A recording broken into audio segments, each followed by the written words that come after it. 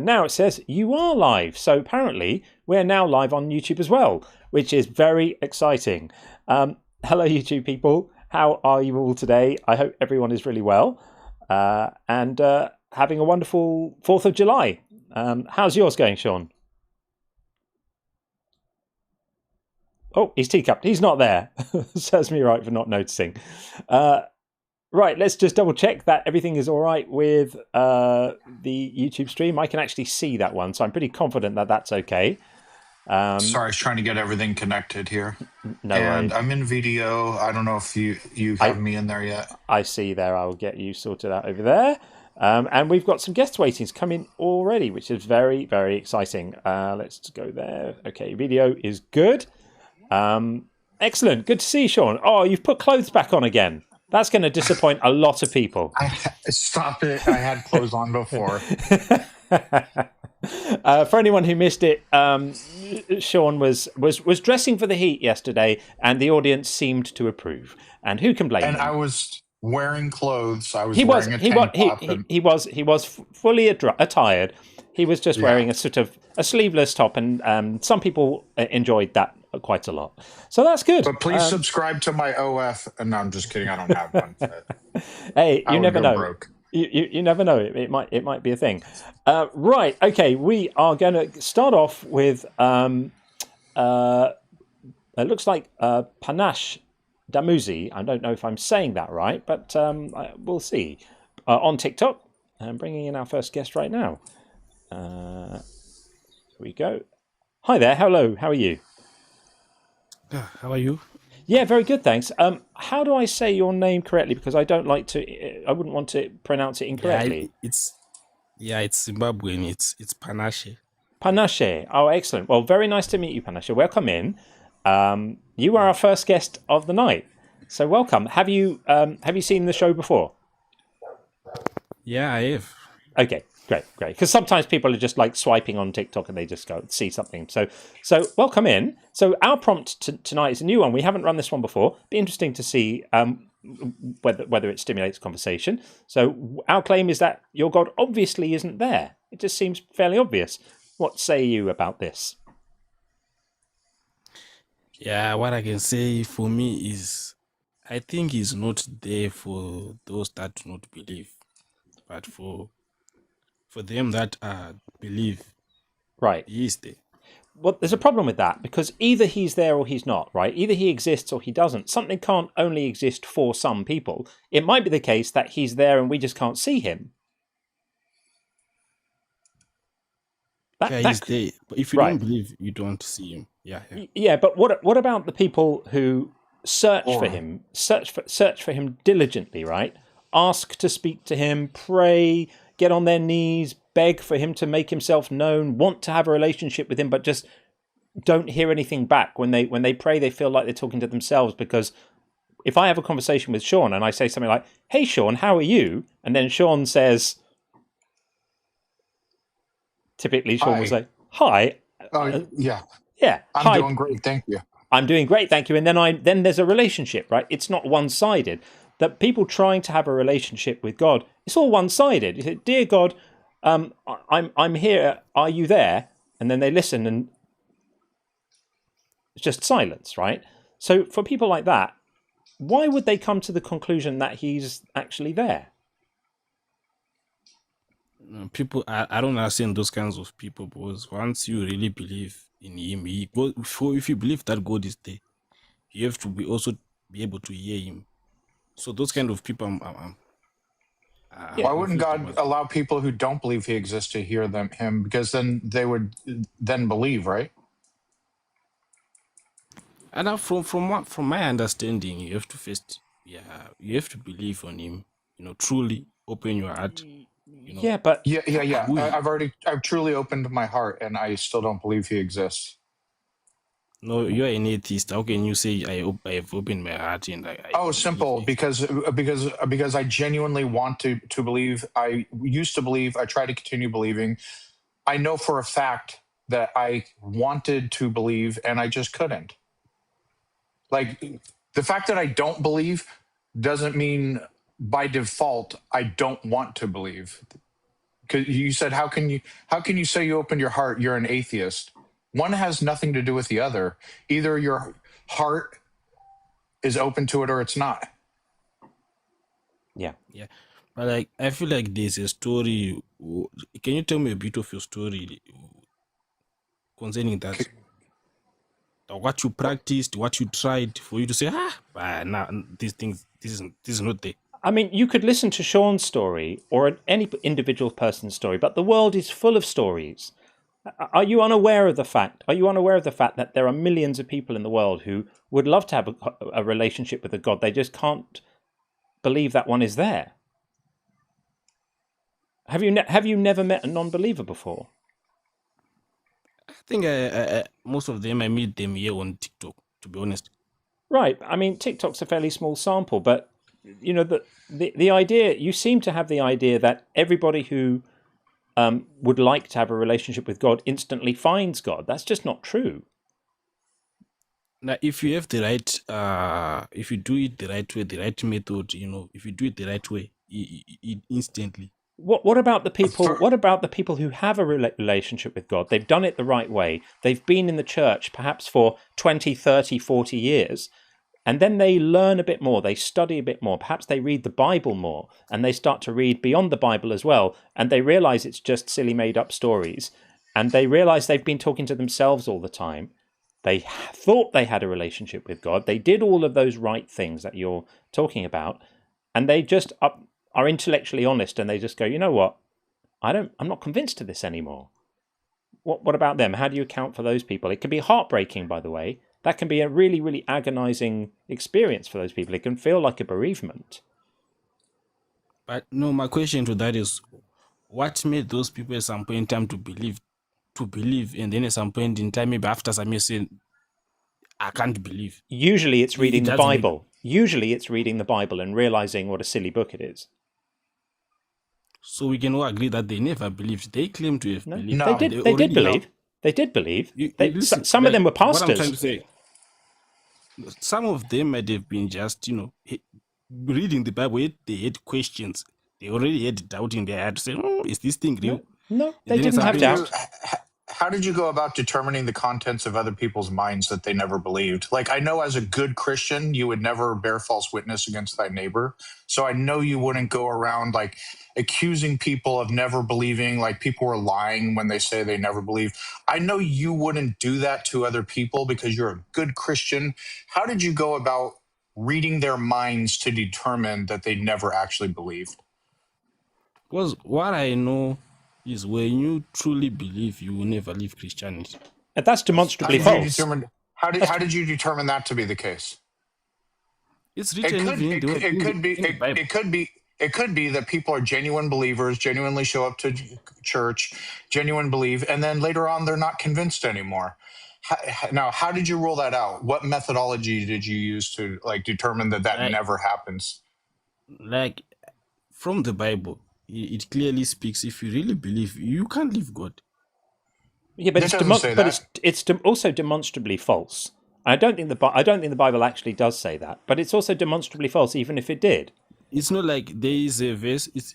It's in I think it's First John where it says where it talks about the spirit of the Antichrist, the people that will follow the world and the Antichrist. It says if they were of us, they would have never left us. But they left. What verse is that? It's wrong. It's demonstrably wrong if there is a verse, but I'm curious, what verse is that? Where does it say that? I really forget by this day. I can look it up for you. Yeah. The thing is, I don't know if there's a verse that says that or not. But even if it does say that, that's more proof that the Bible is factually incorrect. Because there are people who've committed their entire lives to their work in the church.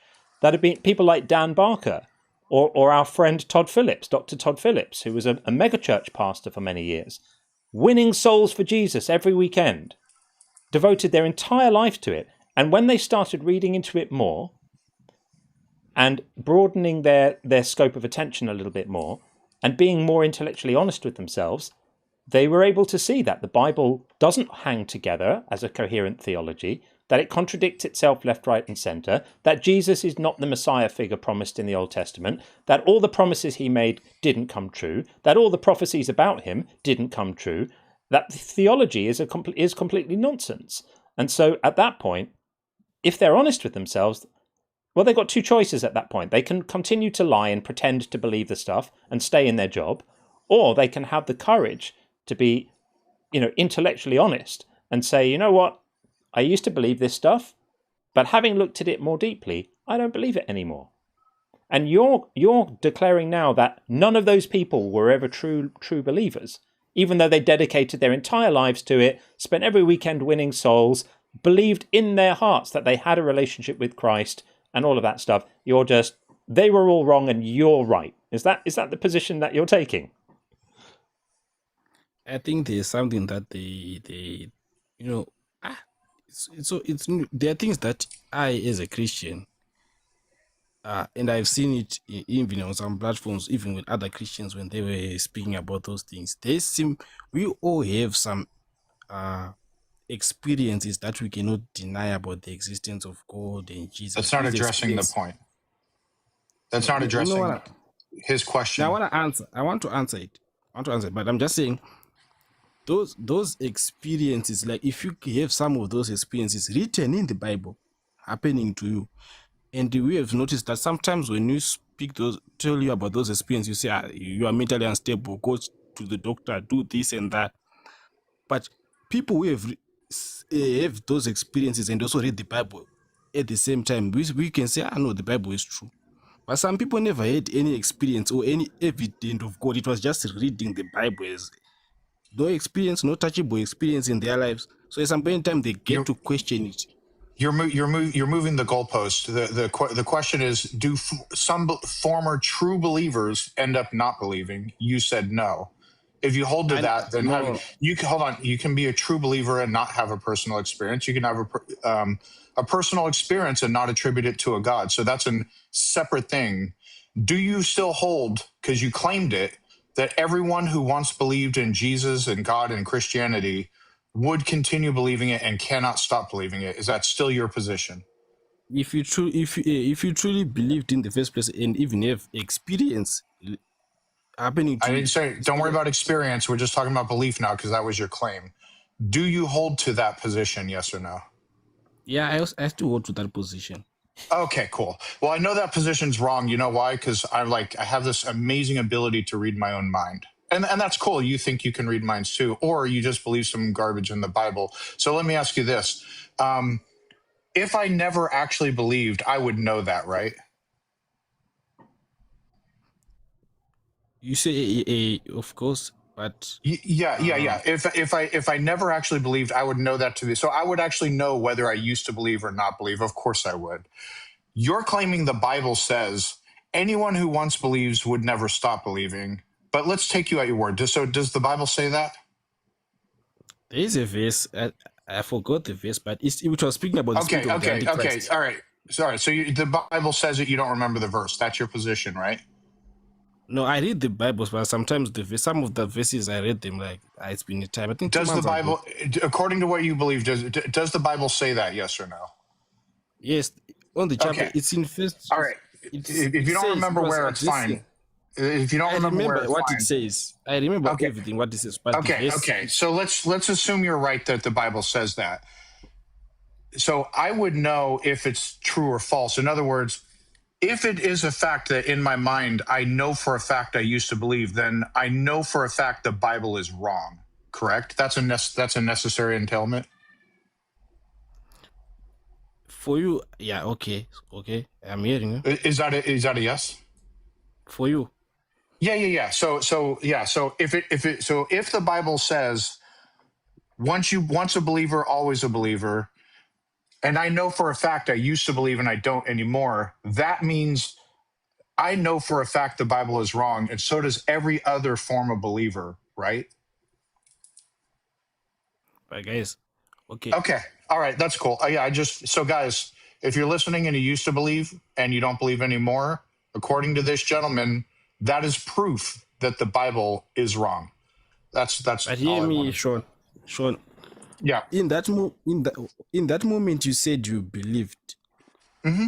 What? All right. If someone which was a non-believer came and said, "Okay, Sean, prove to me your God, what were you going to give them at that moment? Oh, when I used to believe. Yeah, not before you then said, no, I don't believe it. The moment you believed, what evidence or experience did you have that was Oh, so okay. concrete? Yeah. So the reason I believed was because I was raised into it, and I was taught this stuff when I was still young enough to believe like anything really. And that's the reason a lot of people believed. So my initial indoctrination, I think I was like 9 years old. So, living with Seventh-day Adventist families that taught me about Jesus and God and everything else. And then that's the reason I started believing. I continued believing because I had that constant reinforcement. And then there was also a thing where I thought like somebody had to have created the universe or created life, etc. I believed based on personal incredulity. That's part of why I also continue to believe. But when I got older and I thought about these things critically, much older, I'm talking well into adulthood, I eventually could not continue believing, even though I wanted to, and tried to continue believing. But according to you, my story's a lie, right? Like, because the Bible says I'm lying, right? According to you, it's like, because if you really believed, you should have had experiences that were supposed to be so real to you Right. that you, yes. Yeah. So, but the fact that I know that that's not true, like, is like a confirmation that the Bible is wrong. So I want to thank you for that. I want to thank you for giving me that confirmation that the Bible is wrong, and every other former believer who knows for a fact that they used to believe and now no longer do. Now they have confirmation that the Bible is wrong, and I appreciate you giving that confirmation to from a 100. Christian. From a Christian. Yeah. That's gold plated. That's awesome. Thank you for that. Can I ask you another question, Panache? So, do you think that I deserve to be tortured forever because I don't find your theological claims convincing? I don't want people to burn in hell and stuff. No, I don't. I didn't ask what you want. I asked whether you think I deserve it. If you have not accepted Jesus, Yeah. You burn. So no. Do you think it's right? Do you think it's a good thing? I think it's right. It's right. Okay. So you would be pleased to see the right thing being done. Well, I would say, hang on. I would say in every instance where I see the right thing being done, it makes me feel happy. Like if I see someone helping someone across the road, that's the right thing. It makes me feel happy. If I see somebody being held accountable for having hurt someone else and maybe being forced to apologize or make reparations or something like that, I see that's the right thing being done. It makes me happy. Every single time I see the right thing being done, it makes me feel happy. How about you? Do you feel happy when you see the right thing being done? Yes, I feel happy. Right. So are you going to feel happy knowing that I'm being tortured forever in a lake of fire by Jesus? But who said you're going to go to hell? Sorry? Who said you're going to go to hell? Well, the Bible says that non-believers are condemned already in John 3:18. It says it in John 3:18. And in Revelation 21:8, it says there's a burning lake of sulfur waiting for me. But John, like, how do you know that I'm judging according to the current you. Maybe you would die a Christian. It's possible, but let's assume for argument's sake that I don't. Right? Let's assume for argument's sake that, I mean, it's reasonably unlikely that my mind is going to be changed about this in the time that I have left to live. It could, but I'm open. I'm open to it. If somebody brings a good argument, I'll listen to it. But let's say that doesn't happen, and I die still not being convinced of the things I've heard. Are you going to be happy that the right thing is being done and that I get tortured forever by your God? Of course, I'll feel pain, but I think that's the right thing. Why would you feel pain if it's the right thing? I never feel pain. Like when I see the right thing being done, I never feel pain. I feel joy. So why would you feel pain? Is that not telling? Is that telling you something? You're human, right? So that's telling you that what you're labeling the right thing may not actually be the right thing. Your brain is telling you it's right because you read it in a book. Your heart is telling you it's not right because you know on some level that I don't deserve to be tortured forever just because I don't find your particular claims convincing in exactly the same way, by the way, that you don't find the claims of Muslims convincing, or Sikhs or Hindus or Jains. I'm doing exactly the same thing you're doing, exactly the same action, which is responding to the theological claims of someone else and listening to it and going, I see what you mean, I just don't find that persuasive. You do that too. So you and I are both doing exactly the same thing right now, and in your worldview, I get tortured forever for it, and that's a good thing. And when you say it hurts you, I would ask you to just reflect on that. That pain comes from a disconnect between your decency as a human being and the terrible ugliness of the theology that you subscribe to. But but what I'm saying is, how is it a bad thing if wicked people are going to be burning in hell? Why do people make it like, God is such a wicked God because he's going to burn people in hell? Because not being convinced of something doesn't make you a wicked person.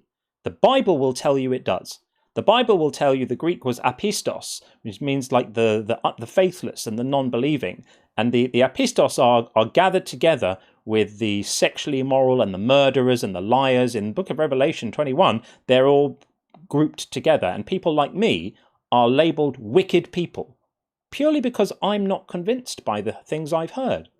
Why am I wicked? Why am I wicked for not being convinced by something? Do you live a perfect life, John? No, I don't live a perfect life, but we've already established that the standard for avoiding hell is not being perfect, it's accepting Jesus. So my lack of perfection is irrelevant.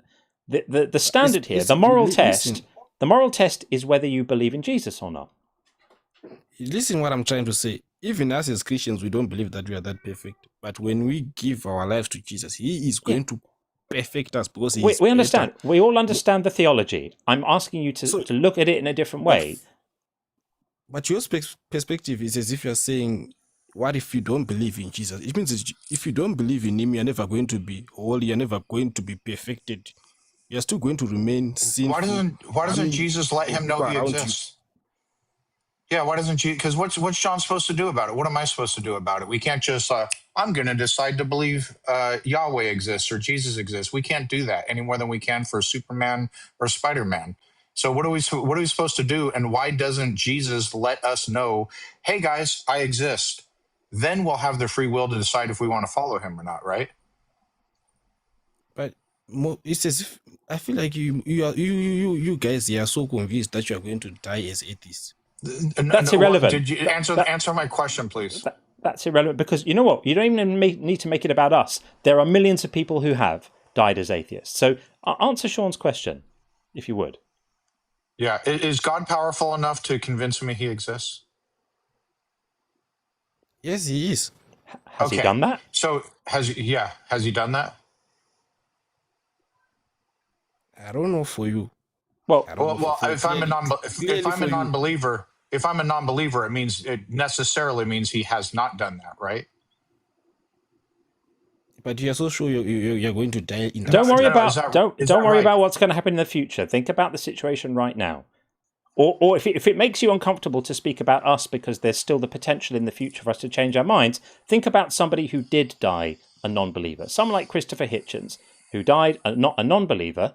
He spent his whole life, being intellectually honest, and at the point he died, he was a non-believer. So God could have given him evidence that he was there. Jesus could have introduced himself and said, "Hi, Chris, I'm Jesus," and they could have had a conversation and a relationship, but he didn't. He hid away, if he exists. He hid away and decided not to make himself known. And in your world, someone then gets punished for that. That's ludicrous. But you saying, that's why I was arguing with you and saying, you can't say if you don't have Jesus, you can't say you were perfect. You can have your own. No one claimed. We didn't claim we were perfect. But that's yeah, you didn't. I still want you to answer my question. Why doesn't God let us know he exists? Right now, I feel like you're just directing my answers. You're not even letting me speak. Yeah, no, please do. I like an actual answer. Okay, so please start with God doesn't let you know he exists because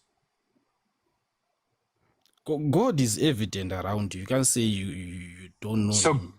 God, wait, hold on. What do you mean I can't say I don't know him? I know for a fact I don't believe he exists. Yeah, Are you telling me the contents of my mind? Again? again, what I'm saying is, I usually do some of the things that I do is because it's what I saw written in the I'm an Bible. atheist. Do you believe me that I'm an atheist? Yeah. Okay, so you believe me that I'm an atheist. Okay. Which means God has not shown me he exists, right? Because if he showed me, I wouldn't be an atheist necessarily, right? But like, what proof are you Yes or really looking no? for? Yes or What no? proof are you really? Yes or What no? proof are you? Yes or no? On this show, we answer questions. John, did you go to the store today? Nope. Okay, see, that's an answer to the question. But like, what proof? You're speaking as if there's not proof of God Yes already. or no? So I'm an atheist, which means God did not show me he exists. Otherwise, I would believe. Correct? I don't Yes or no? believe that. I don't believe that. And You you don't know believe why? what? You don't believe What what? you're saying, I don't believe What there's don't what anyone don't you what don't you believe? What's the what that you don't believe? from what I don't believe that there's anyone here on earth which can say, there's no proof. I've not seen that God exists. I don't believe there's anyone like that. Oh, you literally said you acknowledge I'm an atheist. An atheist is someone who does not believe God You exists, say right?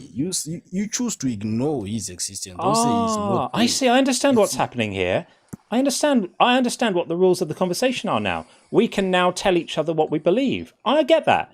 That's fine. So, do you agree that it would be fair for the rules to apply equally? If you're allowed to do that with us, then we can do the same.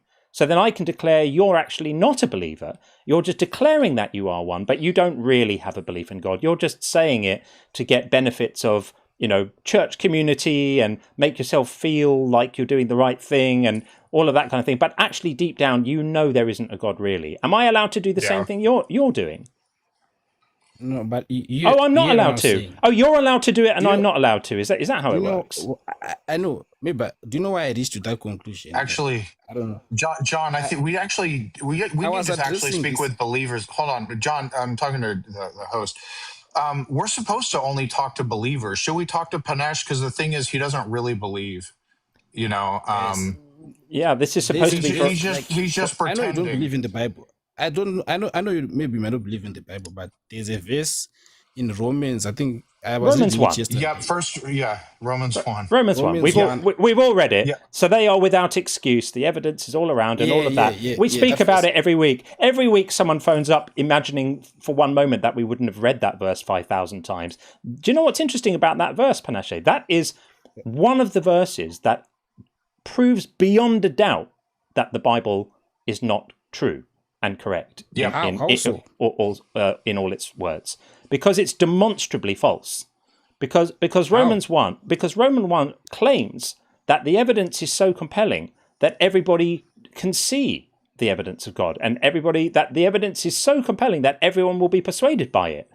And yet you're speaking to two people who are not right now. So that As a No, matter I of said proves that the Bible is saying something false, doesn't it? as, no. The Bible as a doesn't ma- lie. as a matter of fact, not only is it false, it's like we're not. There's outliers here. The majority of the planet either believes in no gods or the wrong God. If Jesus is God, majority of the planet. So it got it so wrong. So Yeah. like Panesh, you don't believe Yes. in leprechauns. You don't believe in leprechauns, right? Yeah. Okay, correct. You know for a fact that you don't believe in leprechauns, right? Because you have Yeah. access to your own mind. You know this. Okay. I know for a fact I don't believe in God or Jesus, which means I know for a fact, and that's my favorite thing about Romans 1. I know for a fact Romans 1 is wrong. And so does every other non believer on the planet. Anyone who doesn't believe Jesus is God knows for a fact the Bible is wrong. So I want you to keep pushing Romans 1 because you're doing us a favor. You're letting actual non-believers know for a fact that the Bible is wrong. So thank you. It's an incredible demonstration. I've got it on the screen right now. It says, "For the wrath of God is revealed from heaven against all ungodliness and injustice for those who by their injustice suppress the truth. For what can be known about God is plain to them because God has made it plain to them." If God had made it plain to them, don't you think they'd all have seen it?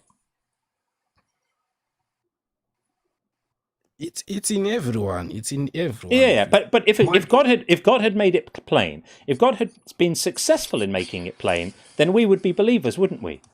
Because that's what self-evident means. That's a question.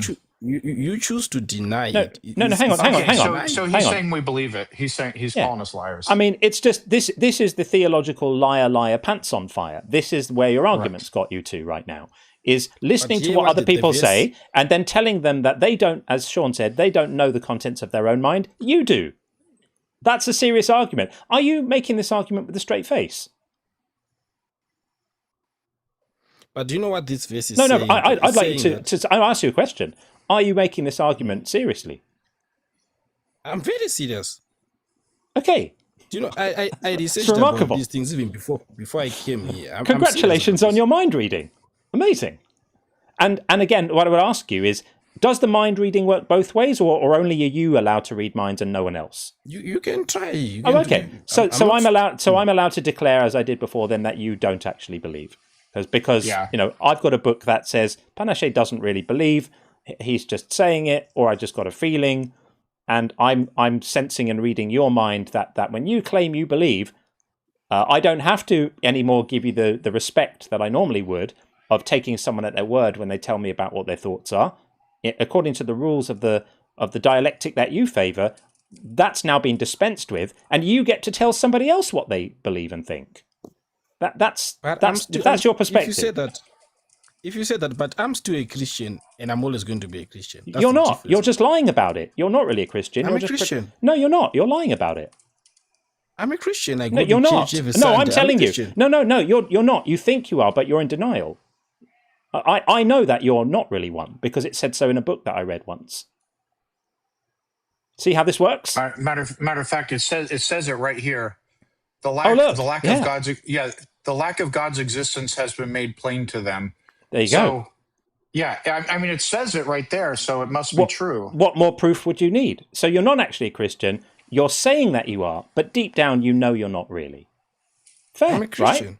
Yeah, no, but you're not. You're just saying it.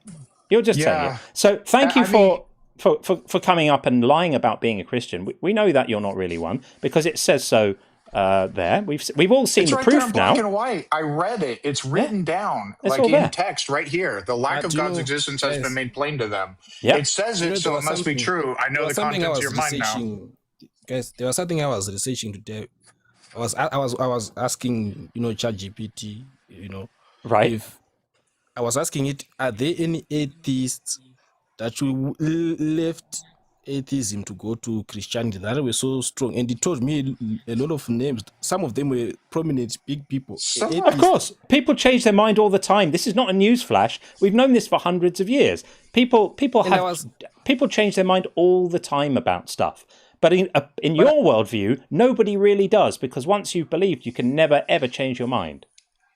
What a ridiculous position to hold. But here, what I'm trying to say, and I was asking, how is it possible? Because I know some atheists, you can really debate, and one of the reasons it was telling me is because some of them they just fail to accept that no, they can't be creation without a creator. To them, looking at everything that is around them, the creation. So and what? everything. That's completely irrelevant. This is an idiotic argument.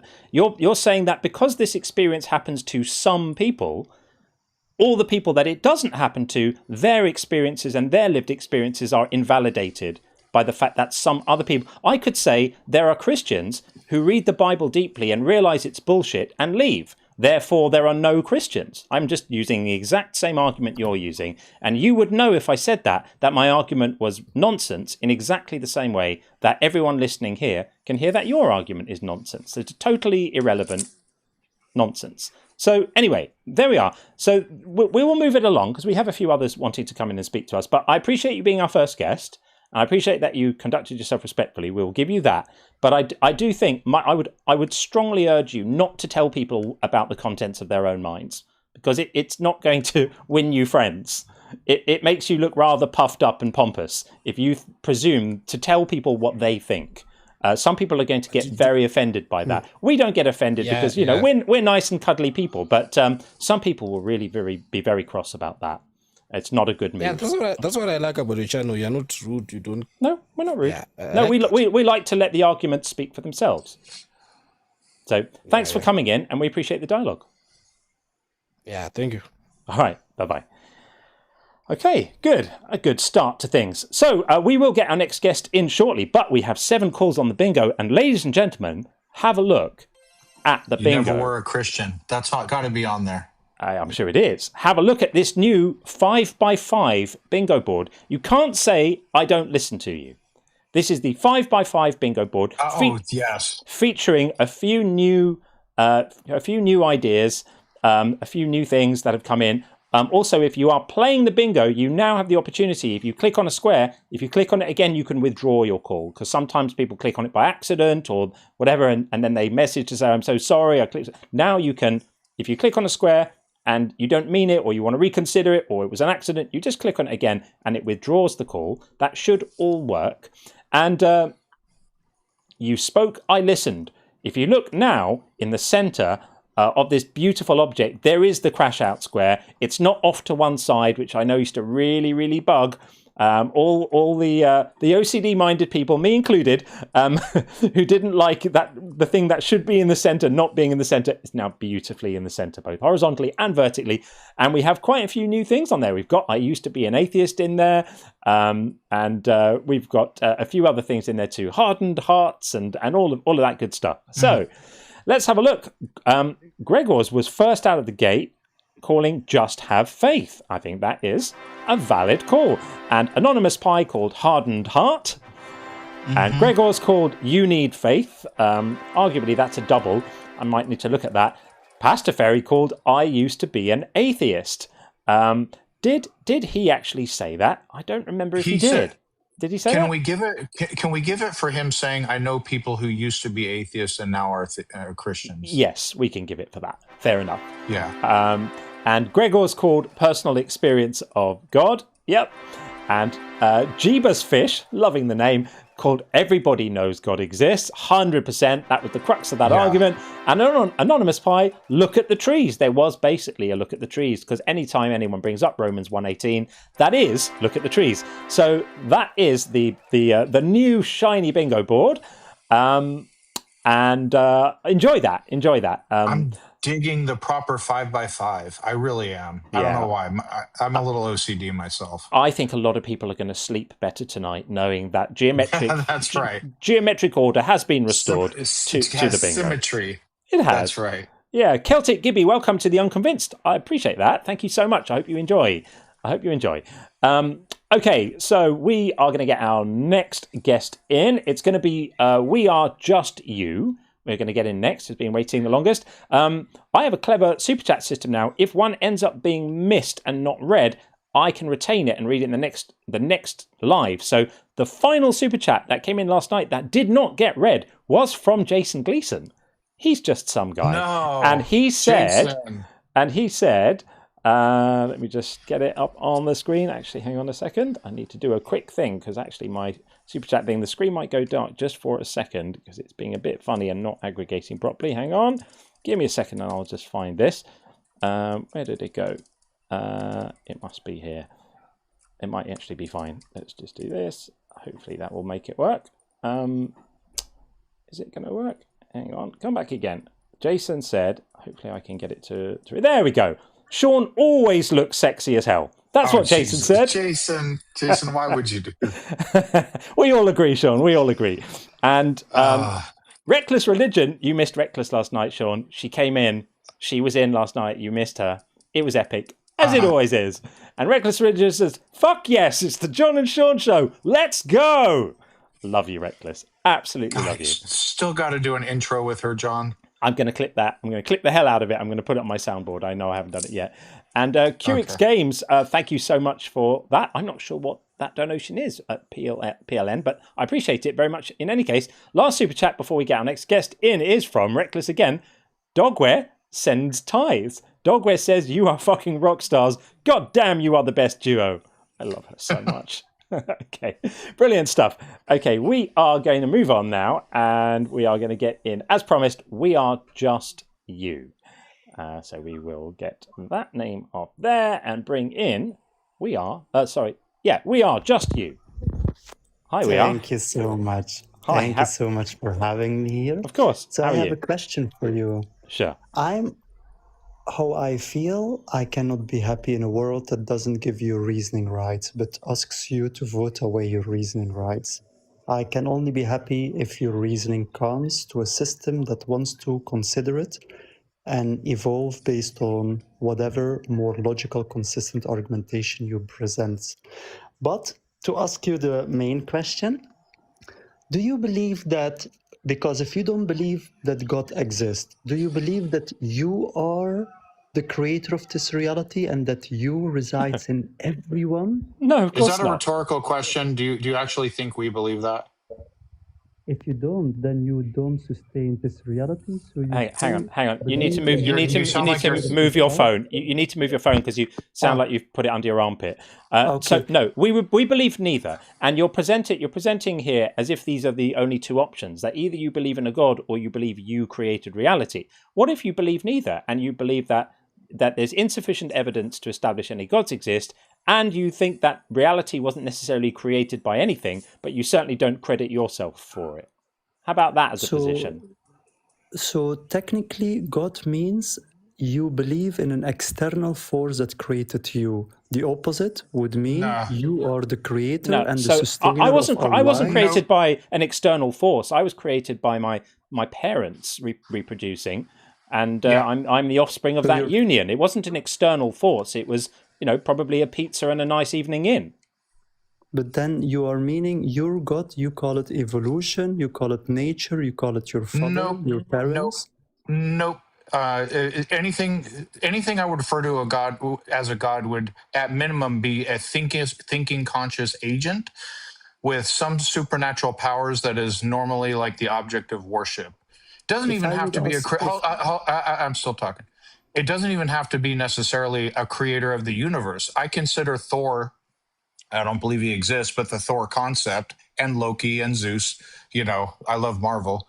But Shiva, there's lots of non-creator gods and there's creator gods, but anything that's a thinking agent, that it has supernatural, superhuman powers that is like normally the object of worship, I think you could arguably say is a god. If you get into like nature and energy or any of that other BS, I don't call that God. I don't consider it God. And it's not what I'm referring to when I say I'm an atheist. But let's say, for example, if I will take the same logic and I say the world's in my dream and I didn't everything give I you saw in my logic. dream, I didn't and give you everything logic. I gave saw- you hold on. I didn't give you logic. I gave you a definition that what I'm using. So when we communicate with each other, we use words, and it's important we know what each other mean when we say words. So I didn't give you an argument. I just said, when I say God, this is what I mean. And But I mean, like, for comprehension, words are noise we assigned meaning to. yes, The and I'm giving you the identification meaning of I the word. assign. But then And yes, and I'm giving our you them, and I'm mind is giving, built on understanding and based on I get, you proper don't have to. recognizing of cause and effect. So reasoning. Okay, listen. I literally gave you what I mean when I use the word God. Okay, so if you're operating outside of that definition, it's another conversation altogether. And No, in it's what order John to means. understand, It's what John means in the prompt when he said your God obviously isn't there. He's not saying nature obviously isn't there. He doesn't incorporate nature into his definition of God.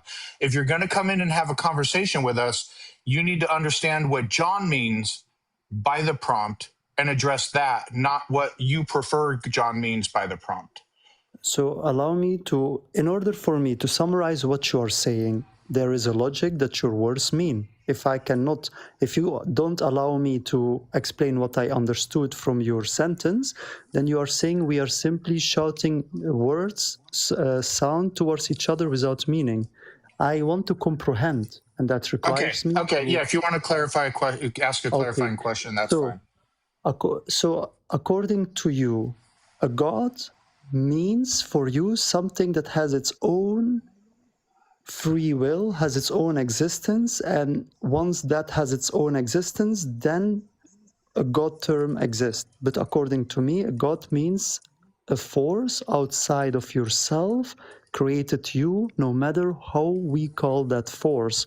Nature, Allah, Yahweh, Jesus. I was created by my parents. Okay, and so Are you my parents are not gods according to my definition. I gave you what was my definition? Because your you said a bunch of shit that I didn't say. You are created by your parents, meaning that you cannot be the creator of this reality. My definition of God. No, my definition of God. What was my definition of God that I gave you? Your definition of God is a being that is capable of eventually being prayed towards. And so, in other words, your parents in that construct is capable of being prayed towards. That's not what I said. A conscious thinking agent who has supernatural powers that is ordinarily the object of worship. Do my parents have supernatural powers? Yes or no? They have the ability to imagination. That is for. Oh, I'm sorry. I didn't ask you. Did I ask you if my parents have the ability to imagination? No.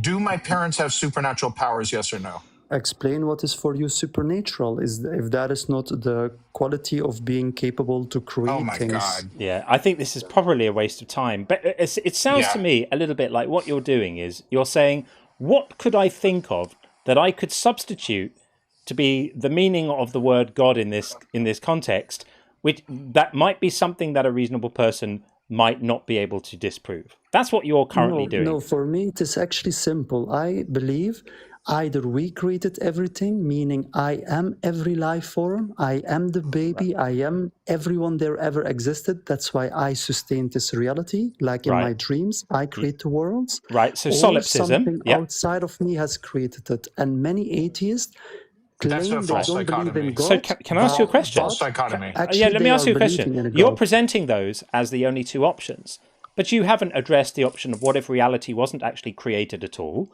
It's always just been there. It's a necessary thing in the same way that the force that you're talking about, which you would attribute with having created reality in your argument, is just necessarily existent. You're not scrabbling around to find out what might have created that force. You're happy to have the force as the terminus of your explanatory chain. So you seem to have I'm talking right now because my mouth is moving and words are coming out. So you seem to have just arbitrarily decided that the only two options are available are the ones you're presenting, that either solipsism, i.e. all of reality is imagined by yourself, or there's a magic force that created everything. But you've not given any time to any of the alternatives, and you seem to be implying that none of those alternatives are viable. So this is a very specific question to which I'd like a specific answer. How have you I haven't asked it yet. Amazing. How have you ruled out the alternatives? Because the vocabulary says an external force versus an internal force. Either you are the creator and the sustainer of all there ever was, or you are externalizing it and you believe in God, no matter how you call that force. And do you imagine that the answer that you gave addressed the possibility I suggested that all of reality didn't need creating because it's necessarily existent and therefore doesn't need a creator? That means that you are claiming that it is also not you. Claiming that nature is now that external force. Not me. I haven't referenced an external force. I've said that you are magicking up a problem and demanding that the only solutions to that problem are the ones being proffered by you. You have not demonstrated that you have not demonstrated that the problem is in fact a problem, because you have no way to demonstrate that an external reality needs to have been created. You're just asserting that it has and expecting everybody else to accept it because you've just said so. Are you able to demonstrate? Are you able to demonstrate that reality needs to have been created at all? I believe I am the one created this Right. reality, Okay, and I so- Is am that a the yes or no uncreated to his God. question? we Is that a can- yes You or no don't to his believe question? that, meaning Can you answer believe in can you God. can you answer the question I asked you? Yes. If you claim that reality always has existed, then you are still claiming that you are not the creator of this reality, meaning you believe reality is He's your claiming God. there is no Either creator of you this are So reality. this is creator. bullshit. You're just No. relabeling God, reality as God. It's a waste of No, time. it's either you are God or you externalizing the creator. There is no It's either creator. you are. I'm saying that one hypothesis. So are you then I'm saying one. are I'm you saying then the that God by creator? whose saying- definition yeah, of I'm God? saying- The I'm God, saying- the one that's Yeah. sorry. Yeah, I was going to say that one hypothesis that you are struggling to engage with, and it sounds to me like you're trying very hard not to engage with it, is that nothing needed to have been created at all. And therefore, this problem that you're trying so hard to solve with your it must only be A or B, even though there are many other candidate hypotheses. It could be that all of reality is a simulation running somewhere. It could be that clever aliens invented us. It could be that you could think of 1,000 different options. You've ruled them all out without demonstrating any of your work about how you did that. And you also have not engaged with the possibility that all of reality didn't need a creator. You sound like you're in a fishbowl again. Yeah. Either you are God, you created everything, or You're you are sticking to believing your something script. You're not external addressing. created you. I think sticking. it's a waste of time. I think it's a waste of time. He just keeps rereading his script. Yeah. No, I am literally bringing up logical I'm going to ask you a very argumentations important. grounded in cause and effect. You are dismissing. I'm gonna ask you a very important question. If the universe always existed, that means it was never created. Correct? Just yes or no. Yes, correct, and that is Okay. And if the universe, I said just yes or no. If the universe, and also you sound like you're in a fishbowl again. If the universe was never created, that means it doesn't need a creator. Correct? correct, and if it doesn't need Okay. a creator, then you didn't create it, and that means someone else created you, an external force. You just said someone else. What? You sound like Sean, you're in a fishbowl. Sean, Get out of the fish. this is a waste of time. This is not a serious conversation. Go away and have a think about your argument, because this is frankly nonsense. No one. We don't need to go round and round and round this same thing again. It's a total waste of time. He just said if it's eternal, it didn't have, was never created, doesn't need a creator, and also since you weren't the one who created it, someone external had to have created it. But he also said it didn't need a creator. He's just blatantly contradicting himself. Little bit silly. Okay, I just need to check whether we have our caller rating working or not. I didn't see it up on the TikTok screen. I'll have to check on the next one. I'm not sure if I've got it up and running or not. I'll check on the next call. Anyway, yep, that was all a bit silly. So sometimes when a conversation gets so circular and you're going through the same loop over and over again, and I was really, really trying to get him out of his loop. Sean was as well. Yeah. We were really, really trying to pull him out of the binary that he was saying. And he kept on just going back to his initial line. Like he wouldn't entertain any other things. At that point, Matt asked me the other night, at what point do you sort of throw in the towel? It's when you realize it's a total waste of time and they're not actually either willing or capable of actually engaging substantively in what's being discussed. Okay, we've had 6 more calls on the bingo. So people are getting busy with the bingo now. I love this. I was thinking, right, we've got a 25 square board. This is not going to fill up too quickly. But look what's going on here. Jeebus Fish called "Without God, Life is Meaningless." I don't remember him saying that. No, I don't either. I'm not going to have that one.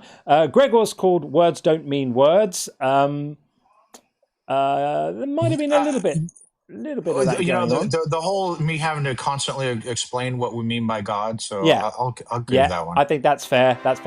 Kif called "Laws of Logic Prove God." I don't think so. I don't remember him saying that, and apparently free will as well.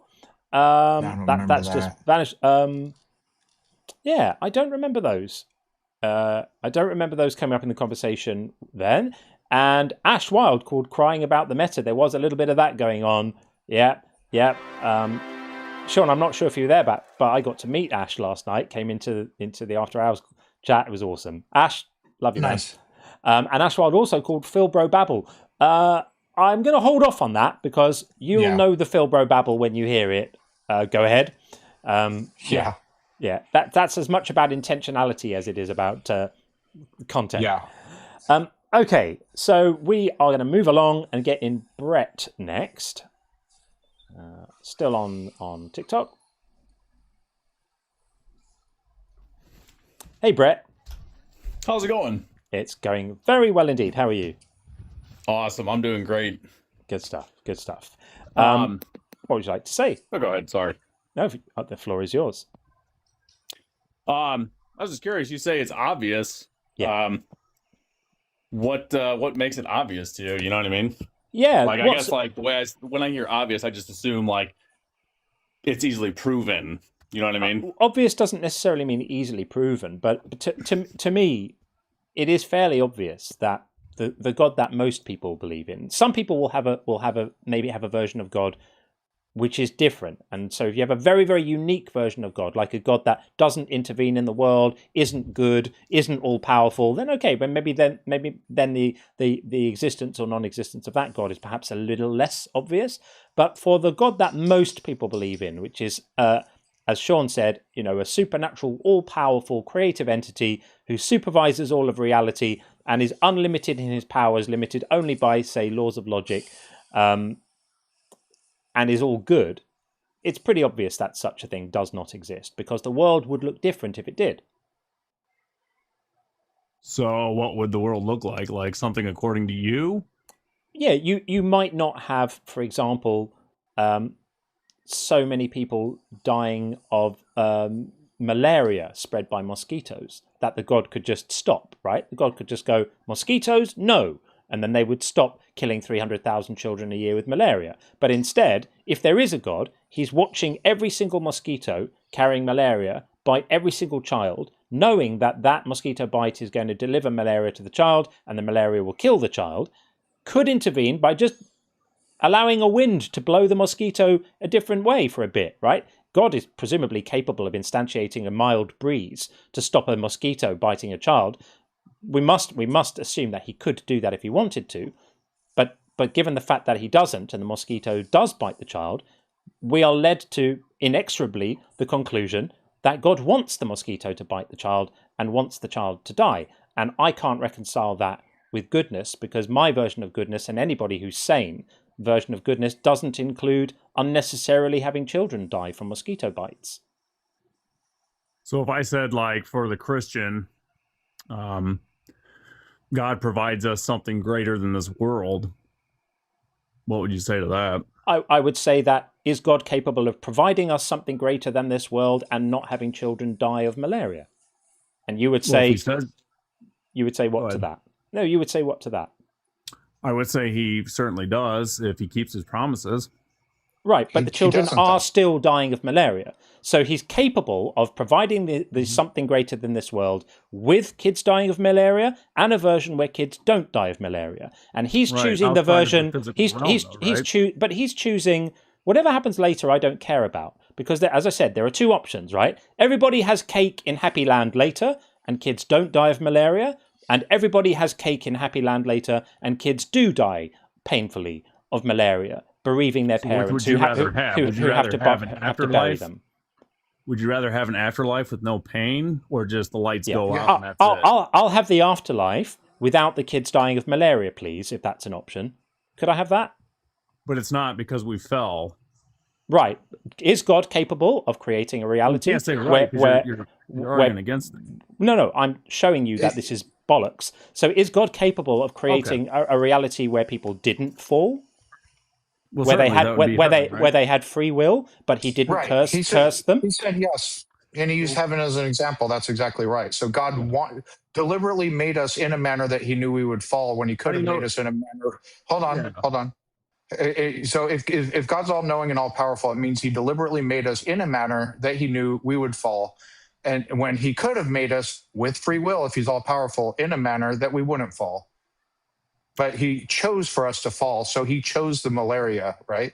He's punishing kids with the death sentence from malaria because of some fruit-related crimes 5,000 or 6,000 years ago, and that strikes you as being good. But here's the thing: if you could pull back the veil of heaven and see those kids in heaven, completely oblivious to what happened to them on earth. Oh, so it's good when kids die. It's wonderful. We should kill all the kids then, shall we? Well, I'm asking you a hypothetical. Well, let's just kill all children. What you're essentially arguing for is that it's a good thing when children die. Fantastic. So John addressed the hypothetical. John addressed the hypothetical already. God could have just put them in heaven without them having to suffer a painful death from malaria. Yeah, if you guys want to go that route, we can do this. Is there suffering in the world? Yes. So why continue existing in a world of suffering? Because life is still preferable, and that argument's a non sequitur. Yeah. So let's get off that BS argument and go back to the one we were on. How's that BS? So it's BS because it's completely irrelevant. We're talking about you're proposing an all-powerful God.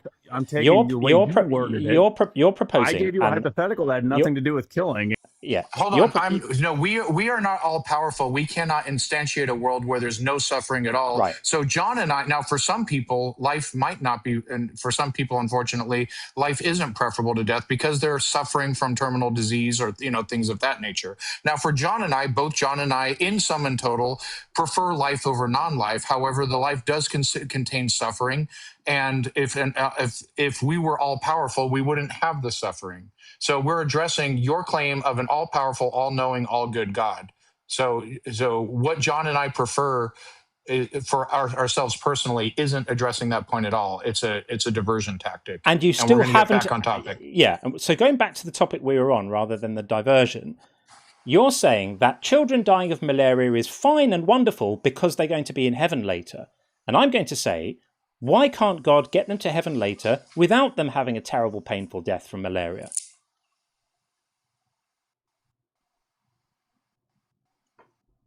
You got to unmute yourself. Put the microphone. Didn't I already say that the fall of man? Yeah, but that's a pretend answer. That's pretend answer because God chose the fall of man. God chose to punish the children. Did God have to curse the world with a fallen nature that made children die of malaria? Just? Was he forced to do it? If man decides to do their own thing, is that a yes or no to his question? So God had no choice but to impose this punishment. Absolutely no choice. So he's not really in charge. Whose standard tells God? Seeking to learn, or are you just going to rant and get angry with me? I'm not angry. We just want you to answer. We're just demonstrating that we're just demonstrating we're demonstrating your inability to correctly answer questions at the moment. So your current answer is that children must die of malaria because God had absolutely no choice but to curse the world. When did I say that? You said that children die of malaria because the world is fallen. You come off as an honest guy, but by golly, dude, you just strawmanned. So no, he was answering your question, and you. I'm explaining to you what you said, and you're willing. I'm perfectly fine for you to tell me if I'm misrepresenting you. So you said children must die of malaria because the world is fallen, and I said to you the world is fallen because God made it that way, and you said He's just. So the implication being that in the face of Adam and Eve's terrible fruit-related incident, God had absolutely no choice. The only available option to him, his hands were tied. The rules say that he must make the world in which children 5,000 years later die of malaria. God was incapable of imposing any kind of punishment other than that. And yet you think he's all-powerful. So I'm going to give you another answer to this via analogy, but you know the story of the prodigal son, correct? Yes. So in the beginning, man is created, right? Man runs off, does their own thing. In the end, man is redeemed and reconciled back to God. That's the whole story of the Bible. And the reason why that's BS is it completely fails to deal with. You can assert that's BS, but I'm about to explain why. And the reason why it's BS is because it completely fails to address the issue we're talking about, which is that there's this beautiful arc of separation and redemption. Beautiful. I love it. It's wonderful. I love romantic stories like that.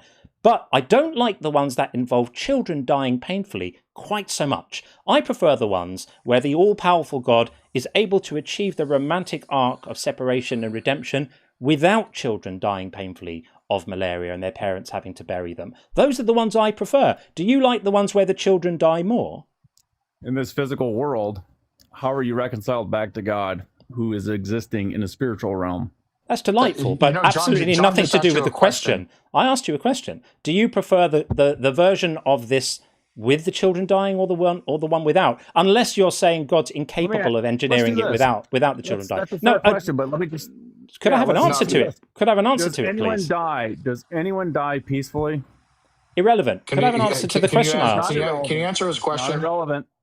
Does anyone die peacefully? Right. Are you going to answer the question I asked you, which is essentially, is God It's not going capable? away. Is God capable of watch achieving this. this arc of separation and redemption without children dying? He's either capable of Death it is necessary, or he's correct? not. So he's not capable of it. I'm going to take that to mean not capable. Okay. Necessary means it couldn't be done another way. So your God is not all powerful, which brings us right back to where we started at the beginning when I said your God obviously isn't there because the triune God, the triomni God is also defined as being all powerful, which means that there's nothing that God has to do in order to achieve anything.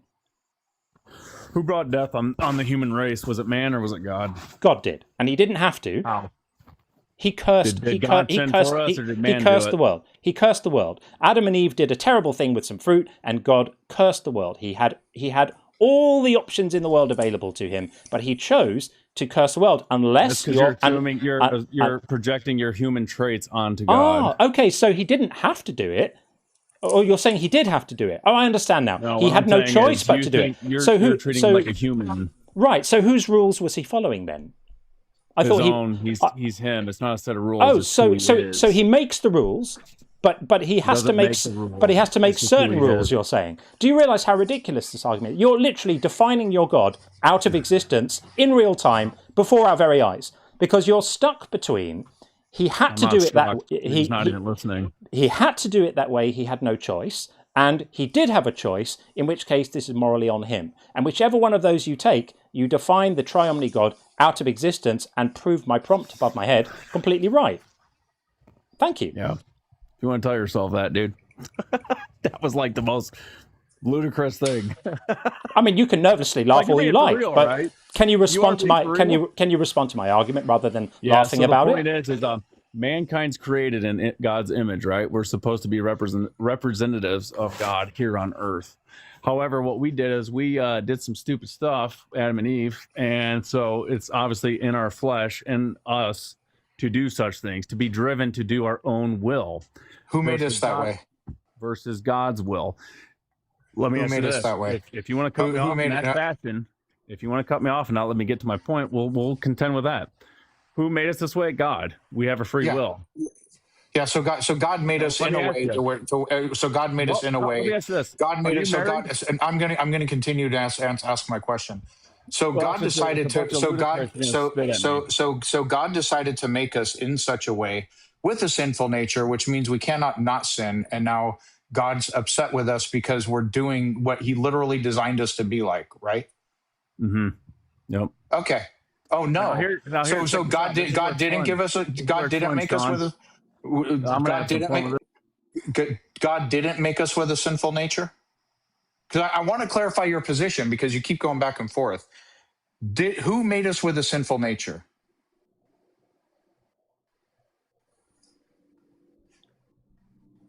You can unmute now. Who made us with a sinful nature? You asked me a question. I'm going to ask you a question, and I answered it. Fair? Actually, you did. Is that fair? You keep Sean, come on, dude. Don't be a coward. Because you keep going back. You keep backtracking on your answer. So I want to clarify: who made us with a sinful nature? God created us with a free will. Okay. So, I'm sorry. Did you think my question was who made us with a free will? I said who made us with a sinful nature. What brought about a sinful nature? It was God. It was God, right? Sean. God. What brought about the sinful nature? God. Are you going to answer? Are you going to answer the question or not? Are you going to answer the question or not? About sin? God made it by making us by God deciding that to punish Adam and Eve, He's going to make all. You don't know, do you? If I didn't know, you wouldn't be so afraid to let me answer your question. So don't speak over me. If you ask a question, you should want to hear the answer. It's weird how you don't want to hear the answer to your question. So how do we end up with a sinful nature? Well, Adam and Eve naughtily ate the fruit before they even could know that it was wrong to disobey God, because they hadn't eaten from the fruit, which gives them the knowledge of good and evil. So let's set that aside for a minute. Let's also set aside for a minute the fact that if God is all powerful, if God is all powerful, I'm sorry, I'm going to finish. If God is all powerful, he could have made a version of Adam and Eve that have free will and would not eat of the fruit. If he can't do that, then he's not all powerful. So you have to decide which of his omni properties you want to do away with. So God made them in such a way that he knew they would eat the fruit. And as a punishment, he would decide to make all future generations of mankind have a sinful nature, which means we cannot not sin. God decided that we can't not sin. And so therefore, God is the one who ultimately created sin, because he made us in such a way on purpose, in a manner that we would sin. So God is responsible for sin. All right, so that was a load of crap. But so let me ask you this: are you married? What Sean? what a great retort. No, You're not. Are you in a relationship of any kind? Do you have kids? Anything? no one loves me. I have. What I have about John here? John, are you married, or do you have children? Anything? I do actually, yeah. And you freely love them? Yeah, and I'm never going to set them on fire, funnily enough. Okay, now let me ask you this. So and guess what? saying... And guess what? When they do something wrong, I don't insist someone else has to die before I forgive them. That's I great. just, That's I just forgive all them. Irrelevant. Right. I get it. You're mad. That's all irrelevant. What I'm simply trying to do is, you're saying you freely love. Why would I be kid, mad? right? You've come in here and proven that your God doesn't exist. I'm fucking delighted. You don't even let me talk. That's your problem. Right, I'm mad apparently. Okay, give us the next inane argument. Okay. Okay. So you're saying that you freely love your kids. Do you force your kids and such to love you? Do you force them to? No, I don't, and I wouldn't punish them if they didn't love me either. By the way, I would consider that it was a failing on my part if my kids didn't love me. And I also, and the other thing I do is I make the other thing I do is I make myself available to my children, so that they have absolutely no doubt about my existence. I don't hide away like a shy person, like an agoraphobic, terrified person, terrified to come out.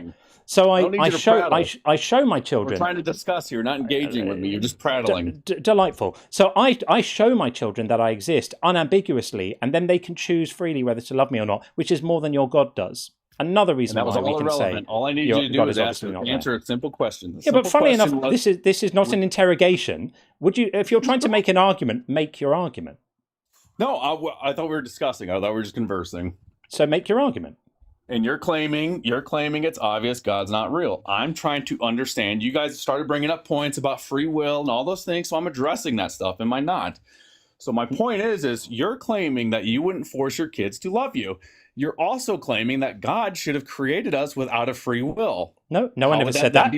That's called a straw man. When you deliberately misrepresent somebody else's position and assign things to them that they never said, that's called a straw man. Neither Sean nor I ever said God should have created us without free will. What we actually said is an all-powerful God could have created his subjects with full free will, but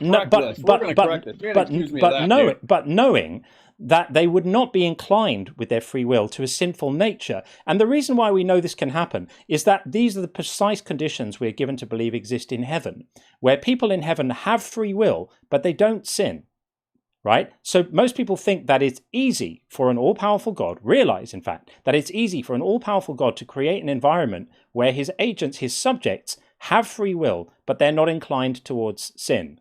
In the same way that he can create human beings to have free will, but we're not inclined to habitually eat our own young. John, I love that you're giving these long responses. The problem is you're not even letting me give my rebuttals. You guys just keep cutting me off. Because your points are shit. Can you make better ones, please? You said, you guys, let me ask you this. What causes sin? What causes humans to sin? I don't think sin is a thing that actually exists, but in this framing, you could say that. Let me ask you this then.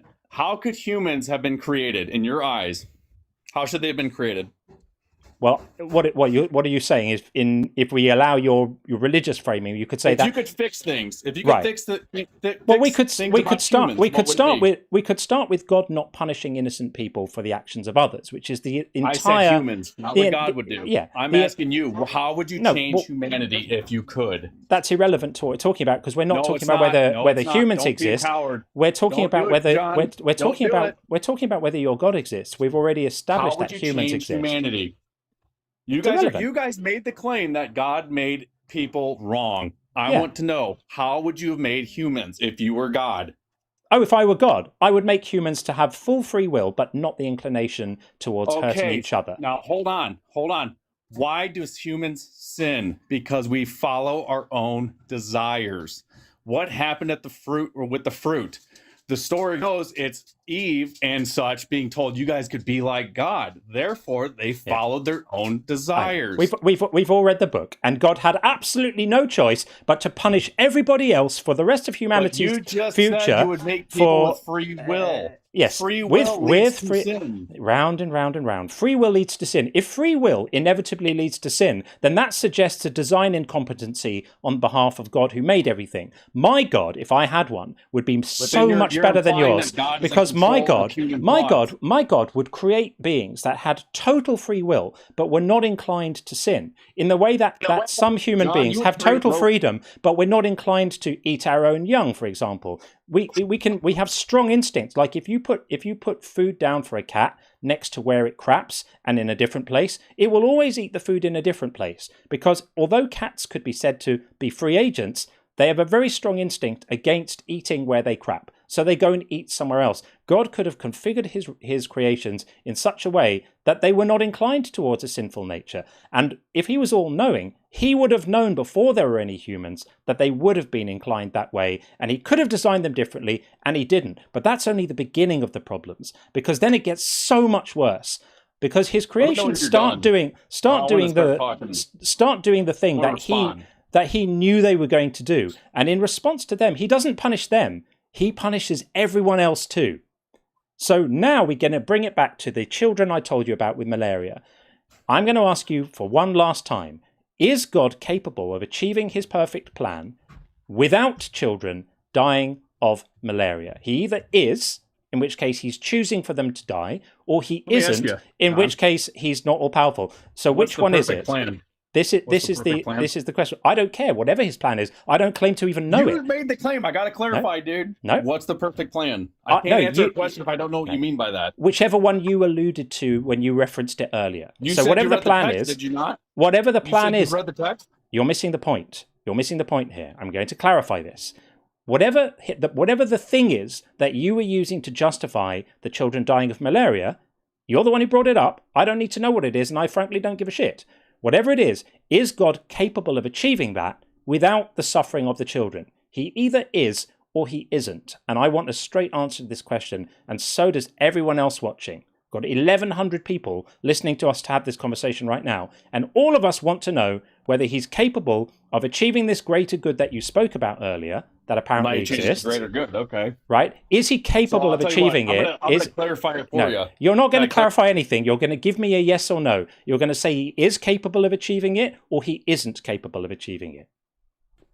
So, for those listening, the perfect plan... No.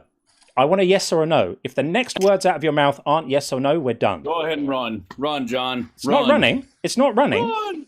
It's not running. It's not answering yes or no question is running, and you've been doing it all night. It's just a demonstration that you're not capable of answering a simple question. Oh, he's gone away. He dropped out. Okay. Yeah. Well, I mean, I love the projection of saying run, run, run as he runs away. He was not capable of answering the question because he realized where it would lead him. He realized that he had to. I got a call, so I was just letting you know. Yeah. No problem. Yeah. So that was a perfect demonstration, everybody, of somebody's inability to grapple with this. Textbook. It's going to be a beautiful clip. But anyway, I would like to say thank you to Brett for demonstrating so ably that quandary, right? Because no one can answer it. Nobody has come in here and give us a sufficient answer to this. It's the seesaw of shit, ladies and gentlemen. It works every time. if I can announce, please, if you're up here, and I mean, we're taking opposition, and here's the thing: John and I hold ourselves to the same standard. If you ask John or I, a yes or no question, we're going to say yes or no, or potentially I don't know. And we're going to expound on our answer. So if we ask you a yes or no question, it would be unreasonable if we would only accept yes or no and not let you like explain your answer or why it's yes. Got it. But if you get a closed-ended question like do you, have you, is it the case that, blah, blah, blah, those are closed-ended yes or no questions. If you don't give a yes or no, you haven't answered it. Responding isn't the same thing as answering. It's a non-answer if you don't say yes or no. And then if it's an open-ended question, still answer the question. John and I will give the same respect. We respect the discourse, and that's how you respect the discourse. If somebody has a question that's difficult, you can say like, "Ooh, yeah, my answer is this, and that's a good point." And I don't have a good response to that, or you can be honest about it. We're not going to be like, "Ha, we owned you," but just answer questions. It drives me nuts. Like it's a pet peeve of mine. Absolutely. And anyways, sorry, John. I just wanted That's to all put right. that out there. So a few more calls on the bingo. So Jeebus Fish called free will. Fair. Absolutely fair. Ashwild called no morality without God. I think we'll have that too. Pastor Ferry called performative laughing. Nailed it. Absolutely nailed it. And Ash Wild called crash out. I don't think he crashed out. We're not there yet. Yeah, the crash out's still to come. Trust me. We're going to save that for the actual crash out. So we'll get there. So I was going to get Israel in next, but Israel has just dropped out of the queue. So we're going to bring in Sample Text, who we were speaking to yesterday. We inadvertently drifted into debate territory, and I suggested Sample Text come back. So I'm very pleased to see you back again. Hey, Sample, how are you? That's right. I'm good. How are you? Yeah, good. Welcome back in. Yeah. Well, can I just really quickly point out? I think an effective rhetoric against people who say free will leads to sin is point out. Well, in heaven there's free will, there's no sin. I mean, that's obviously. I did. Yeah. I did actually. I pointed that out. Yeah. Okay, Yeah, that's absolutely. If it can be the case in heaven that people have free will and don't sin, then it can be the case that Earth could have been created that way too, and God chose not to. Right. So But thank you. Okay. So a recap for the people who weren't here. I think that's fair. So I called in yesterday. There was no debate, so we kind of had to cut it short. But I was basically appealing to. I've been an atheist for a while, but I have a lot of philosophically inclined friends. So am I. We discussed fine tuning, and I think the mainline objections to fine tuning kind of fail, and so the argument goes through. So I think fine tuning provides quite powerful evidence for God. You were. I mean, you can give whatever objections you think you should give now. Yeah. So whatever. I'm not gonna. Yeah. So there's a number of problems with fine tuning. The first one, I'm going to start with the weakest one first. It's just an interesting thing to consider, but it doesn't in no way, shape, or form does it falsify fine tuning or make it unreasonable. But if God is all powerful, he would not need. So, by the way, let me back up. By fine tuning, do you mean the universal constants are tuned in such a way that they're conducive to life, and if they were like different dramatically in any way, life wouldn't be here? Is that the version of fine tuning you're using? Yeah, basically, yeah. Okay. If God were all powerful, we wouldn't need the universal constants at all. We could literally exist magically or miraculously, if you prefer the verbiage. It's the same thing. We could walk on the sun. If naturalism were true, the universal constants would be absolutely necessary. So just the existence of the universal constants is a necessary entailment of naturalism. However, God could have just arbitrarily or whatever, I want to be an artiste, and that's how I'm going to explain this away. And I decide to have these universal constants that I don't fucking need at all. I could just have you exist, right? All right, so let's set that aside, because in theory, God could have created them anyway. Yeah, I have some thoughts on that, but if you want to set that aside, I'm fine with that. Yeah. No, I mean, I don't think it's a strong argument against the fine tuning, but it's Yeah. kind of putting your mind in a place. But anyway, but if you have any thoughts, I don't want to like railroad you. I'll be brief. Yeah, I agree. It is God could have made life where, like, we're in a black hole or something crazy, right? I Just openly admit that. without the universal constants, we just exist. Right. So a couple things. One, naturalism doesn't mean the constants are necessary. I mean, there are many physicists have been developing multiverse models for a while. They don't imply necessary constants. So first of all, I don't want to say the constants are necessary under naturalism.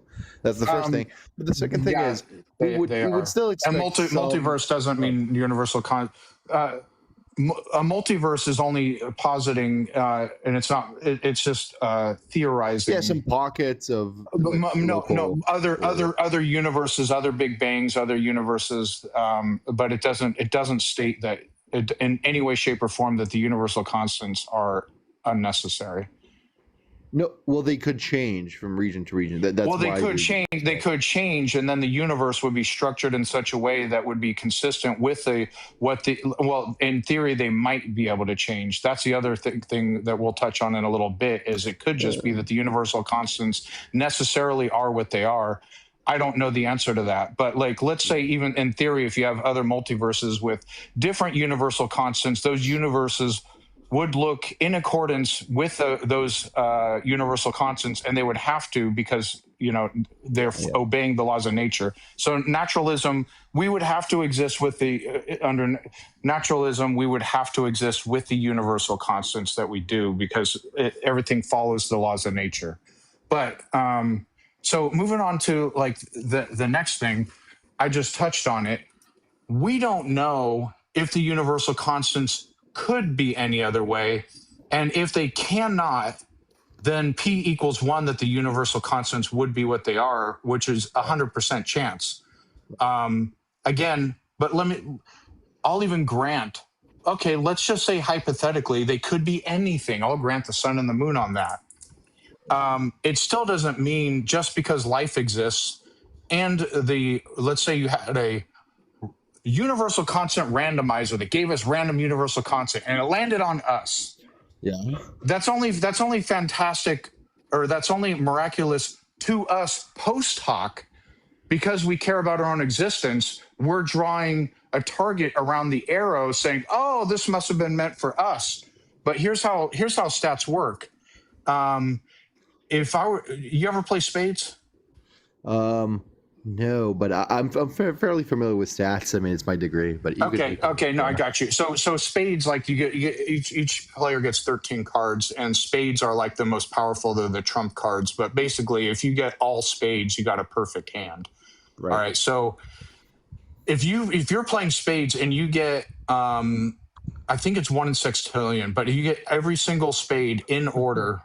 It's like 1 in 4 sextillion or something like that. It's a ludicrously large number. If I we both agree it's ludicrously large. If we're playing spades and you got all spades in order, would you think that the dealer cheated on your behalf or something like that? Would you? Yep. Okay, gotcha. Now, if you got ace of spades, 2 of diamonds, 3 of hearts, yeah. Would you think? You wouldn't think that, right? I would not think that, and it's in fact any game I play sufficiently for long, the specific order I got will be astronomically unlikely. Yeah, I get the point. No, that's not the point. The point is, one is miraculous, the other is not. However, the statistical odds, even on the mixed up hand, those statistical odds you would have gotten those cards in that order are also exactly the same as if you got all spades in order. So why is one miraculous and the other one's not? Because before the game was even started, you had a goal in mind to obtain those, to get those spades, and there's that expectation, that want. Everything is set ahead of time. The goal was established ahead of time. That's why the spades were miraculous. We don't have that for life. So basically, let's say we do a randomizer on the universal constants right now, and life doesn't exist, but thing X exists in that universe, whatever it lands on. And that thing X can only exist within a narrow scope of like whatever the universal constants it landed on. Yeah. We could then say, oh, thing X, it must be designed for thing X. we are no different than thing X because we're just post hoc after the fact saying, oh my God, it must have been meant for us. And if thing X had a mind, it would say the same thing. But no, we're just post hoc drawing a target around the arrow. It's the sharpshooter fallacy. Right. Did you have further objections, John, you want to raise? Maybe I think yesterday you brought up we only have one universe to observe, so we cannot draw a distribution. Maybe that's you want to bring that up too, or there is that one, but I don't want to overload you with stuff. I'm happy for you to just respond to what Sean said. Yeah, that's fine. Okay, so I'll try to. Yeah, so for the last point, maybe I should start with that one. So under my reasoning for probability, or at least the one I accept, let's say you play poker, you get 10 roll flushes in a row. You should think there's some fishy stuff going on. I think I'm more familiar with poker. Yeah, because I have a goal to get certain hands. Because that specific order or that specific outcome is very desirable. It's like, we would expect a cheater to create that. We would not expect a cheater to create some arbitrary order. The goal to get as high of a hand. There's preset parameters on which hands are higher than other hands, and our goal is to get as high a hand as possible. That goal was set prior to the cards even being dealt. So the royal flush 3 times in a row is miraculous. Not literally, but figuratively miraculous. Right, but crucially, I think God, or at least under a hypothesis of God would have some infinite rationality or something. He would correctly grasp what morality would be and would want to seek the good. At least it's somewhat likely. It's not astronomically unlikely that he will have the intention of achieving the good. And thus, we would expect him to want to achieve good stuff like life. I think life's pretty good, usually. So that's the objection to the third point. On the second point, that's not really addressing the third point at all. You're just saying, well, first of all, you don't know what a God would want. A God can be completely indifferent to our existence or the existence of anyone else, or different concepts of what's good or what have you. Like you're anthropomorphizing with human traits onto what you would think or you would want a God to be. But second of all, it doesn't address the point that you acknowledge that in both cases of both hands that were dealt, all spades or random jumble, the statistical odds of either hand in that order were exactly the same as each other, but one was miraculous and one wasn't. And what made the other one miraculous was the goal set prior to the hand being dealt, and we don't have that for us. So what makes us not the random jumble? Yeah, so I was explaining, I don't think that what makes the spades or the royal flushes, I'm usually like the examples I usually give is with royal flushes. I don't think it's the fact that it could have been predicted ahead of time. Maybe you could phrase it that way. I think it's the fact that this is a valuable outcome, or at least it has like some variable of interest or some simple property that we would find desirable. That's what I think is interesting, because I think plenty of times we could have. I think plenty of times we could retroactively find evidence, even though we would not predict them ahead of time. I think plenty of times, you could have, like, even if no one made that prediction ahead of time, we could still see something and think, oh, that was evidence.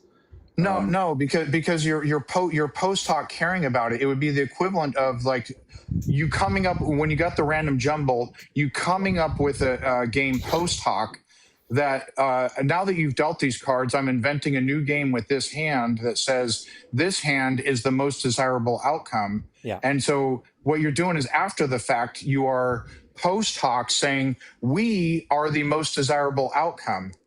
Now we're desirable to us. That's post hoc. You're drawing the target around the arrow. It would be completely amazing if we had a say in this before. Like if it could be specified at the beginning, what are the chances of ending up with human beings living in this way? Blah, blah, blah, blah. Yeah, then that would be pretty impressive. But nothing was specified before, and so the only significance that any of this stuff has is that we are, as Sean said, fairly arbitrarily attaching to it now from a position of it having happened already. It is classic sharpshooter fallacy.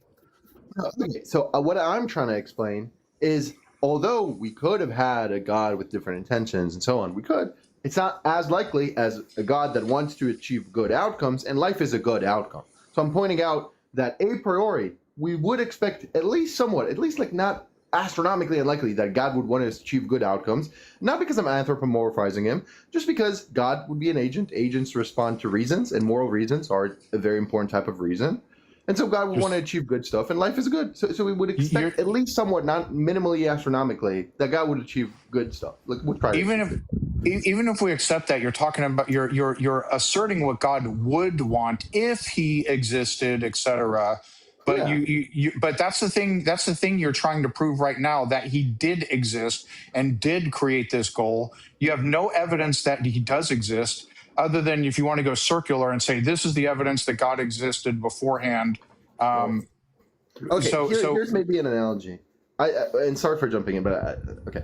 So I think we all the time do this. Every time we solve a murder case, we think, okay, if he was the murderer, what would he do? And then we see that like this is in place. Okay, like for example, if he was the murderer, he would hide the gun in like under his bed. And then we look under his bed and there's a gun there. We think that's evidence he's the murderer, right? Like we use that as evidence.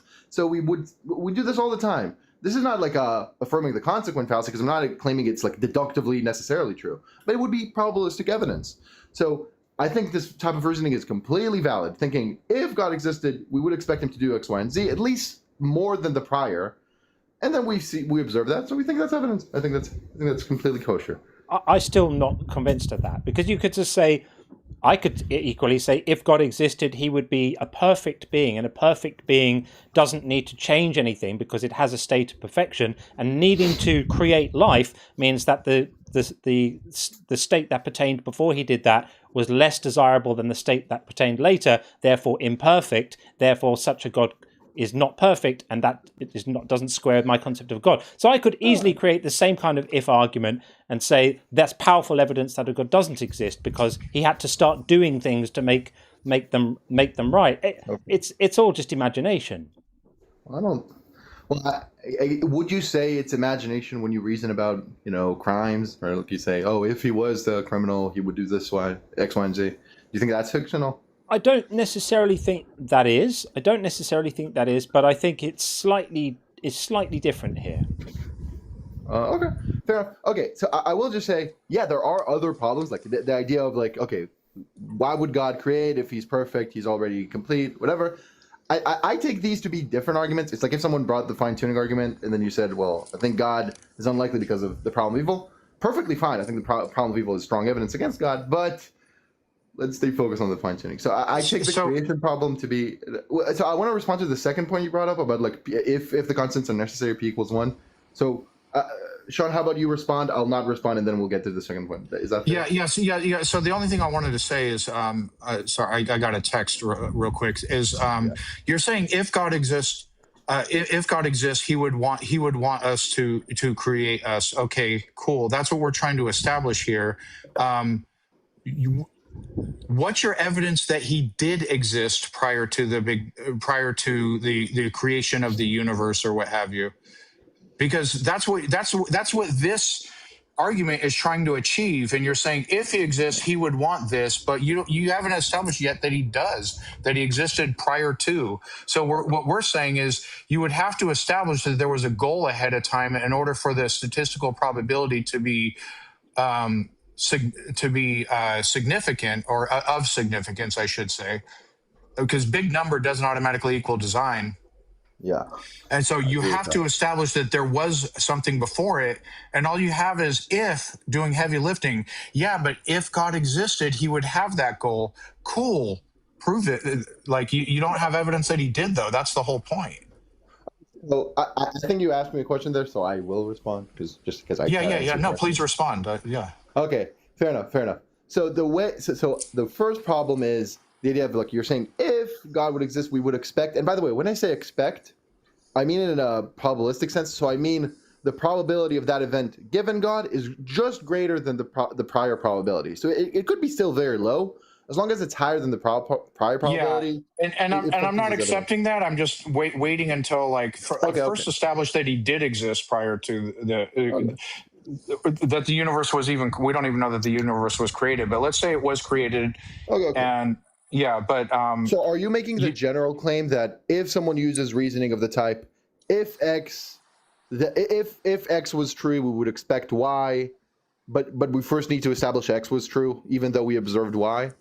I mean, the thing is, the problem is like, if my window's broken, I could say, and it would be true. If Gremlins broke my window, it would look something like it does. Right. And like, so if doesn't But really. also, sorry, how is that not an affirming the consequent fallacy? That is it's textbook affirming the consequent fallacy. No.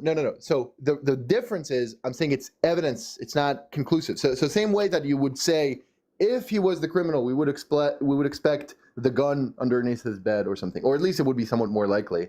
And we observe the gun, we think that's evidence he's the criminal, even though it might not be conclusive. It might you wouldn't get a conviction on that. You could just say it's it's consistent with. It's also consistent. A gun under the bed is also consistent with him not being the criminal. Something. Well, no, I don't think something can be both consistent with A and the negation of A, but it could be consistent with some specific sub-hypothesis of him being innocent. For example, being framed. That said, under standard probabilistic Bayesian probability theory, just strictly saying if X makes Y more likely, that just entails, like, you can do the math. It entails that Y makes X more likely. You can just do the math. I can explain it. It's just not affirming the consequent. Affirming the consequent would be like, if X, therefore Y, Y, therefore necessarily X. But just saying it's probability raising, that's not affirming the consequent. That's just the way you do everyday reasoning with probability. Yeah, I'm still not sure, because I just want to just defend the point I just made. You could say if he was the criminal, there'd be a gun under his bed, and we find a gun under his bed. That doesn't even increase the chances of him being the criminal, because he could also not be the criminal and just happen to have a gun under his bed. Wait, but listen to what you said. You said could. I agree. The probability is still not 1, so the negation has some above 0 probability. That entails that it could be true, but it's still raising the probability, right? Here's another. If you found the body inside the suspect's room, right, that would be evidence. Even though it's still possible that he was framed. It's possible that, I don't know, the person went into his house and just had a heart attack. It's possible with a bunch of stuff. It's still raising the probability, right? But we don't have an equivalent here of finding the body. That's the problem. We found something and then called it the body. That's why right now we're this fighting argument just on the way we do inferences. I think right now we're just disputing the way we do inferences. Instead, put aside if fine tuning is the case. Right now we're fighting about the inference of, if X, we would expect Y more than the negation of X. There, we observe Y, therefore it's evidence. That's a standard. I don't know how to do this other than appealing to the consensus. But bringing it back to the fine tuning, we don't have the body. We just have something that we're calling the body. We have something that we're describing as fine tuning, but we don't know that it is fine tuning. So it's a circular argument. Calling it fine-tuning is assuming that which you're trying to prove in the first place. I think we do know that it's fine. Like, there's just like a strong agreement between physicists in the literature that there is fine-tuning. We don't know with 100% certainty, but it's just like there is strong reasons to believe that there is fine-tuning. There isn't. There's just reason to believe that if these numbers were different, things would be different. Well, no. Things would not even allow life. So, for example, the cosmological constants... They would be different. That's what I said. If the numbers were different, things would be different. Maybe one of those differences might be that there wasn't life. Maybe there wouldn't be matter. Maybe the strong nuclear force being different would mean there could be no matter. That's under the subset. That's a subset of things being different. But we don't know that they could be. So I think we spend enough time on the third objection. I'm fine not responding to that. Obviously, I have responses, but maybe another time. Let's go to the second objection of, like, we don't know if they're necessary, which kind of is where we're at right now, by the way. By the way, let me ask Sean a question. I asked you this yesterday. Let me ask Sean this. So, Sean, if we found out tomorrow, I'm not saying that's the case. It's obviously not the case. Okay. But if tomorrow we found out the craziest scientific discovery ever, which is when you take the cosmological constant, convert it to binary or something, it spells out the entirety of the Gospel of John, and then it says "made by God with love." Something crazy, like absolutely fantastical. Would you take that to be evidence of God? At least somewhat. Like, it increases the probability maybe from 1 in a quintillion to 1 in a million. I don't even know if I don't even know like what that would even like. I'm trying to understand. So you say convert it to binary. I don't think that's like something that's like. I feel like that's a category error. It's a number. You can write numbers. Yeah. So basically, if there was some crazy correlation between stuff in like Gospels of John or what have you, I don't know. It's hard for me to say because I'm not in that situation. But I'm wondering the point of the question, because it's almost like you're trying to say like you're so incredulous you're not going to believe any evidence anyway, or something to that effect. Oh no, that sounds like an ad hoc. No. So my point would be, okay. Imagine I'm trying to like take the logic which someone objects to fine tuning with and say, well, that grants too much. That makes your job too easy. It's not analogous to my card analogy. If that is that what you were thinking? No, I was thinking it's analogous to the second objection of like, oh, it could be that like, it's necessarily the case, and then P equals 1 under naturalism. We don't know. No, yeah, it could be that P equal. Yeah, it could be the case that the universal constants must be what they are. I don't know. But we would still think it's evidence, right? I don't know. I don't know how that really relates. Sample text, because we've been a little bit in the weeds with this. When the discussions get very sort of technical and we're talking about inference rules and all of this sort of stuff, I always just poll the room to say like, "Hey everyone, are we having fun? Is this what we want to be doing?" We've got 1,000 people listening to us do this right now, and 88% has said please stop. So I apologize. No apology necessary. No apology. You've been really polite, and I just think it comes a point where these discussions, you see people sort of starting to zone out and drift away, and it's not necessarily. Let me try this. So we'll respectfully say thank you for coming up to talk to us again, and I'm happy to pick it up with you again some other time. Yeah, no problem. You've been very polite. Always a pleasure. I like listening to your lives. Have fun. Good stuff. All the best. Take it easy. Thanks. Thanks a lot. Okay, there we are. We are here to serve. And for me, when the conversations get very technical like that, I just want to make sure people don't get too bored, because I get bored when I'm listening to other people have conversations like that if they get too into the weeds. So I don't want to inflict them on you guys. Okay, let's get Michael Brown in next. And before we do, I'm just going to read a couple of super chats so that we don't fall too behind on those. Reckless said, Dogware is better than fucking Yahweh. I can't agree more. Cannot agree more. Dogware rules. And this is now in the way of my... This is... Philo! Philo says, doesn't it bother believers that in the last 3,000 years or so, God has gone from repeatedly revealing himself to masses of people to complete and total divine hiddenness, right? Yeah, he absolutely crapped his pants when cameras came along. Like, it was not a good day for him. It was like, I can't do this anymore. Out of here. Completely agree. It's definitely worth mentioning. Good to see you, Philo, as well. Thanks for that. And T, good to see T. I think Sean might be a leprechaun hottie. Praise Puff, Shaunathan forever. Thank you, T. I agree, Sean's a leprechaun hottie. And John O'Neill, great to see you, John. Thank you for the super chat. The skeptic has no illusions about life, nor a vain belief in the promise of immortality. Since this life, here and now, is all we can know, our most reasonable option is to live it fully. Paul Kurtz. Now, I loved Paul Kurtz. Paul Kurtz started Prometheus Books, who just happened to be my publishers. His son is called Jonathan Kurtz. He is my publisher. He's the editor-in-chief, watching over the production of my book, and it's quite a big deal for me to be dealing with the son of someone who was such a hero to me earlier in my life, and to have ended up putting my book out with that lineage. Absolutely amazing. But thank you for that beautiful quote. Paul Kurtz was involved in the Humanist Manifesto. Absolutely fantastic moral philosopher and humanist and atheist. Aleph Naught here. Great to see you again. I certainly appreciate the geometric order. This is with respect to our 5x5 bingo. Everything is peaceful in the world now. And last message before we get the next guest in. Thank you very, very much indeed, Ben Duhover, for 5 Unconvinced gift memberships. I really, really appreciate that. That's super kind. Thank you. Okay, we will get in Michael Brown, as promised. hopefully. Hang on, let's try that again. That didn't work. There we go. Michael transporting in right now on the TikTok machine. We hope. We hope. There we go. Hi, Michael. Hey, buddy, what's up? It's up. How are you? I'm good. Good. Good. Welcome in. Welcome in. So our claim is your God obviously isn't there.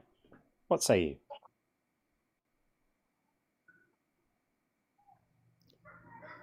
I don't know that I can convince you that God is there because I believe you already know. What I can tell you is that if you choose to deny the obvious, then it's all on you. I know of a fact. Hold on. that Did you say very John soon- knows? John knows that God is there? And I know? Yeah, You're he saying we knows. know? He- Oh, okay. Oh, you're saying I know as Yeah, you well know. too, right? Jesus Christ. What's with today? yeah. Yes. Yeah. Okay. So we'll follow this. We'll follow this. So, so your claim is that although we call ourselves atheists and that we say that we're without a belief, we're actually lying. Is that your claim? Yes, you're just trying to deny Sure. the obvious because you Yeah. Sure. are And fearful that you will have to answer to him one day. And of course, I want to yeah. promise you this. hang on a sec. Before you give your Regardless promise, of hang on. whether No. Before you give your promise, acknowledge it to- before you give your promise, I want you to reflect on the contradiction you just said, because you just contradicted yourself.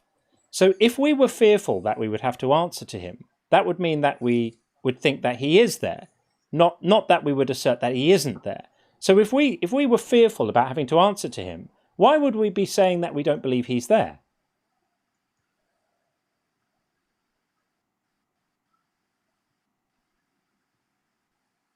You're only saying, that's the point I'm making. You're only saying it, but that's not what is in your heart.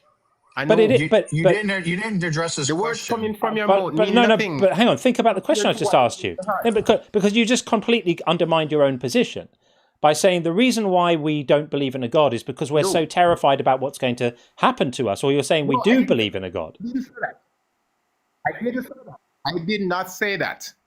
I said the reason why you fail to acknowledge that to the crowd or to the public, are failing to admit that to the public.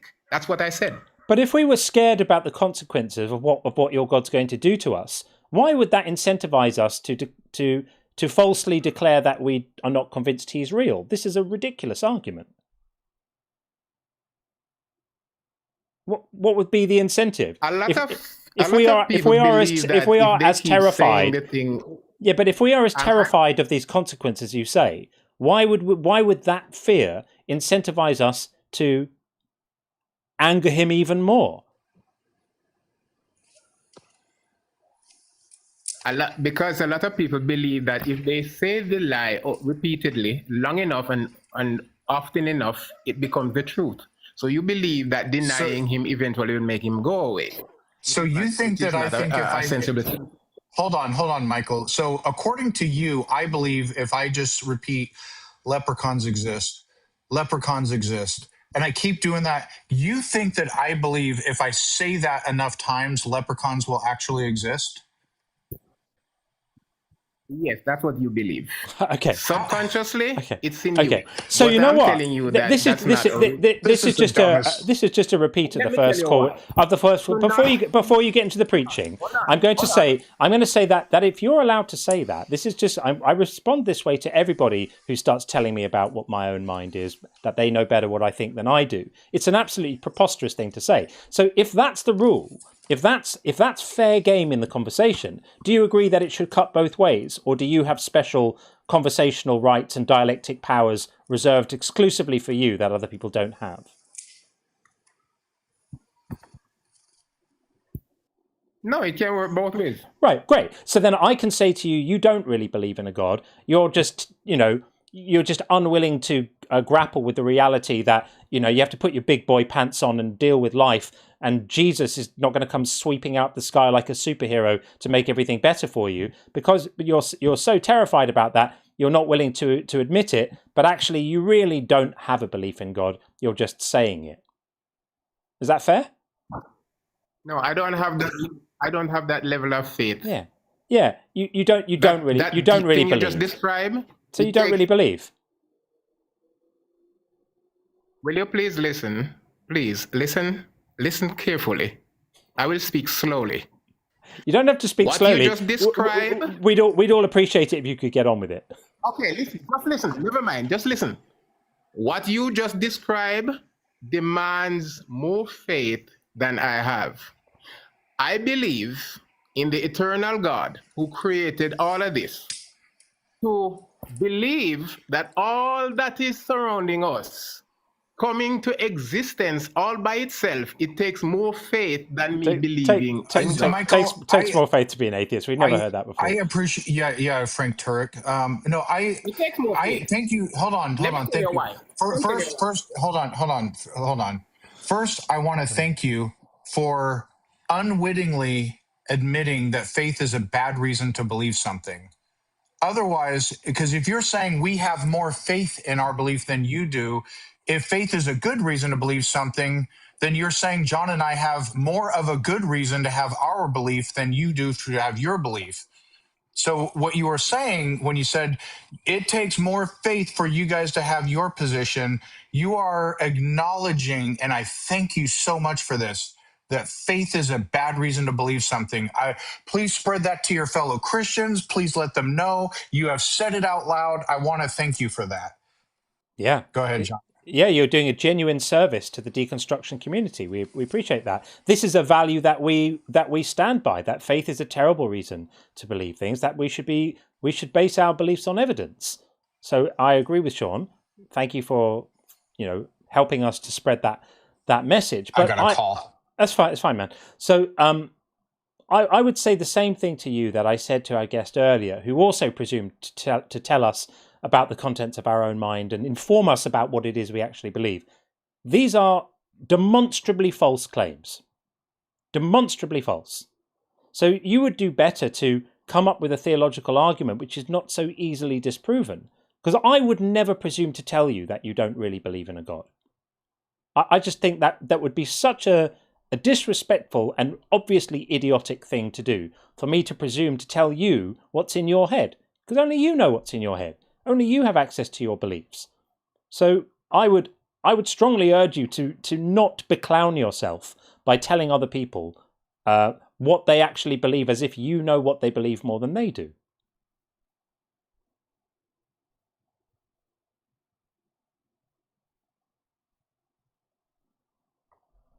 I'm not sure why we can't hear you though. You can unmute your mic. Do I get to speak at all? Yeah, no, I'm waiting for your response.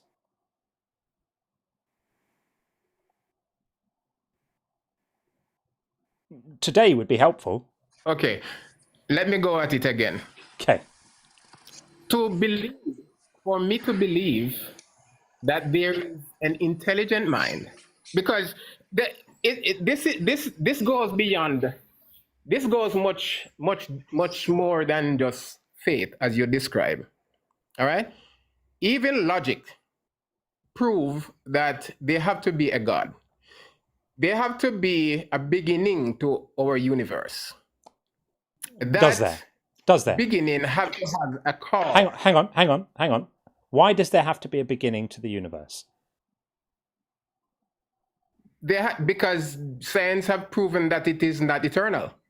It has not proven any such thing. It has been proven repeatedly. It has not proven any such thing. It's proven that the universe expanded from a hot, dense state 30.8 billion years ago. But science currently, the idea that the Big Bang was the start of existence went out of fashion about 60 years ago. Maybe 40 in some areas. 40 to 60 years ago, that's what some people claimed and thought. But that idea is not currently held by the majority of people in this area. So you need to update your science. Science does not claim that the universe came into existence with the Big Bang. That is not a thing. So I'll ask you again, why does the universe have to have a creation? Why does it have to have been made? No. Let me ask. Is the universe eternal? It may be. We don't know. Currently, the answer to that question is we don't know. there are scientific models of an eternal universe, and there are scientific models of a time-bound universe. But there is not consensus at all in the cosmological community that the universe came into existence and there was a point in time that it didn't exist. There is no known scientist who agree with what you just said. Really? None. There are many. There are many. There are lots of renowned cosmologists who hold to an eternal universe. Name me one of them. Sean Carroll. Name me one of them. Sean Carroll. That guy. Yeah, more nervous laughter. Yeah, you if you're going to make a claim, you need to be able to evidence it. So you've made a claim that the universe came into existence from previously not existing, even though everyone who has any expertise in this area acknowledges that this is something we can't claim with confidence. There are models that posit this, and there are models that don't posit this. And the most we can say right now, if we're going to be intellectually humble, is we don't really know. That's okay. It's okay in science to say we don't know yet. This goes back to what I said earlier. The level of faith that you have, I don't have that level of faith. I haven't said anything that requires faith. I haven't said anything that requires faith. I'm saying. By the way, I'm open to the possibilities. Cosmologist Dr. Alan Green. Hold on. So you don't believe it then? Hey, hold on. I'm trying. You said there's not one. So John gave you one, and you just went, ha ha.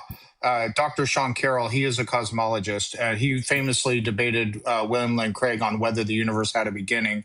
So you said not one, but here are some more. Can you guys hear me still while I have the camera flipped like this? They're not going to see the camera on YouTube. Sorry about that. No, it's because you moved out the TikTok queue, so now Michael's icon is in the window. But I could try and sort it out. Okay, no problem. Are you going to do that real quick, or should I? Yeah. Okay. There's words on the screen. John's working it out. I don't want to hold everyone up, but Dr. Alan Green, no one knows what was before the universe. One possibility is the universe always existed. When it comes to the universe, it may be the universe didn't have a beginning. It always was. Dr. Sean Carroll, who John already, we gave you a reference for that. I could read his quote here. But Dr. Alan Guth said, I don't know whether the universe had a beginning. I suspect it didn't have a beginning. It's very likely eternal, but nobody knows. And then Neil deGrasse Tyson explains in an interview here. Oh, we lost your mic, Sean. Yeah, sorry, I had a call come in. Okay. But anyway, Neil deGrasse Tyson, and on. And then we have the Copenhagen surveys. Neil deGrasse Tyson who think that men can get pregnant? Oh, where did that come from? Yeah, stick to the top. Stick to the topic. Stick to the topic. My neck hurts from the pivot. Neil deGrasse Tyson is a very, very well-respected cosmologist. Stick to the topic. Respected. That guy has spoken so many nonsense. Only people who have the brain malfunction like him. Right. So now you know more about cosmology than the PhD cosmologists. We get it. I thought you were supposed to be humble. Doesn't your faith tell you to be humble? This is ridiculous, puffed up hubris we're hearing. Who taught you to do that? Oh, so humility means that you don't speak the truth. No, humility means know your own limits. Humility means don't criticize the physics of people with PhDs in physics when you can barely spell the word. Yes. Really? Yes, so that's what would be entailed in humility, is knowing your limits. That's why I don't speak about physics like I have any deep understanding of it. I defer to the experts who do. I don't presume to know more than they do. You would do well to do the same. Okay, so let me teach you something about PhD. There's a PhD guy who is saying the opposite to another PhD guy. Which one of them is correct? So in those instances where there's a difference of opinion in an area, you can look to see what the consensus is. And you're not necessarily saying that what the consensus is definitely true, but that's where you would do well to look and build a probabilistic argument and say a majority of people in a particular area, and Sean's going to tell us what that consensus is right now. I think it's 68%, isn't it, Sean? Yeah, so you said not a single. Hold on. You said not a single physicist. So this is a Copenhagen survey. Why are you preventing me from showing data? Why are you talking over me when I'm trying to show data? Okay, so this is a Copenhagen survey. It surveyed 151 physicists And then, certain amount answered different questions that they were comfortable answering. So one of them was right here. Sorry, I'm not used to doing this. Meaning of the Big Bang. So what 68% said is that the Big Bang is a theory that says the universe evolved from a hot, dense state that says nothing about whether there was an absolute beginning of time or not. And 17%, a very small minority, said that they believe it was an absolute beginning of time. So the people who say it was not or that it doesn't say anything about it was very much the majority. So you started this off by saying not one physicist. You said not one, and then John mentioned one, and I mentioned several others. And now I'm showing you a Copenhagen survey where 68% out of 80 who answered this question agree with us. So do you admit you were wrong? Do you admit you were wrong? No. Of course not. Of course not. Because of the aforementioned hubris. We understand. Because each time I try to speak, you guys keep cutting me off and you don't allow me to complete what I'm saying. So that's where you get confused.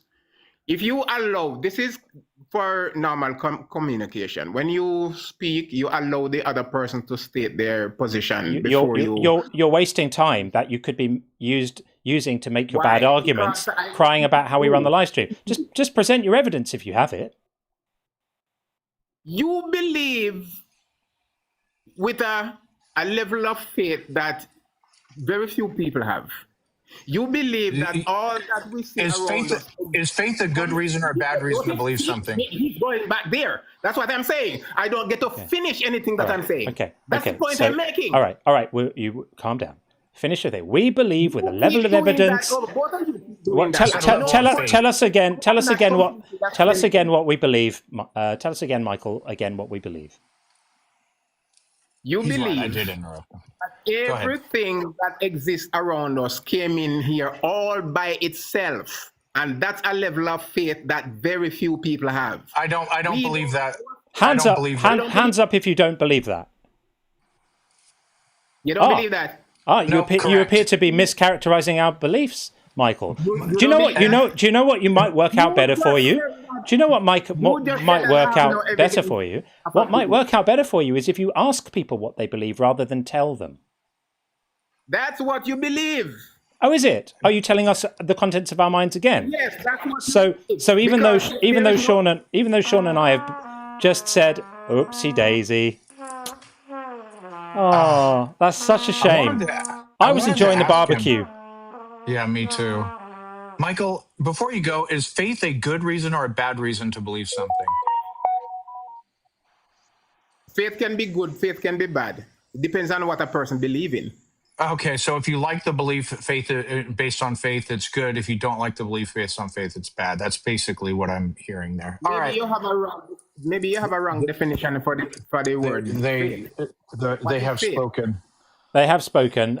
Sadly, Michael, our members of our inner circle have deemed you intolerable to listen to, which is just a shame. I mean, I was quite enjoying the conversation, but I'm going to give you some advice before you go, which is don't tell people about what they believe. Ask them. It's really, really basic.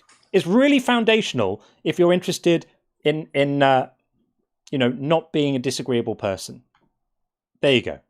Right. We will get in next.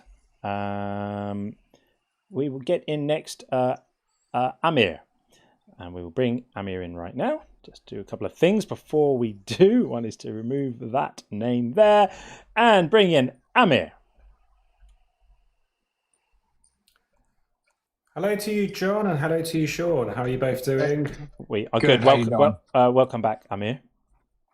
Thank you.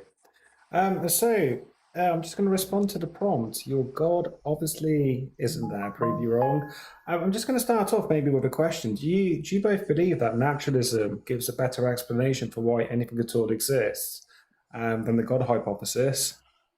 Yes. Only. Yeah, I do. I think the God hypothesis just needlessly complicates everything. I don't think the Yes. God hypothesis explains anything. I think it pretends to have explained things by going, that's been explained and it's been explained by magic, and it just relocates the question of why anything exists away from the stuff that we know exists, and instead smuggles it and hides it underneath something that we don't know exists. So I don't think that the God hypothesis has any value at all. Okay. Sean, do you want to say anything to that as well, or? He's possibly taking a call right now, so Oh, we can proceed. Yeah. Okay, cool. So yeah, I'm guessing then you agree that naturalism still leaves us with, the unexplained laws or conditions, just as theism leaves us with an unexplained God. Naturalism leaves us with what? Sorry. Unexplained laws, conditions, etc. In the same way that theism would leave us with a God that's also It depends what you mean by unexplained.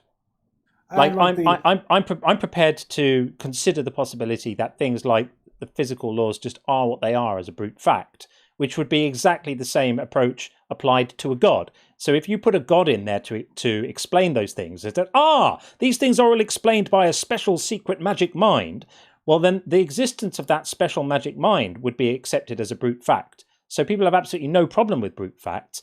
I just apply I'm prepared to be open to applying the brute fact status one stop earlier on the line of ideas. Does that make sense?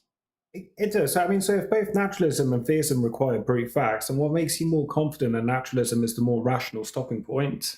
Because theism is positing something, an extra entity, right? It violates Occam's razor.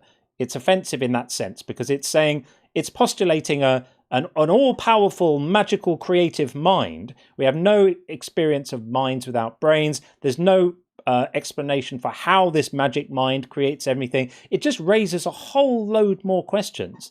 And I'm not ideologically committed to naturalism either, by the way.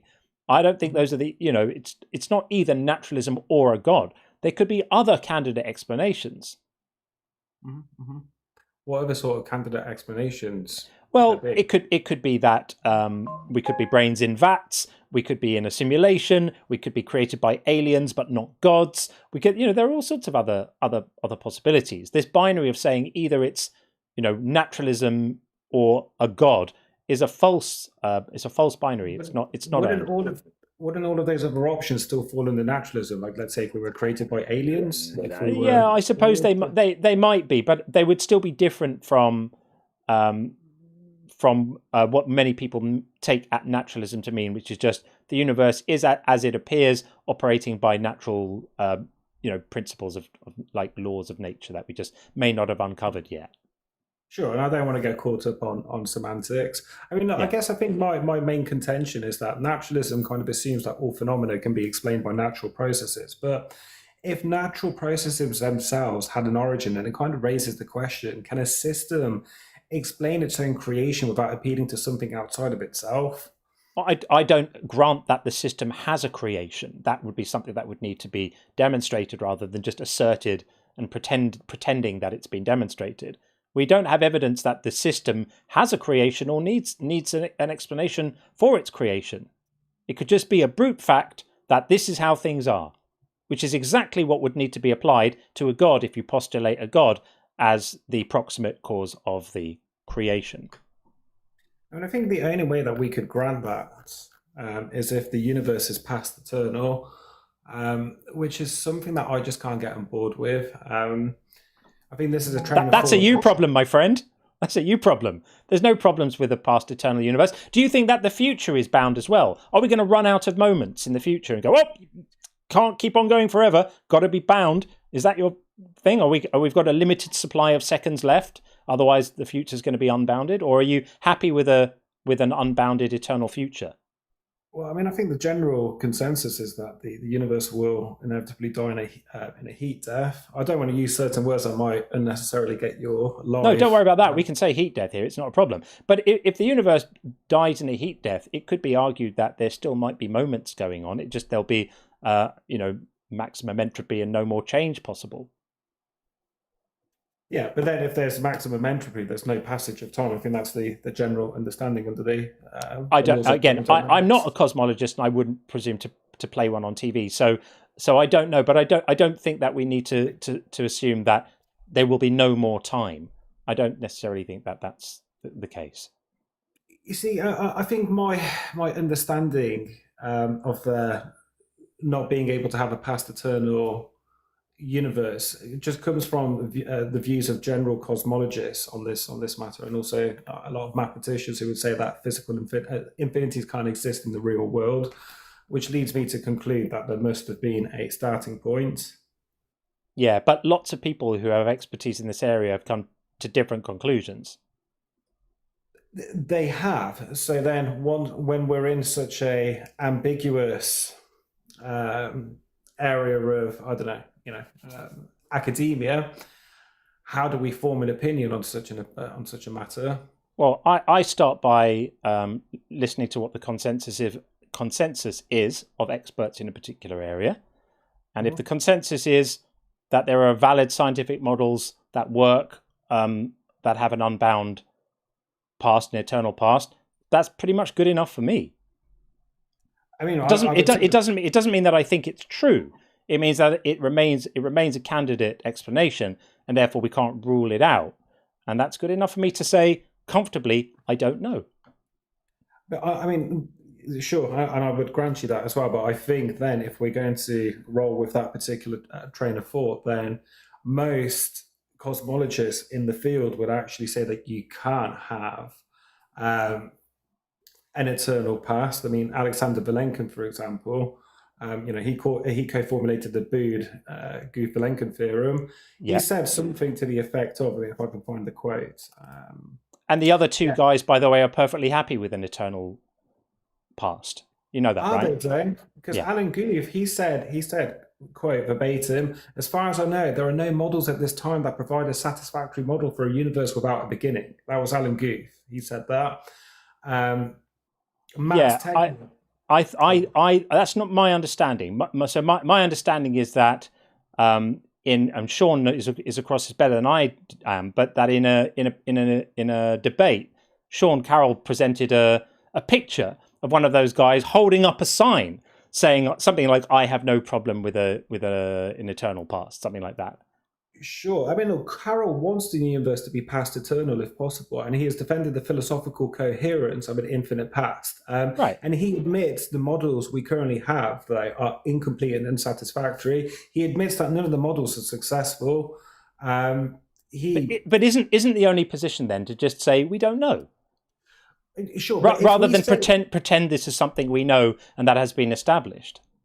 We can say that. I mean, I'm going to grant it just for the sake of the argument. But if we grant that and we say that we don't know, then you can't say your God obviously, with the key word here being obviously, isn't there. I could say that. I could say that for different reasons. I'm not saying when I'm making the claim that your God obviously isn't there, I'm not thinking about physics. It's not even remotely close to my mind. I'm thinking about children in cancer wards. I mean, which God do you believe in, Amir? I don't fall under any religious denomination. I guess if we're reducing the definition of God here to something, akin to Christianity, then I think you can say that for I think that we can look at the world we live in and conclude that there is not an all-powerful being invigilating the universe moment to moment who is all good. I mean, that's something that I can get on board with, but the general idea of there being some sort of creator-like figure that is responsible for why anything at all exists, I don't think is something that we can say is obviously, not true. If you're positing a sort of deistic God that doesn't intervene in the world, then I think I would soften my claim there and say, if that's the kind of God you're talking about, then there's less. The evidence for that God not being there is a lot less strong.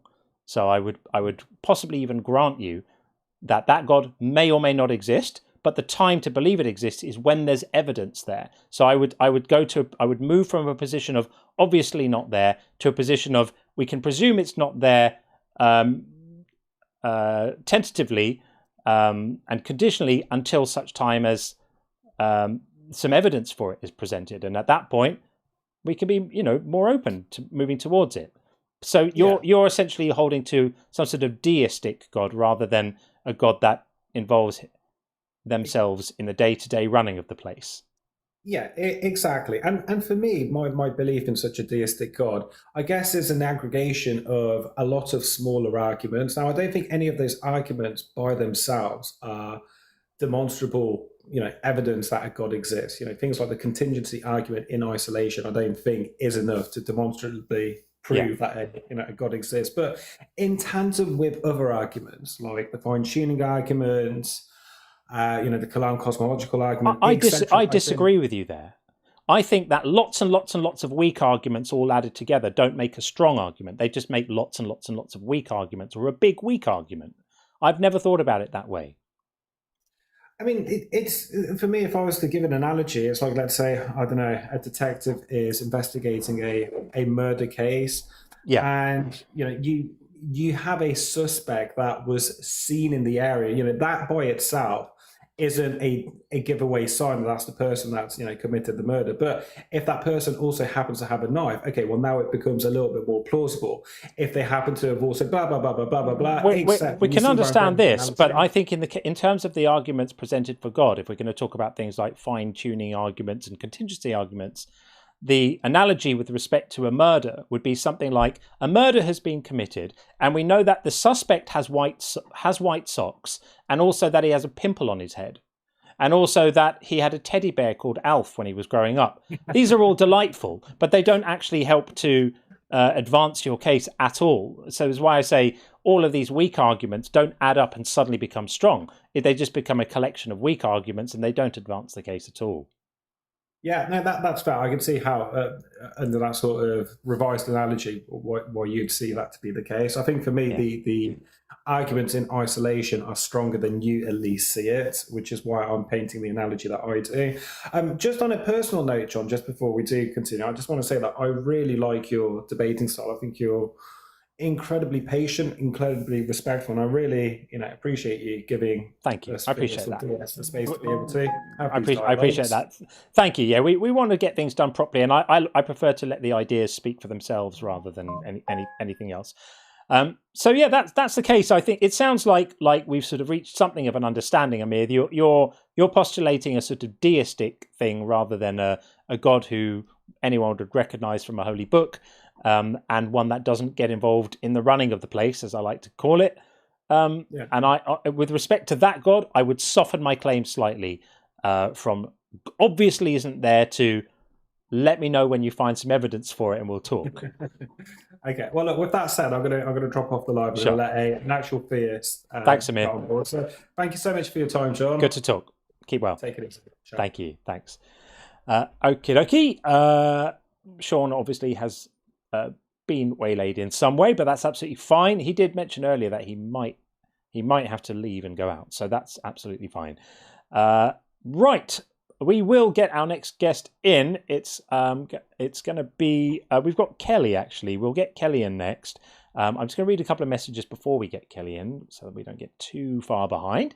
Chris, good to see you, Chris. Thank you for the super chat. Sorry about your loss 250 years ago, but love you. Well, yeah, it was hard. It was hard, but one struggles through. Happy July 4th. And Leona, good to see you, Leona. Thank you. Good morning, afternoon, or evening to all. Indeed, back to you too. And 49 perfects. This was when Brett was on. Said, this caller is a prime example of why I say that Christians don't and can't understand morality. They must decide to remain ignorant. That conversation was hard. He was a hot mess, that fellow. And QX Games, thank you for this. What? We? Adam and Eve? Not we. Exactly. This is just collective punishment writ large, isn't it? Again, that came in while Brett was on. And 46 strings. Dude, where's your God? Where's your God, dude? Dude, where's your God? Dude?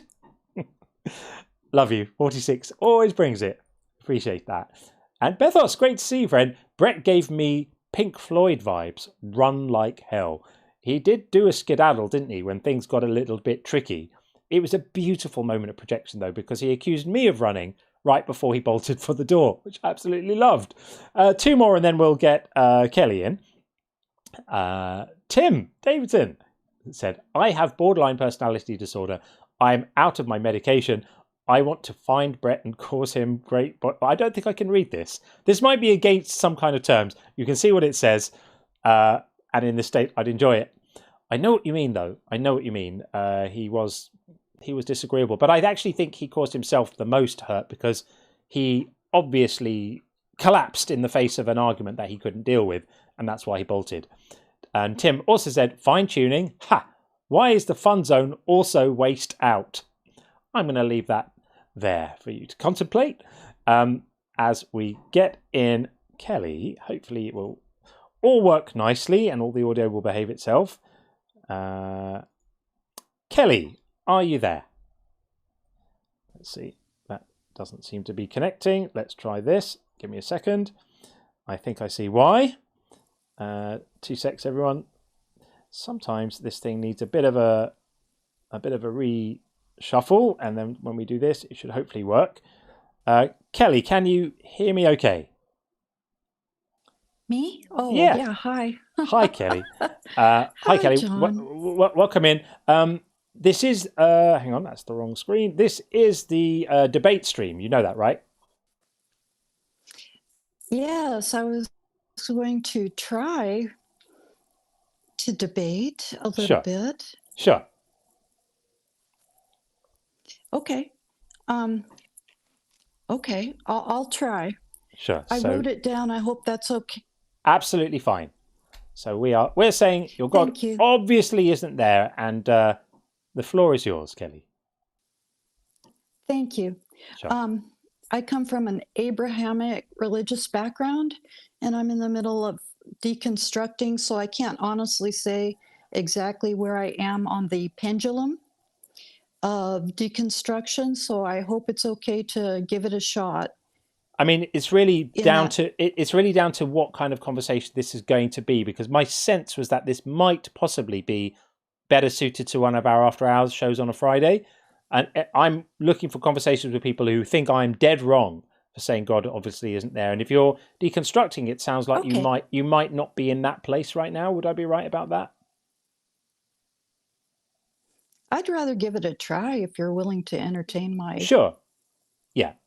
Fair enough. So present the evidence for God then. Okay.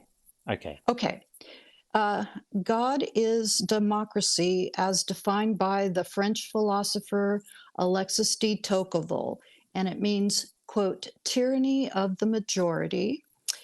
God was created by humans. God, good or bad, is a growing collective social organism. Therefore, God is some sort of real force. I'm gonna stop you, because that's not the type of conversation that this show is about. We're not really interested in finding other ways that we can redefine the word God to mean things that don't actually mean God, and then arguing about whether those things exist. We can all agree democracy exists.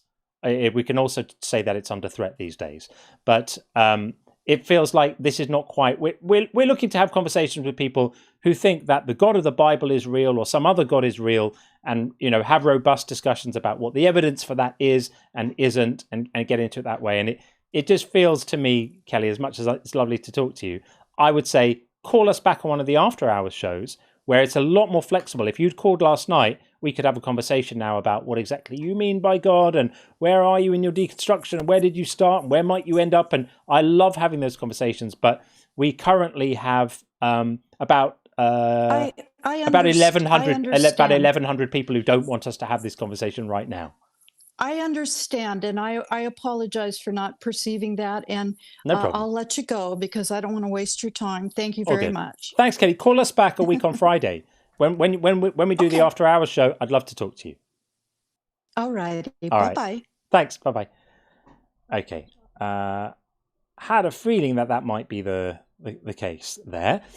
We will get Emma in next. But before we do, just a couple of things to deal with. We've got some calls on the bingo, which we cannot leave unattended for a moment longer. Jeebus Fish called Fine-Tuned Universe with sample text for sure.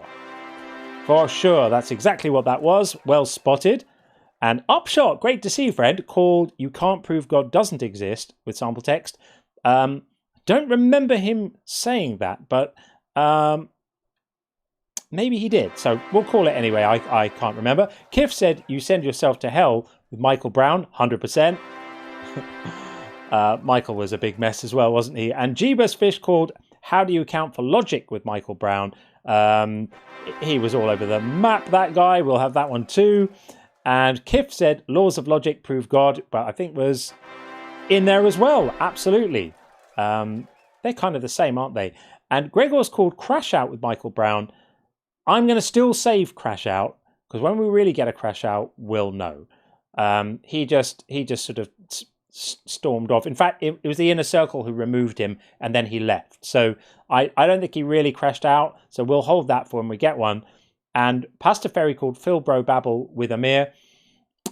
I'm going to hold off on that one too because Phil Bro Babble carries with it that kind of aggressive attempt to dominate through obscure language and overly technical speak. And I don't think that was where Amir was coming from. He was using philosophical arguments, but I don't think he was. You'll know the Philbro babble when you hear it. So we'll save that for when we get some for real, which I think we probably will at some point. Okay, let's get in Emma next. I hope I'm saying that right.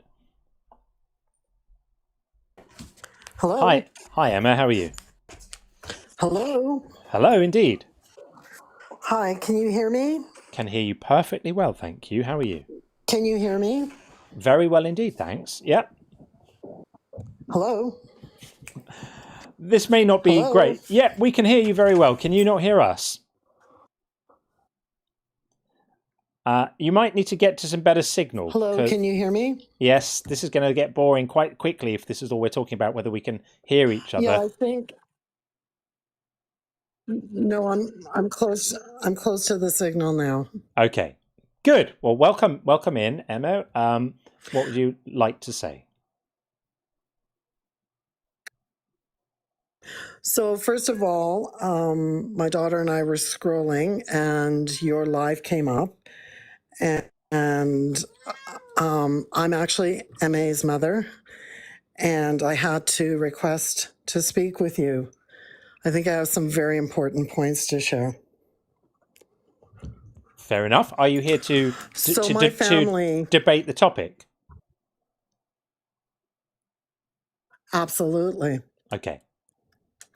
So my family are prayer warriors, which may be something you may not understand, but prayer warriors have a very special gift. When they pray, you can feel the Holy Spirit around them. There's something different about a prayer warrior than there is about someone that just prays. There's prayer warriors in my family. I am a product of a covenant between my mother and God because my mother had a condition that she couldn't get pregnant, and if she did, the placenta tore. They tried for many years. My mother and father prayed for one entire year. My mom made a covenant with God and said, if you give us one child, we will give her to you. I'm that one child. My mom became pregnant. If she lifted her arms, she was at risk of losing me. I stayed in fact, I was 3 weeks overdue, and I was born a healthy, happy baby. At 2 years old, I cried if I couldn't go to church. I've been a believer my entire life. I've been with my best friend was 99. Can we deal with some of these things one at a time? Because if you just speak continuously with loads and loads and loads of points, it's going to be hard for me to go back to the beginning and deal with all of them. So you are the result of the fact that your mother struggled to get pregnant and prayed a lot and then successfully got pregnant and attributed the success of that pregnancy to her prayer. Are you aware of the fact that there are people who struggle to get pregnant and pray a lot and don't get pregnant? And there are also people who struggle to get pregnant and don't pray at all and do get pregnant. Absolutely, but that was not the case with my mother. She was diagnosed by a specialist and multiple doctors with a condition that the placenta tore, or she couldn't get pregnant. So she lost babies. She was not able to conceive, and she was not able to. If she lifted her arms, she would lose the baby. So this was and this was very well documented by doctors. Not myself. This was documented by doctors. I'm delighted that your mother's pregnancy was successful, and here you are in the world, and I'm sure the world is all the better for having you in it. But the question I asked was that there are people who pray for things just as vehemently as I'm sure your mother did, and don't get them, and they need to be factored in. And there are people who get extremely unlikely things even though they didn't pray for them, and they need to be factored in too. And when you factor in all the groups, what you find is that instances like people praying for extremely unlikely things and then them happening, whilst they look amazing to that person in that moment, they happen with precisely this frequency that you would expect them to once you zoom out a little bit and look at the whole set. It's like that thing of when you think of a friend and the phone rings and it's the friend that you were thinking of that you may not have seen for 20 years. It feels pretty amazing when it happens. But it stops being amazing when you start counting the number of times you think of a friend and they don't call. And you start counting the number of times you get a phone call and it's from someone who you weren't thinking about. Once you factor all of that stuff in together, the amazing story stops being so amazing. Yes, but you can also factor in that it is also a possibility that God answered my mom's prayer, and I am a covenant, because there was always something different about me. There was always something, like at 19, I was going to prayer meetings on Friday night, not going partying. There was always something different about me. There's a different energy about me. There's something different about me. There's more to it, but I know there is a God. So my grandmother and her family, they were prayer warriors as well. So they were very known in the community, and there was a brush fire coming towards the community in spring, and they went and got my prayer warrior family. So this is brush, this is dried grass, and in a humongous fire coming towards the community. They went and got my grandmother. Do you think people have ever prayed? Do you think people have ever prayed to a God to save them from a fire and got burnt to death instead? Well, of course. Yeah. So what we find is that prayer incredibly happens to work with exactly the same efficiency as not praying. Did you know that? That prayer coincidentally works with exactly the same statistical efficacy as not praying. Did you know that? It may, because God's will is one way or the other. It's not my will; it's His will. Right. But So when someone prays for something and it comes true, it's evidence of God. And when someone prays for something and it doesn't come true, it's evidence of God saying, "Not right now, maybe later." So heads I win, tails you lose. Is that how the system goes? It's His will and His great plan. But I just want to finish this very important thing. Sure. So this brush fire is coming towards the community. They got my prayer warrior family. They came and stood, and a line was drawn in the dried grass, and the fire did not go past that line. That's another miracle. It's a miracle. My grandmother was...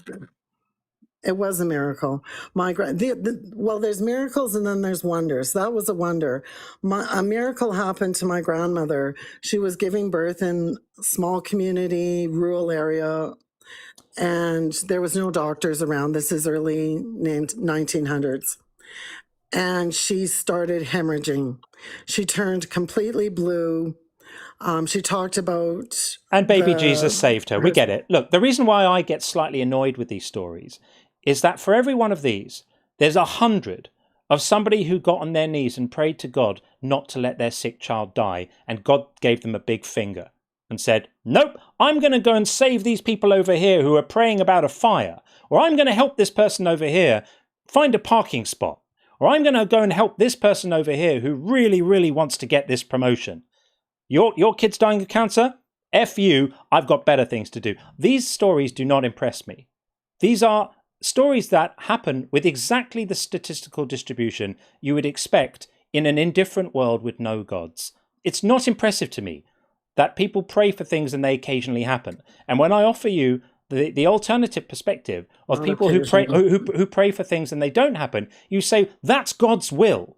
In other words, you've made this idea of this God completely insulated from any kind of falsification, which makes it, as an idea, as a hypothesis, totally valueless.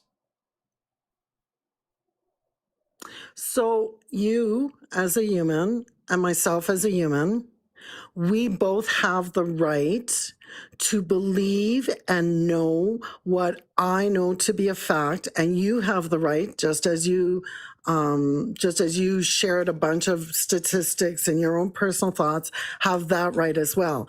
But that does not make your opinion more valuable than my opinion, I agree. or my opinion more valuable than your opinion. All opinions are of equal value, but not all claims are equally justified by evidence, and that's the difference. How would you account for the fact that people in different religions, different to yours, praying to different gods, get their prayers answered too?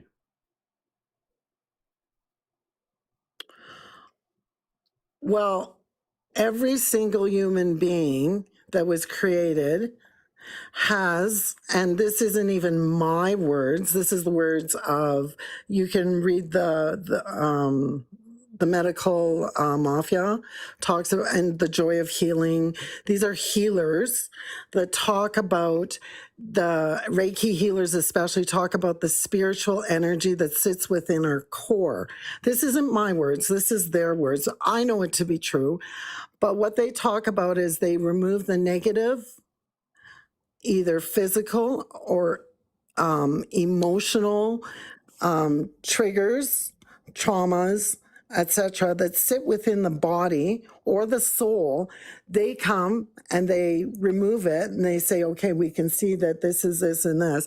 And people that have experienced Reiki say, you know what? It's amazing. I feel so much better. And yet when you subject it to double-blind testing, it always fails because it's bullshit. But anyway, I was asking you how you account for the prayers that are answered by people in other faith traditions. Is there a particular God you believe in, or is it just like a sort of generic God is love kind of God? No, first of all, my Heavenly Father, his name is, and I've just recently found this out, Yahweh. His son. I'm delighted. I'm delighted. So people who pray to the Hindu pantheon, for example, right, and they pray to different gods who aren't your Heavenly Father, their prayers get answered too. Does that mean their gods are real also? Well, if you take people that are recovering from alcoholism and different types of addictions, they pray to a higher power, and their prayers are answered too. So the Hindus praying to Ganesh, that's evidence for the existence of Ganesh. It's the faith that they have in something greater than what is on earth. So Ganesh and exists. I believe that my Heavenly Father and also, I wouldn't say, well, I don't have enough information to make a decision whether Ganesha exists or not, but I do know my Heavenly Father exists, and I do know that he hears people praying and asking for help, and I do believe that there are times that he does answer those prayers, and there are times that he doesn't answer those prayers, but that is all in his master plan. His master plan. So let's talk about his plan. So your God is infinitely powerful, correct? Yes. And he's watching the world right now, correct? Yes, he is. So we've been speaking for 12 minutes. In the time we've been speaking, 3 or 4 children have been raped by adults and possibly killed by them. And your God has watched this happen. Could have intervened to stop it. Could have intervened in a way, by the way, that didn't mess with anybody's free will. Could have made someone get a flat tire, for example, on the way to the attack, or a headache that morning or something like that, but hasn't done that. So your God is watching this, and presumably these terrible things, these terrible instances in which children suffer at the hands of men, it's always men, that this is justified because your God has a plan. Is that right? Got a lovely, lovely plan. Correct? So can I ask you a very important question? If hang on, follow me in the argument. Married to someone, hang on. Don't change the subject. Don't change the subject. I'm asking you. I'm asking you to clarify your view. Something. I'll let you explain it in a minute, but I just want to try and clarify whether I will give you space to speak. I promise I'll give you space to speak. But I just want to clarify whether your framing of suffering is the one that I think. Okay, so I'm asking you, is your framing of the reason why God lets all of these terrible things happen, and by the way, they're not all terrible things that are to do with the free will and interfering and stopping people's free will. It could be things like illness and disease and earthquakes and tsunamis, okay? It's not all acts of will. saying that all of this suffering happens and your God watches all the suffering happen. And the reason, I'm asking you if it's your opinion, that the reason God allows all of this suffering to happen, because you alluded to his plan, is that he's got a lovely, lovely plan. And that's why this suffering happens. Am I correct that that's your understanding of this stuff?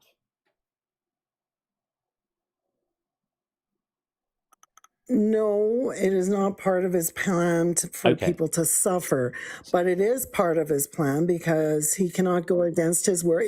But you please allow me a minute to explain. So if you force someone to love you, that's not a genuine love. My Heavenly Father does not force anyone, just as you exist with not loving him and believing him. That's delightful. I'm going to cut you again because we're no, I'm going to just stop you again. Choose. No, I'm trying to keep you focused. We're not talking about. Hang on. You have to allow me the time. I don't have to allow you the time. I I actually don't have to allow you the time. I'm trying to keep you focused on what we're talking about. We're not talking about whether God needs to allow people to love him. I'm talking about a God that allows trees to fall on animals and hurt them, and allows earthquakes, and allows tsunamis to wipe out villages and mudslides to kill children. There's nothing to do with God allowing people to love him. Absolute change of subject. Try and focus on what we're talking about. You believe in an all-powerful God that is causing and allowing huge, unimaginable amounts of human and animal suffering. And I want to get your explanation for why your God does that. So you need to just unmute yourself. There's a little microphone symbol with a line through it. And if you just tick that, you will be able to unmute yourself. Whoops. There we go. Sorry. Try again. Just click the button once again and you'll be able to unmute. And I just want a straight answer. I don't want you to change the subject and start talking about how he allows people to love him freely. It's got nothing to do with this. You can take humans out of the equation. I want to talk about. It has everything to do with that. I want to talk about why God allows animals and humans to suffer. Lions have to eat by killing gazelles and other animals, tearing their windpipes out. Very, very painful, traumatic death for those animals. Why does God create a world in which there is so much suffering? Is he powerful enough to make it so that there isn't suffering? And why is all that suffering there? So you're asking a question that demands a minimum of a 2-minute answer. Can you allow me 2 minutes to answer this question appropriately? It depends. If you start veering off into other subjects, I will stop you and bring you back. If you're going to directly answer me by saying God allows all of this suffering because, then you can take as much time as you like. So let's do this. The next thing that's going to come out of your mouth is God allows all of this suffering because, and then say whatever you like. Because the earth has the adversary in it, and God allows you and me and everyone to decide who they will follow. If you don't believe, it's not necessarily that you believe in the adversary, but you don't believe in God or his will or his direction for our lives. That is the reason. So the adversary. So let me stop you. Let me stop. The adversary. Okay, so there's some enemy, an adversary, who's skulking around the place, giving babies leukemia. Is that correct? No, sin, and also I don't have statistical data, but I really and firmly believe that children that come into this world that are only here for a short time are actually angels that come to achieve a certain purpose, and then they're delightful. Yes, I'm sure you think it's great when kids die. I understand that. So, no. So children are being born and getting cancer in the early years of their lives, and you've attributed this you've attributed this to the adversary. Is that, am I understanding you correctly? I don't want to put views on you if you don't hold them. So you mentioned the adversary. Well, I'm a cancer survivor, so I'm quite familiar with cancer. I am too. What it does to people. I am too. Answer the question. Children with cancer are given cancer. Why? So well, and nobody's given it, but you have to admit, being a cancer survivor, knowing all the facts of what's on this earth that causes cancer, our food, the air, the No, water. There's so much pollution in this my world my that ca- my causes cancer cancer. my You cancer know my that just cancer as I know my that. cancer was caused by a genetic abnormality. Actually, it was a broken chromosome. So we know what caused mine. But anyway, an all-powerful God would have been able to stop mine happening. And more to the point, an all-powerful God would have been able to stop a child getting leukemia or bone cancer. The child didn't get bone cancer because they had a sinful lifestyle. They got bone cancer for whatever reason they got bone cancer. God is watching all of this. And I'm going to ask you the same question I asked you earlier that you weren't able to answer. God is watching all of this and clearly chooses not to intervene. He could intervene because you've said he's all powerful. We know he is. People pray to God all the time. You've got prayer warriors who are praying to God to do things. So when the prayer warriors pray to God, please don't let my child die of cancer, and the child dies anyway, God must have a reason for this, right? Yes, and he and does. most people, when I have this conversation with them, do you know what a theodicy is?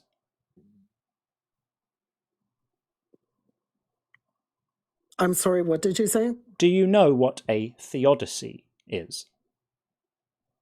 No, I don't. So a theodicy is a theological response to the problem of evil and suffering. So it's an explanation that people offer to account for all of this suffering. So most people, when I have the conversation with them, they provide a theodicy, which is exactly the one I was asking you earlier if you were going to provide, which was that in these instances when children die and suffer, or animals die and suffer from trees falling on them, or any things like that, or being predated by other animals, that the reason God allows this to happen is because there's some part of his plan, and we just don't know what the plan is, and we can't understand it because he's very big and clever, and that's why these things happen. Is that the justification you're going to give, or is there another justification you prefer?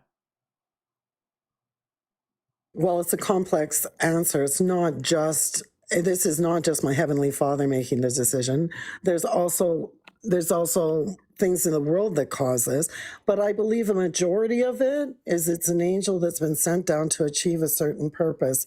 And when they're done, they're only allowed to be here for a short period of time. And when they're done, they leave. And if you talk to people that have lost I'm stopping you again. I'm stopping you again because I'm stopping you again because you're not answering the question I asked you. You're now focusing specifically on children dying young. I've said that this applies to all suffering like this. You need to account for animals caught under falling trees. You need to account for earthquakes, which make buildings fall on people. Some of the people walk away fine. Some of the people are killed. Some of the people are paralyzed. Some of the people spend the rest of their lives in agony. This is not just angels and babies and stuff like that. You need to account for all of it. So I'm going to ask you again, is God capable of stopping these things happening? Or is he just not powerful enough to stop them happening because the adversary is really in charge? the adversary isn't really in charge. Right. What So is in charge is God's in people charge. make the decision Fantastic. to either follow the ways of the adversary. No, I'm sorry. Earthquakes causing buildings to fall on people, some of whom are devout believers, by the way. There are earthquakes in areas where the percentage of religious adherence is north of 85%.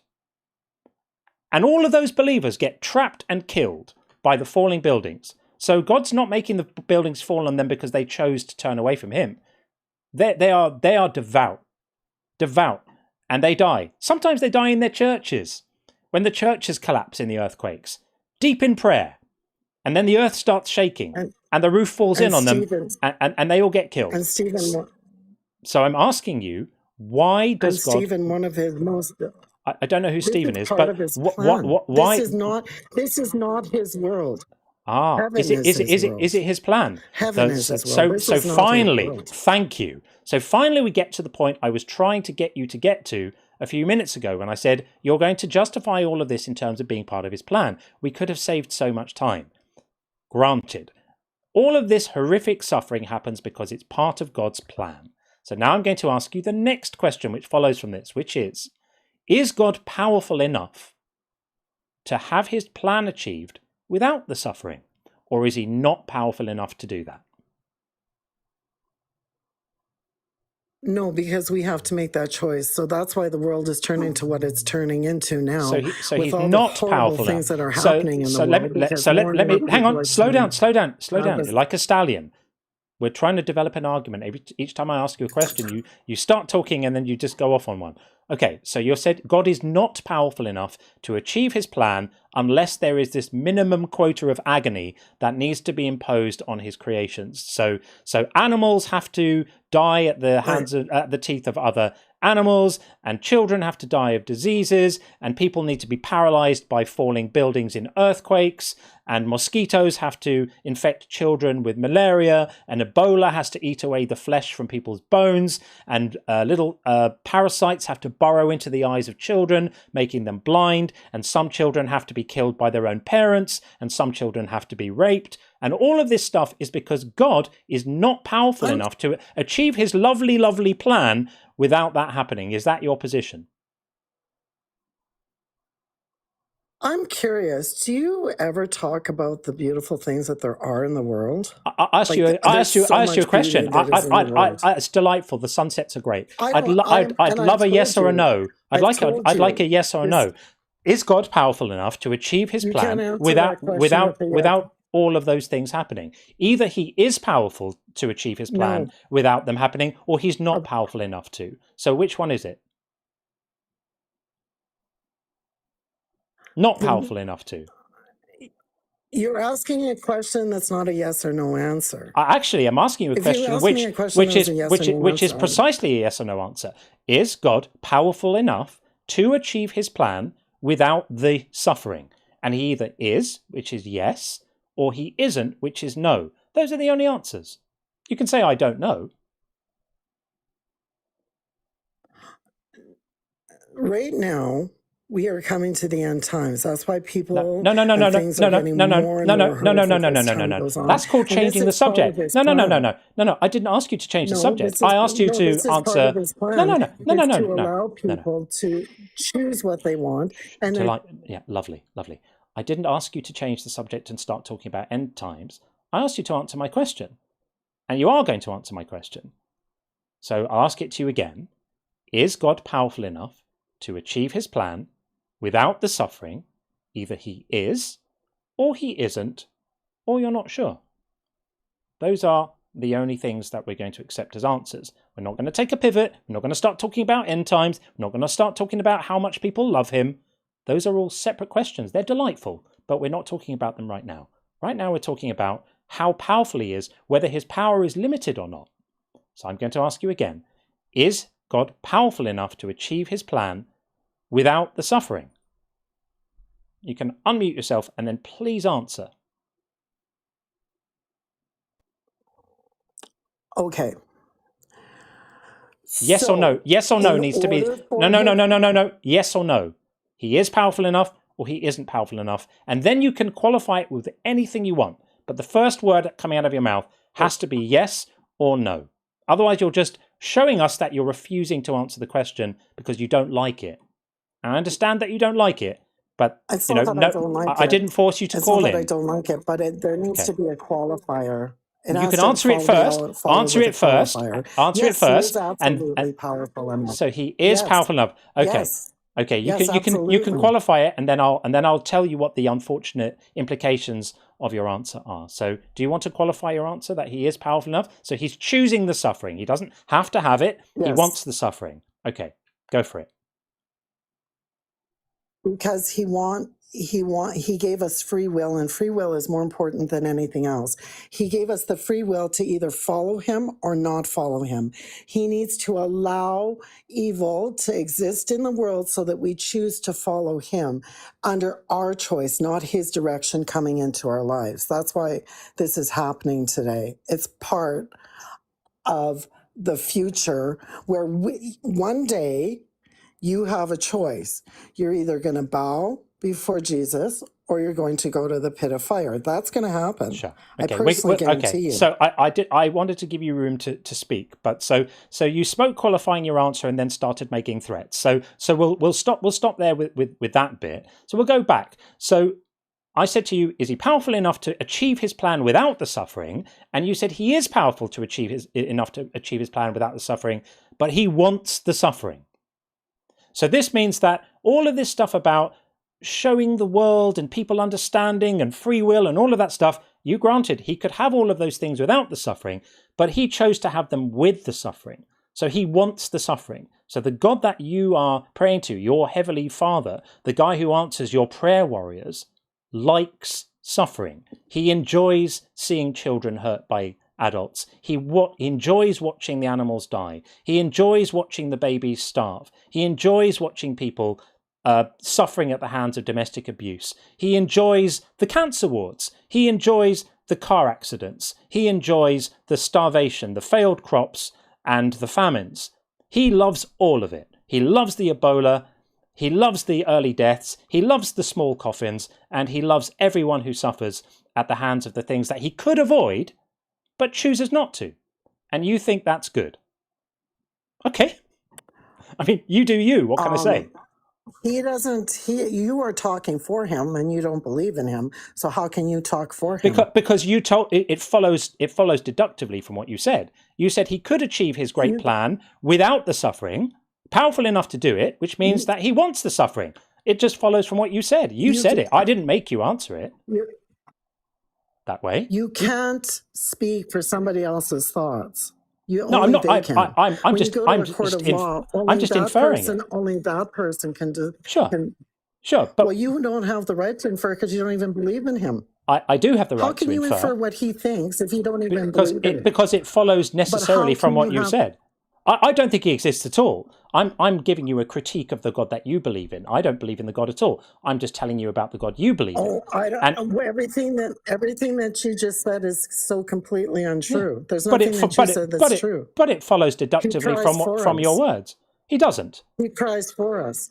No, he doesn't. He cries for us. Yes, he does. No, because our tears are in the palm of his hand. That's delightful. But you said that he could achieve his objectives without the suffering.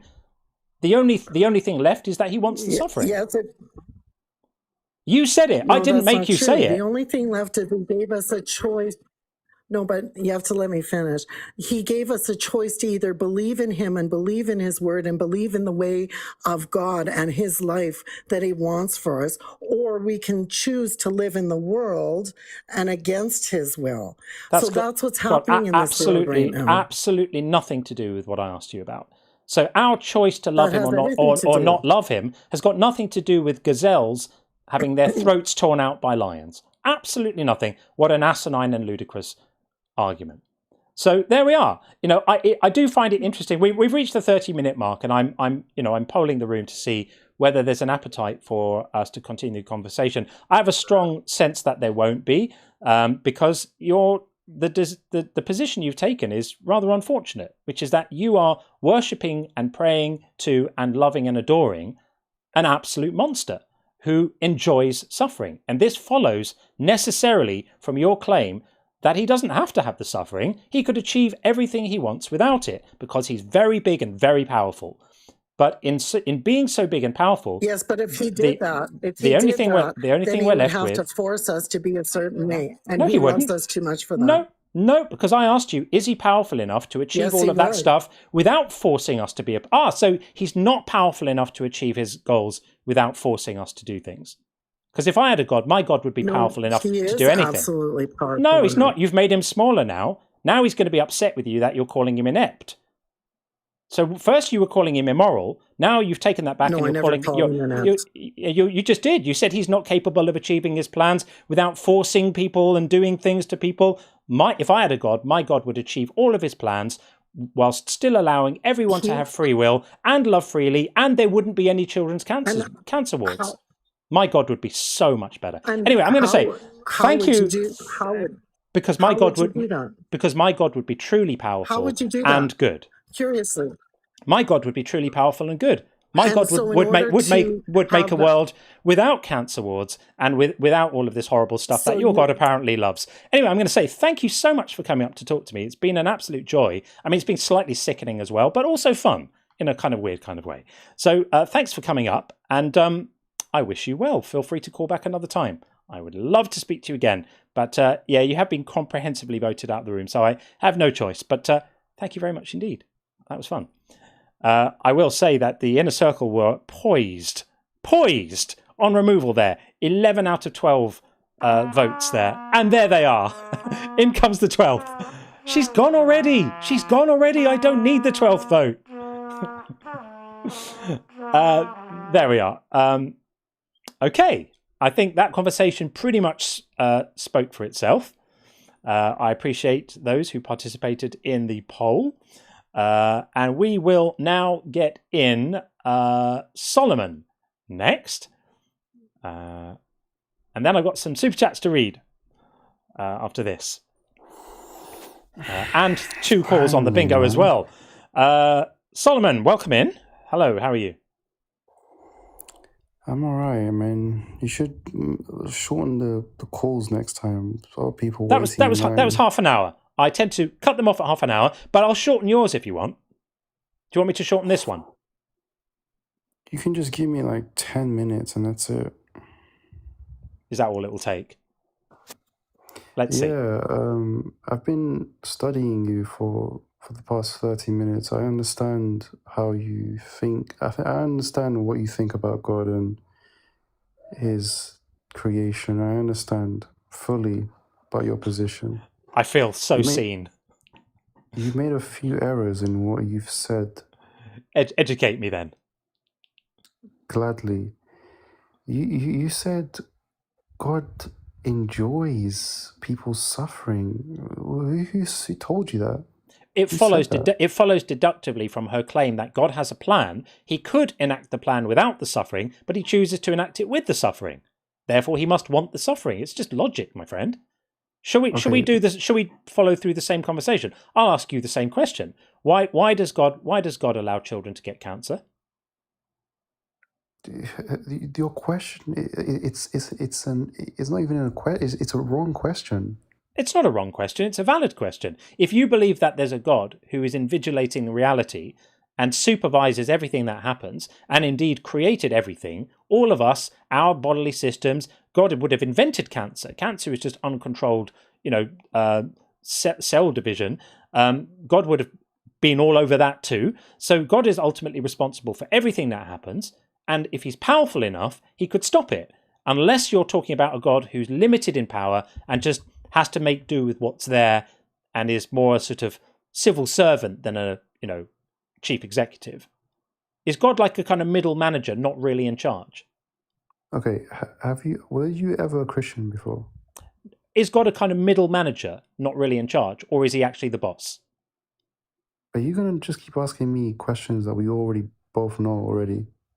I'm asking you to clarify your position so that I can show you how your position leads to God enjoying cancer. So is God actually in charge, or is he just like a kind of middle manager, not really in charge? Coco, no. Coco, leave it. Coco, no. Coco, take one and go. I said, leave it, Coco, leave. No, I'm on the phone. This is wild. Sorry. This is not the diversion I was expecting. Coco, be good. Now, let's get back to the topic at hand. Is God actually in charge, or is God subordinate to someone else? Sorry, one second. He's biting me now. This isn't on the bingo. Caller being attacked by animals isn't on, or people. I don't know animals. I heard biting. This wasn't on the bingo. Solomon, are you there? He's fighting off some kind of attack. Maybe this is a survival instinct to fight off an attack rather than fight off an argument. I can't decide which will be harder, but I know that he's going to prevail in one of these and unlikely to in the other. How long do we give? Give? There we go. Yes. I'm glad you survived the attack. So what I was asking is God actually in charge or not? Yes, but could you just clarify what you mean by in charge? In charge of what? Sorry. In charge of events that happen, and in charge of reality, in charge of what's going on, in charge of the world, if you like. Yeah. So okay, God, he and he controls everything by Great. he knows everything. He knows how many times you've blinked. Even how better. many times You're your heart has... you're making my argument for me. He knows how many hairs I have on my head and how many times I've dreamed of this very moment. So, okay, great. So when children get cancer and suffer horribly, absolutely agonizing, God could stop it if he wanted to, because he's really, really powerful. But do you agree he doesn't? I mean, go and spend a day in a cancer ward and you'll agree with me. Right. So he doesn't, right? So God sees these children suffering and chooses not to intervene. And the reason he does this is because... Yeah, he could intervene. He could just say, you know what, cancel the cancer. Right. He could. You're right. But he doesn't. And the reason he doesn't is because... So the reason why he doesn't is because if he would do that, then think about this. How many people... So there are 8 billion people on this planet, right? Some are living nice, some are living extremely nice, and some are living, below average, right? Like me and you, for example. So if he decided to fix all the problems on the world, then how will that... Coco, no! I said leave it! Coco, go down. Down, sit. Don't you look at me like that, Coco. Come on, let's focus up here. Let's focus up here, because... yeah, he's dropped out. Okay, well, there we go. That was very silly, wasn't it? I think he had a sense that that argument was going to fail, wasn't it? So there we are. Bye-bye, Solomon. And we will next get in Teresa. Teresa Charles. Teresa Charles / Jesus Christ. Amazing. Always wanted to meet Jesus. Teresa Charles. Hi, Teresa. Hello, how are you? I'm fabulous. How are you today? Good, thank you so much. So my claim is that your God obviously isn't there. That my what? That God obviously isn't there. Seems that way to me. Yes, there is a God, but this earth was lost to Satan. Lost to Satan? What was God doing when the earth was lost to Satan? Was God just powerless to stop Satan taking over? So God created this world for us, but because of the fall, so Adam is the one who had control of the world. So he gave it to Adam and Eve, only Adam. And because Adam was deceived, he gave up his right to this world. So naughty Adam. Naughty Adam. The children 5,000 years later must now be punished for Adam. That's the plot? Is that how it works? Well, so because of Adam's fall, right, Adam had control of the world, and he gave up the control of the world to Satan. So Satan does have control of this world. He's called the God of this world. So God was absolutely powerless to stop this happening. I'd been under the impression that God was kind of in charge and all powerful, but I understand now. Thank you for filling me in. So when this fruit-related incident happened with Adam and Eve in the garden, and by the way, it was actually Eve who kind of did it, and then kind of pulled Adam into things. That's right, but Adam was the one who really had the control over it. He was the man. The man is always responsible. I agree. And in the face of all of this, God had absolutely no choice but to curse everyone else forever. It would have been great if he could have done something about it, but the person who was actually in charge was Satan.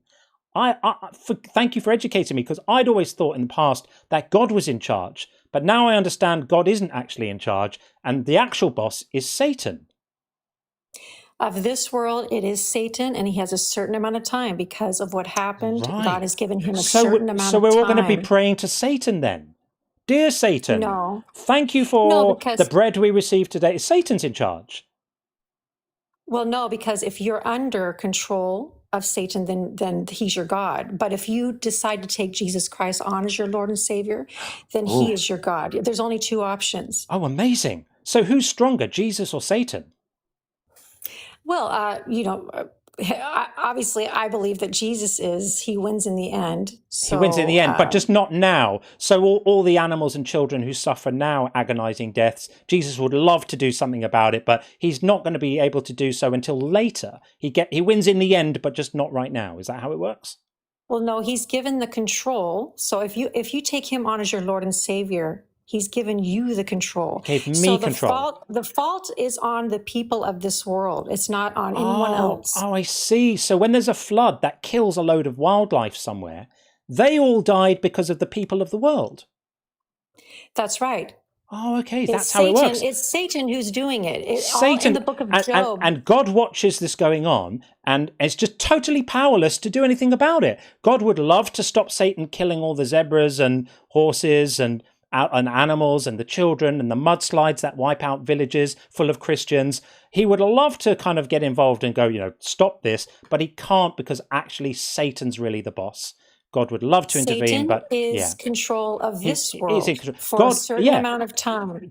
Is God happy for Satan to be in control of this world?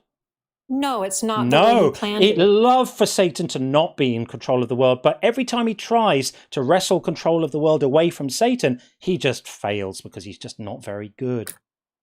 It has nothing to do with that. God is not a liar. Oh, he's not a liar, but he would have to the only way he could get control of the world away from Satan would be by lying. No, what I mean is that Satan has control of this world because of the fall. So he had to, the control of the world now had to go to Satan. God had no choice but to give it to Satan. I understand it now. So God would have loved to retain control of his creation himself, but because some people ate some fruit, he had no choice but to hand control of the world over to a bad snake stroke demon. Is that how it works? Well, it has more to do with, it's not just like a piece of fruit. It had to do with magic because fruit. we were so perfect. No, we looked exactly like God. We were so perfect that human beings thought they were God. And so this fruit that was in the middle of the garden was to show who God really was. It was something that was God's, and it wasn't to be taken. Oh, I thought it was about knowledge of good and evil and knowing what was right and wrong. Was that bit wrong in the Bible? Well, there you go thinking. It's all about us being removed from God because of what we did. Right, and God just like absolutely powerless to do anything about it. Has nothing to do with him being powerless. Apparently so. Could he have stopped it? Could he have stopped the serpent going into the garden? By the way, the serpent wasn't Satan. That's not biblical. No, he doesn't come in and stop things. He doesn't come in and stop things. I've noticed that. You know what? I've noticed that because since we've been having this conversation, a significant number of children have been abused by adults, and God could have stopped that, but he doesn't come in and stop things. That's agree. Right. He doesn't. Yeah, he doesn't. He loves the abuse. The church, we the people have the control. You have control by your words, actually. Oh, I thought it was Satan. I thought it was Satan who was in control. Well, like I said, you're either under control of Satan or God. So if you don't believe in God, you're under control of Satan. You are powerless against the control of Satan. Is Satan controlling me right now? Absolutely, 100%. Is that bad?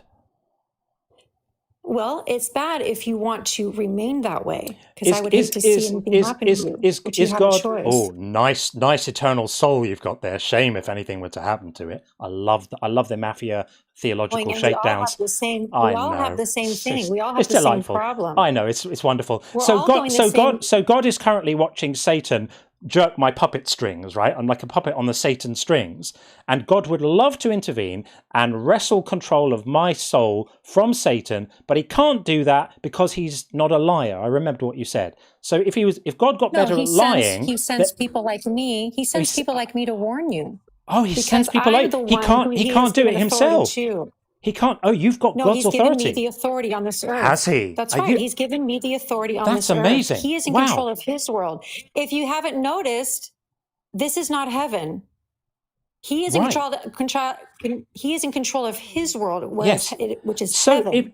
So if you're his appointed agent on earth and he's sending you to do his work, why does he allow you to look so ridiculous in front of 1,400 people? Well, that's your opinion, brother. That's your opinion. It is. Yes, it's my what you're saying. Opinion, what you're saying is absolutely bananas. I know, but what you're saying is absolutely bananas. Because your eyes are not open. They are. Your eyes are closed, as the scriptures teach. My eyes are fully open. Fully open.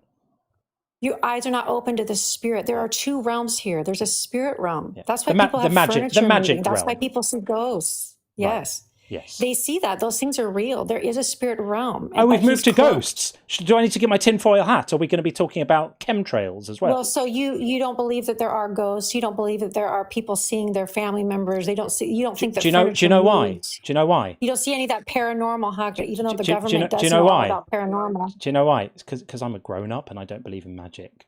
Well, grown-ups need to do a little bit of investigating too, because the paranormal is a government. It's actually been investigated by the government. It's been investigated by the government. Yes. What's interesting is that there's never been any fucking evidence for any of it ever. That's the funny thing about it. Because you haven't looked into it, brother. It's out there. It's delightful that you say that I haven't looked into it and would want to research more, when I've been actively involved in the community of people who research this stuff and look into it for several decades. Oh, really? So you know people who've looked into paranormal and you don't believe it? Yeah.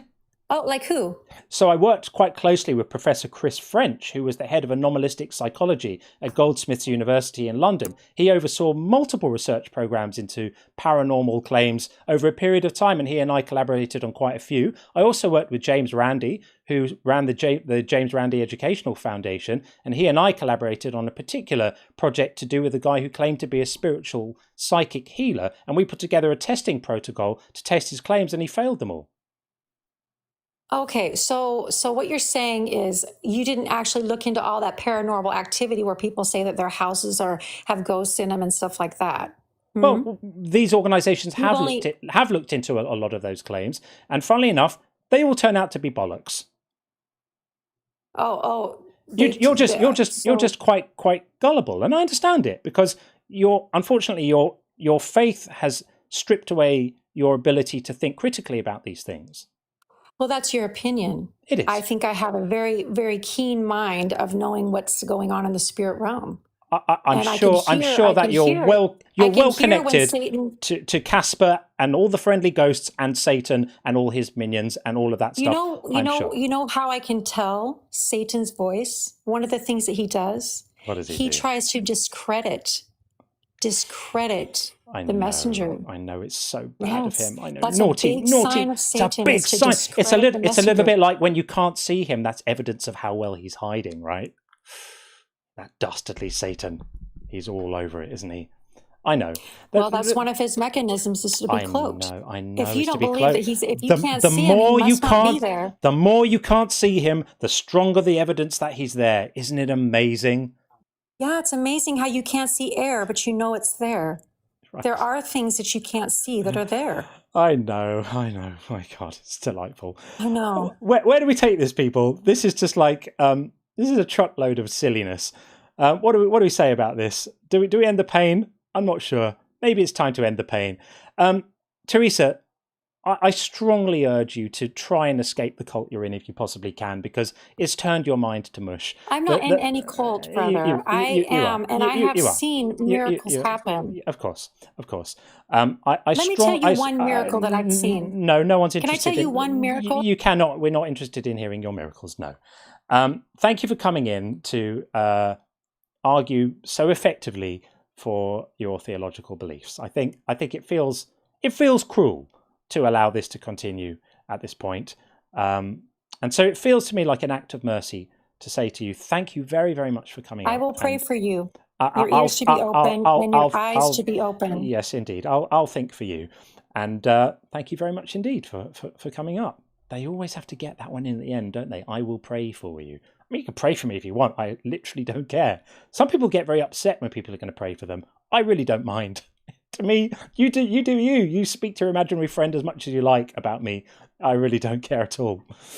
There we go. Okay, we've got a few guests to get in. I have got to read some super chats though, and deal with some bingo. It's all going on here tonight, folks.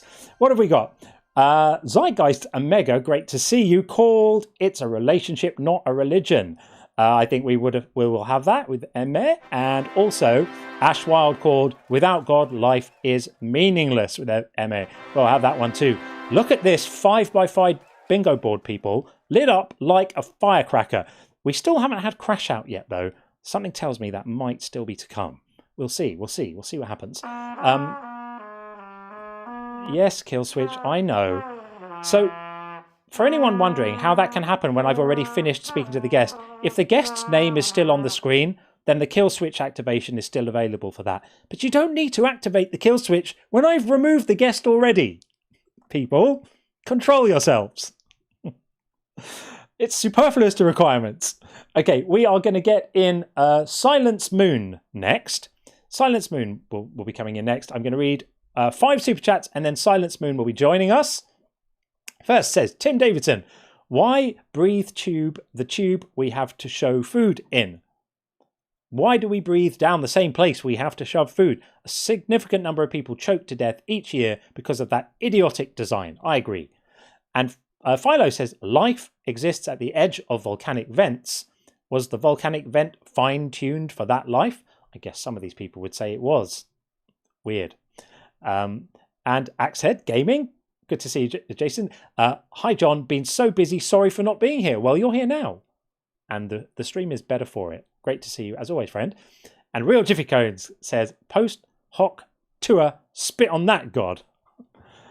That's all we could say. That was also while sample text was in giving the fine-tuning argument. It was very post hoc, I agree. And Tim says, it only matters because we say it does. If you have a royal flush of hearts in poker, good hand. If you have a royal flush of hearts in spades, you lose.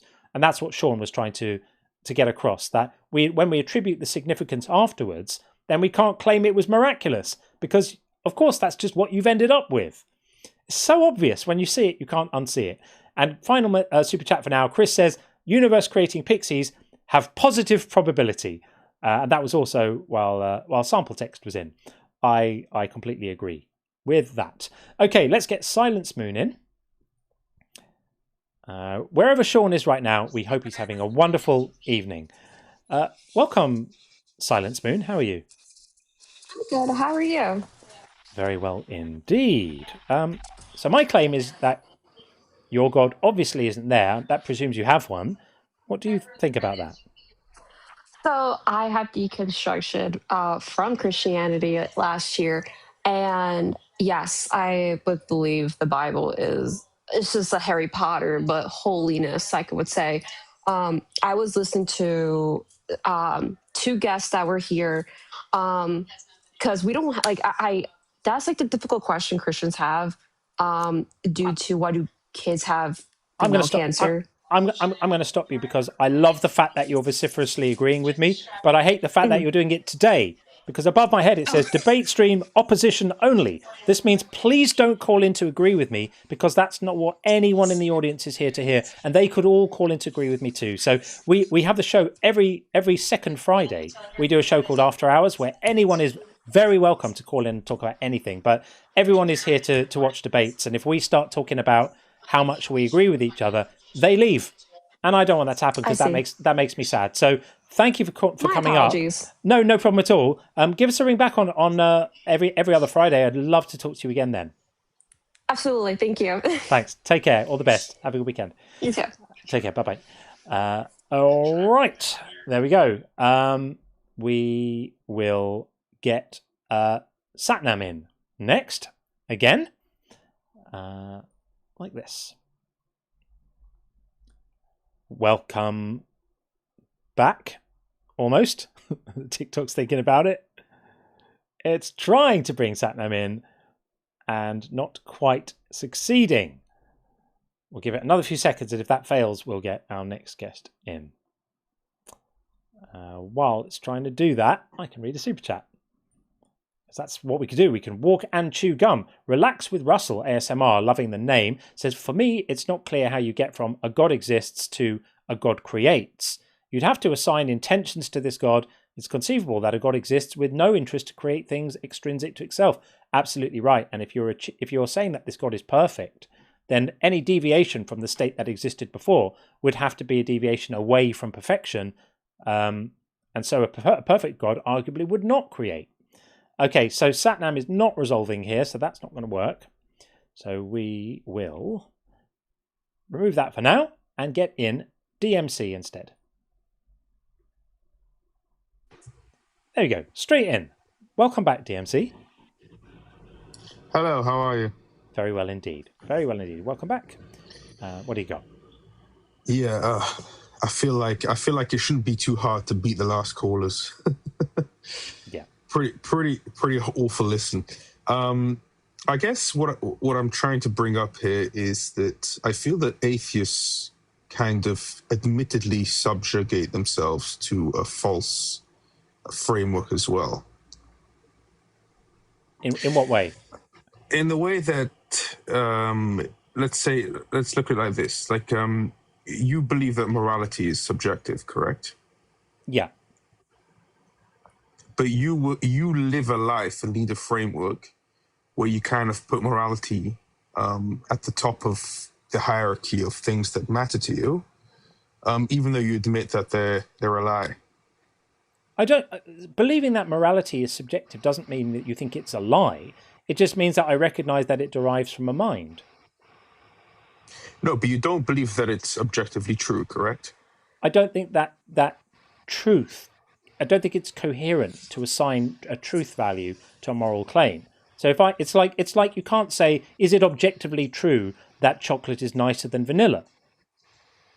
Exactly. Yeah. So but that doesn't mean that for a given person they can't be very passionate about how much more they like chocolate than vanilla, or vice versa. So the fact that it doesn't have a truth value doesn't mean that it's illusory or that it is not meaningful, and that it may not be the most important thing in your life. If I say that I organize my life around certain moral principles, then it's important to me to live my life by those principles. It's as important for me to live my life by those principles as pretty much anything else. Like I think about something like how I treat my son, right? So that comes under part of my morality and my ethics. Is I think that I have certain ethical obligations to my son which follow from my subjectively chosen moral framework. But the fact that I grant that it's subjectively chosen doesn't mean that it's not the most important thing in my entire life, because it is the most important thing in my entire life. No, sure, I get that. You sound like a perfectly nice person.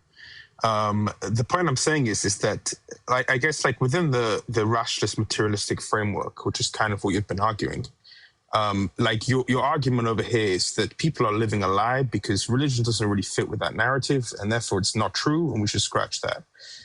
So my point is that morals kind of don't fit within that narrative either. The idea of something being good or evil doesn't fit within a rationalist materialistic outlook. So really, if you're being truthful and you're striving for truth only, then you should kind of proclaim to any serial killer or anyone who likes, that man with a mustache from the 1940s, that you're equally justifiable with your position as I am. This is an idiotic argument. This is an idiotic really argument. It's to misconstrue acknowledging subjectivity from claiming arbitrariness. To grant that ethics are subjective is not to render them arbitrary. They're rooted in the most important principles a person can hold. We're just not lying to ourselves that they exist in some magic realm.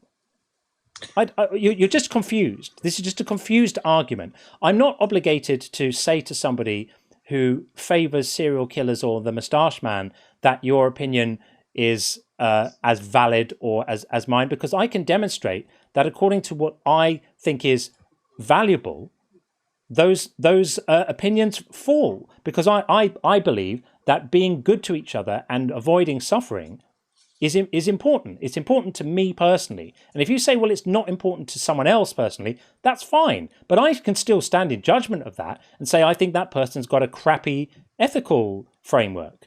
I don't have to claim a sort of magical truth for mine. And absent the magical truth, it doesn't render my judgment of somebody else who wants to support those things any less valid. And the crazy thing here is you think you have an objective morality, but you don't have one either. I mean, that's a separate conversation. Well, it's the same conversation, because your claim is that atheism falls because it has a dysfunctional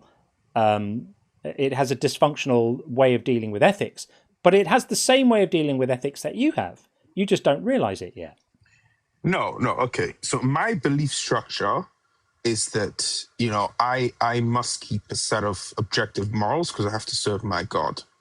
But right? that's a And he subjective happens- choice. Hang let- on. That's a subjective choice you're making, which is every bit as subjective as my choice, which is I must act to minimize harm. Every bit as subjective. And it gets so much worse for you, because in my framework, when I say my subjective choice is to act to minimize harm, I can actually measure the outcomes of those actions and see if I'm achieving the goal. When you subjectively, personally choose to subjectively align your morals with the subjective whims of a subjectively chosen deity, you have absolutely no way of knowing whether you're doing it right. You've got no way of reality testing your actions to see if you're actually achieving the goals you want, because you don't have any feedback. God doesn't send you emails going, nice one, well done, you're doing well. Whereas reality does send me emails because I can measure and see whether my actions are achieving the intended outcome. So my system is objectively better than yours, but they're both subjective. Okay, so we're kind of moving away here from what I was claiming originally. It doesn't surprise me. It doesn't surprise me at all.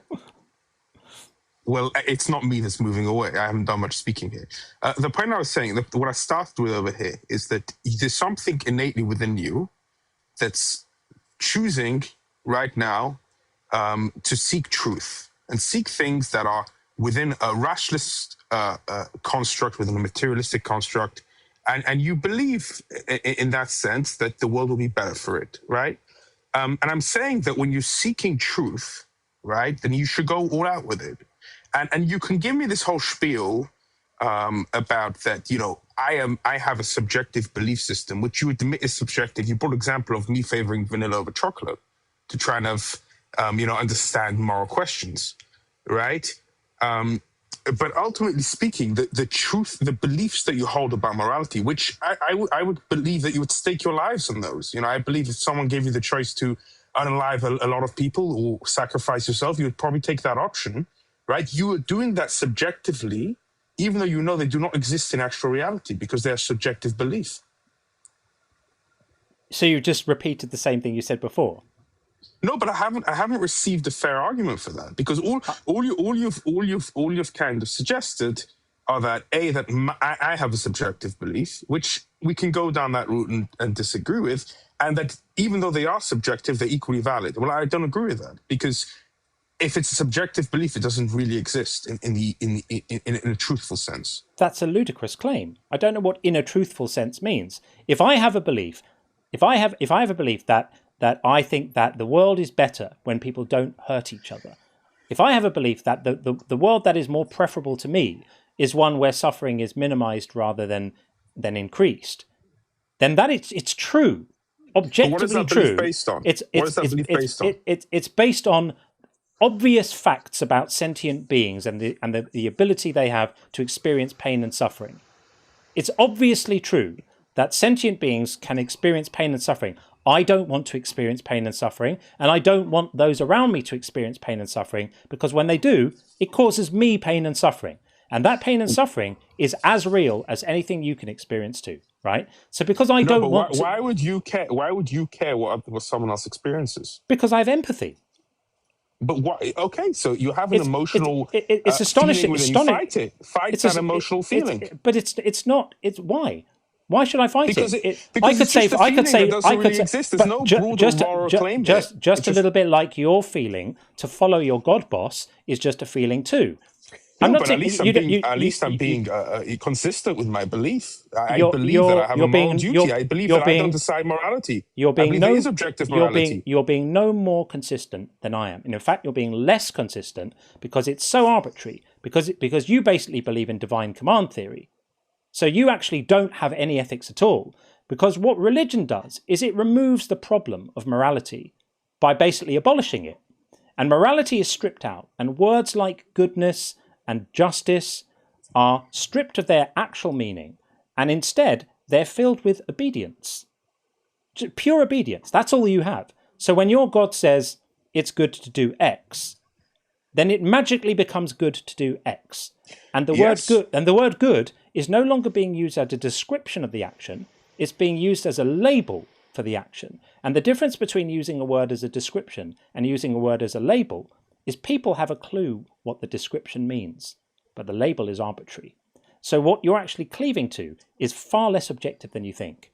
It's actually just obedience with no moral content in it whatsoever. You don't have morality. You just have obedience. And I think that's pretty immoral. No, I believe that my morality is based on what my God wants. So I'm not disagreeing with a lot of what you've just said. I believe a lot of the inner feelings that I have kind of match that. Which God is it? Which God is it, DMC? I believe in. I'm Jewish, so I follow the God of Israel. Okay, so when the God of Israel says slavery is fine, does that suddenly make it okay? At the time, yes. See, we can that's why. Hang on. Let's just be in this moment. I wasn't saying at the time. I'm saying, is it ever moral for a human being to own another human being as property? And you've said yes. Now, the reason you say yes is because your God permitted it. I come at it differently. I have a principle. And my principle is that it's always wrong for a human being to own another human being as property. I don't make exceptions. I don't say it was okay last week and now it's not okay anymore, because that is relativism. That's being arbitrary. I hold to this view because it's a deep principle for me that human beings should not own other human beings. Which really is a cloud of fluff, like you've admitted. It's not a cloud. It's not a cloud. No, it's not a cloud of fluff. It feels important to you, but it's not really based on anything. It's just a feeling you have that you don't like slavery. Just like chocolate ice cream. Just like the feeling that you have of wanting to do what your God does is subjective for you. It's exactly the same. It's no different. It is exactly the same. You could even abstract this out and generalize it and say, I have preference A, you have preference B. And with that, we can be agnostic as to what those preferences are. So we say John has preference A, which leads him to view moral actions in terms of that framework. And DMC has preference B, which leads him to view moral actions in terms of that framework. And then we can have a look at what kind of moral actions get justified by our preferences without even needing to define them. So my preference leads me to say it's always wrong to own other human beings and slavery is never acceptable. It's always wrong to tell men to kill children with swords. It's always wrong to stone people to death for being suspected of not being virgins. It's always wrong to kill people for picking up sticks. And your preference B leads you to say it's sometimes right for people to own each other as slaves. It's sometimes right for men to kill children with swords. It's sometimes right to stone people to death for being suspected of not being virgins. And it's sometimes right to kill people for picking up sticks. Which one of us has the better morality? Okay, so again, there's definitely surface level consistency to what you're saying. Maybe more than me. In a certain sense, but I'm still trying to understand you. I really am trying to understand how you've answered the points I'm saying.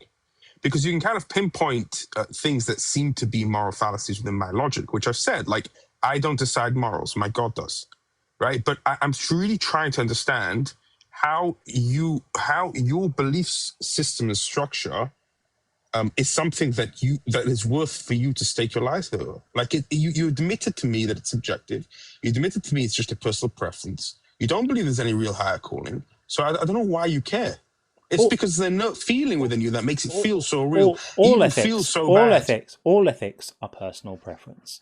You must just understand this. So why abide by them? Why encourage people to abide by them? Why not be honest like you are when you vehemently disagree with religion? Say, I vehemently disagree with a logic framework, even though I know, because subjectively you prefer a positively good ethical stance, right? It's subjective belief. The same way, I can argue that your belief is subjectively wanting a good moral stance. It's the same as someone's subjective belief of wanting a religion and a God, because both of them are based on something that's not real. So what I tend to do is I look at the outcomes, right? I have a teleological approach to this. Say, what do I want to be true about reality? I want people to be self-actualized. I want people to be educated. I want people to live in the world as it actually is, not in the world as depicted in Bronze Age myths. Because I think we all benefit from that. We all pay the price when people sit in yeshivas all day long and they're completely illiterate and they can't do basic mathematics. Everybody pays the price for that. Less brain power in the world. Some of those people could have gone on to cure cancer, but they won't, because they stay stuck in ignorance of everything else in the world apart from the religious stuff that they study. I come from a background of people who did that, and they achieved very highly in that area, and they were fools with regard to other stuff because they stayed ignorant. I don't think it's good. Were you? Do you grow up religious, if I can ask? No, I didn't grow up religious, but I come from a pretty prestigious rabbinical line, and they were scholars and they were rabbis and they were, wrote famous books and have books written about them, and I understand that tradition. But I think those people blinded themselves to the reality of the world. And I think people doing that now are blinding themselves to the reality of the world. They're living in a land of make-believe and talking animals. And I don't think that's good. I don't think that's helpful for anyone. And so I'm just here expressing that. Well, it was definitely helpful for the world, because the fact that this is a random cipher, the fact that they studied so vigorously meant that they had a very, very smart gene pool, which allowed a lot of innovation down the line for people who weren't so religious. That's great, and I celebrate the scholarship, and I celebrate the brilliant minds, and I celebrate all of that wonderful stuff. And I'm acutely aware of the fact that there have been terrible cultural forces that have pushed against groups of people, and it's problematic and messy and difficult, and there's geniuses amongst them, and all of that great stuff. I just think I can't help but thinking, if all of that brain power had been put to other things, it would have been better for everyone. Everybody would have been lifted up. And so, this is why I say I think that faith and religion is not a helpful thing. I think we can demonstrate that it's not a helpful thing. It doesn't have to be, we don't have to look at one particular religion. You can say, generally speaking, in the world, we would all be better if we all just lived in the world, dealing with the world as it is. I just think that would be better. I mean, I can understand that, and that's a valid type of belief. But if you really break that down and you look at where's the hierarchy in the structure of your beliefs, right? In the hierarchy of your beliefs, like if there's nothing divine kind of at the top of that, in my opinion, it renders everything else that comes below that as mere preference and not true in any objective reality. And that's why I really struggle when I'm trying to deal with atheists as to. But I've got first of all, hang on a second. Don't overgeneralize. There are atheists who are moral realists, like Ian. I don't know if you've come across Ian's work online. Ian's a moral realist. He's an atheist, but he holds that there are moral facts. He's just got a different approach to me. Right. So I can discuss it with him then. But my best friends, my best friend who actually grew up Orthodox, is now a rationalist materialist atheist. So I kind of discuss it a lot with him. Okay, so I'm just saying you can't draw a line from atheist to. Right, so I guess the atheists that don't believe in subjective, don't believe in objective morality. So you just have a problem with people who aren't moral realists. Okay, that's fine. Yeah, we're entitled to have different opinions about this. No, but I would just like for people to be, kind of honest and say that, my belief structure really, my belief structure really shouldn't really, equate to Hitler being evil, really, in any sense, or to evil being bad, because it's just preferences. For people to kind of live with that and to act like that, it's a stark, harsh reality that people kind of cocoon themselves in a bubble and don't face too much. That's kind of what I'm trying to bring out over here. You're not facing how bad that belief is. What's an awful belief? It's an awful belief structure to have to kind of equate morality as just being a preference. Why? And that I just don't like H-Man. But that's the one you have. Evil. But you just haven't realized it. That's still the one you have. You can deny it all you want, but I demonstrated perfectly earlier on that your morality is a preference just as much as mine. You just don't like it. You deal with it. Because I don't believe it comes from me. I don't believe it comes from me, and I stick by what my religion says. Your subjective decision, your subjective choice to define your morality in terms of this particular religious framework is subjective. That is a choice you're making. You could define it in terms of another religious framework or no religious framework, or you could accept the theological claims but rebel against the authority. Your personal choice to accept this authority is every bit as subjective as my decision True. to No, but I don't understand what you're saying. Like, my choice to accept value it is minimizing harm. Your ethical system is every bit as subjective as mine. So if you have a choice to abide by it is subjective, but I don't think the system itself is. I don't know what you're saying. I say exactly the same for myself. So my choice to abide by a system that it prioritizes the avoidance of harm is subjective. But once I've done that, I objectively measure any action against that standard, which is exactly what you do. So there's actually a lot of similarities between your system and mine. The difference is that I can measure the outcomes of mine and you can't. No, I explain to you the difference. I'll explain to you. It's kind of like, I'm trying to think of a good example over here, but it's like, once I make my choice, I'm kind of locking myself within a certain position. Same with me. You can walk in and out of it. Like, no, I can't. I'm committed to minimizing harm. That's my moral principle. Just like you're committed and locked in to pleasing your God, I'm committed and locked in to minimizing harm. And once I've done that, I objectively look at every single ethical situation and I objectively evaluate whether it's less or more likely to achieve that end. Okay, so I know you don't believe in religion, but let's say I'm right in that theory. Do you think that there's more of a reason for me to abide by the moral framework that I believe in than you? If I'm right that God exists and demands this of me, is there more of a reason? More of a reason than what? That's a nonsensical question. To abide by his morals. Like, you're saying that both of us abide by morals, right? I'm subjective, and therefore I kind of concretize my beliefs. Obviously, it started off subjective, but I'm very fervent about them. But let's not forget. But you do understand that within my structure, I have to keep this moral framework. You don't. No, you don't have to. You're choosing to. And by the way, let's not forget that if you're rooting your moral framework in terms of God's mind, that's about as subjective as stuff gets. You're saying that right and wrong derive from the mind of a being. It doesn't get any more subjective than that. I'm deriving right and wrong from something much more objective, which is, does it cause suffering or doesn't it? That is objective. You are deriving it from, does the Bronze Age Middle Eastern war god like it or not? Does it please the Bronze Age Middle Eastern war god or not? Who's got the objectivity here? Ain't you, my friend. It's a terrible line of argument. I mean, we're not talking about a man here, right? We're talking about... it doesn't matter. You're talking about a mind. Does God have a mind? Not in the way we understand it. God doesn't have a mind. So God isn't free to change the rules if he wants to. Certain rules, yes, and certain rules, not. Right. So God, he can't say that he's not. He can't be not all powerful. He can't. Yeah, but I'm talking about his moral preferences. I'm talking about what he likes. He always I'm with you that I think the idea that Satan is split from God is a horrible Christian belief. 100%. Like Satan's serving the will of God.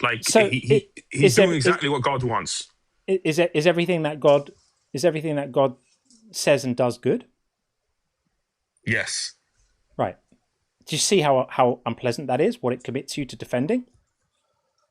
So when Moses tells the Israelites to go and kill all the Midianites, and including all the young male children, specifically tells them to go back and finish the job, by the way, because he gets very angry that they left some of the people alive, sends them back to slaughter the remaining Midianites with explicit instructions in Numbers 31 to kill all the Midianite children that are left, all the males put to the sword, and then look at the women and girls and kill all the women who have been with a man, but keep the young virgin girls for themselves. That's good.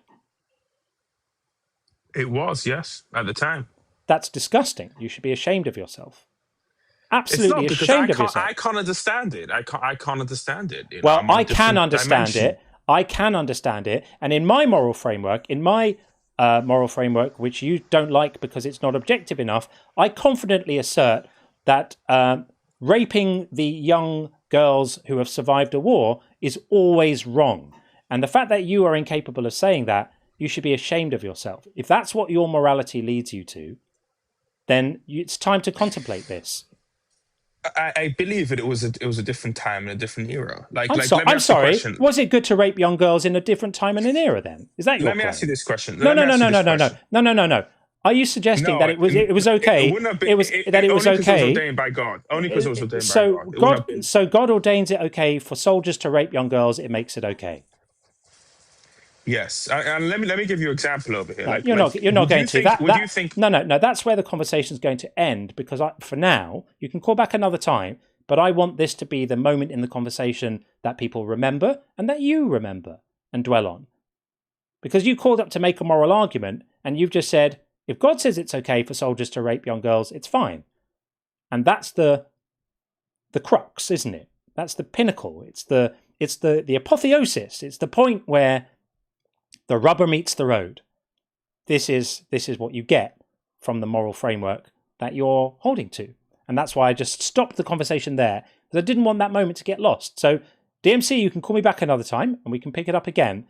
But I want that conversation to end on that particular note so that everyone involved, including you, can dwell on what it is that you're saying and where your ethical framework leads you. Because I'm fairly comfortable saying there has never been, there is not now, and there never will be a time that it's okay for soldiers to rape young children. Pretty easy. Pretty easy. Okay, on that note, we'll read some super chats. That's pretty wild. Pretty wild. Aleph Not here says, actually, you do believe in God, and this was when we were speaking to Michael Brown earlier on, and that's what Michael was saying, telling us what we believed. I'm sorry, these are a little bit from a bit earlier. I'm gonna get through them now. And Bethos was saying Sean on fire. This was why we were speaking to Michael Brown as well. I hope wherever Sean is now, he's having lots of fun. And Anani, thank you for this, says, thou shalt not bear false witness against thy neighbour. Plus 1 John 2:4, there's biblical backing for Romans 1, quoters are not believers. This again was all in response to Michael Brown informing us about the contents of our own minds. So generous of him to do that. And Doxon Greenlight, great to see you, friend. Thank you for the 616. To the Christian members of the African diaspora, try telling us when your ancestors first started believing in Christianity and how they learnt it. I know it's heartbreaking, isn't it? To think about that. These people who had this horrific cult forced on them, and then they began to force it on generation after generation themselves. Absolutely horrible. And Tim Davidson says 98% of the people who get paid to study a thing say a random guy on YouTube says B. Who should I say A? Sorry, say A, and a random guy on YouTube says B. Who should I trust? That's exactly it. This is why we were speaking to Michael as well. And Bethos said, believe can be good, like if it is the Cher song. Do you believe in life after love? I do believe in life after love, and during and before. Ocean Willows says, thank you, Ocean, says, I have a fear of speed bumps, but I'm slowly getting over them. Bum, bum, bum, bum. I love the jokes. They just break up. They break up it gets a bit serious in here sometimes, doesn't it? All this talk of horrible stuff. So I appreciate this stuff. To Inspired by the Sea, great to see you. Thank you for the super chat. Callers don't realise their arguments prove the prompt. Happens all the time. They come in here trying to disprove it, and they just give us everything we need to show that it's true. And Coffee Mom, thank you for the super chat. They never explain how the argument proves a god. No, they just hope that it does. That was when Amir was on. And then when Emir came in, Bethos said, 5x5 bingo is a treat for my eyes. Well, it's a treat for all our eyes. Everything is now good in the world. It's all nice and neat, and the stuff in the centre is actually in the centre. It's not off to the side. There's a car that came out a couple of years ago. I can't remember who made it. It might be like a Kia or something, and it's like a weird box-shaped thing. And the rear window of the car, the frame of the window curves around the glass, but only on one side. And it just looks so wrong.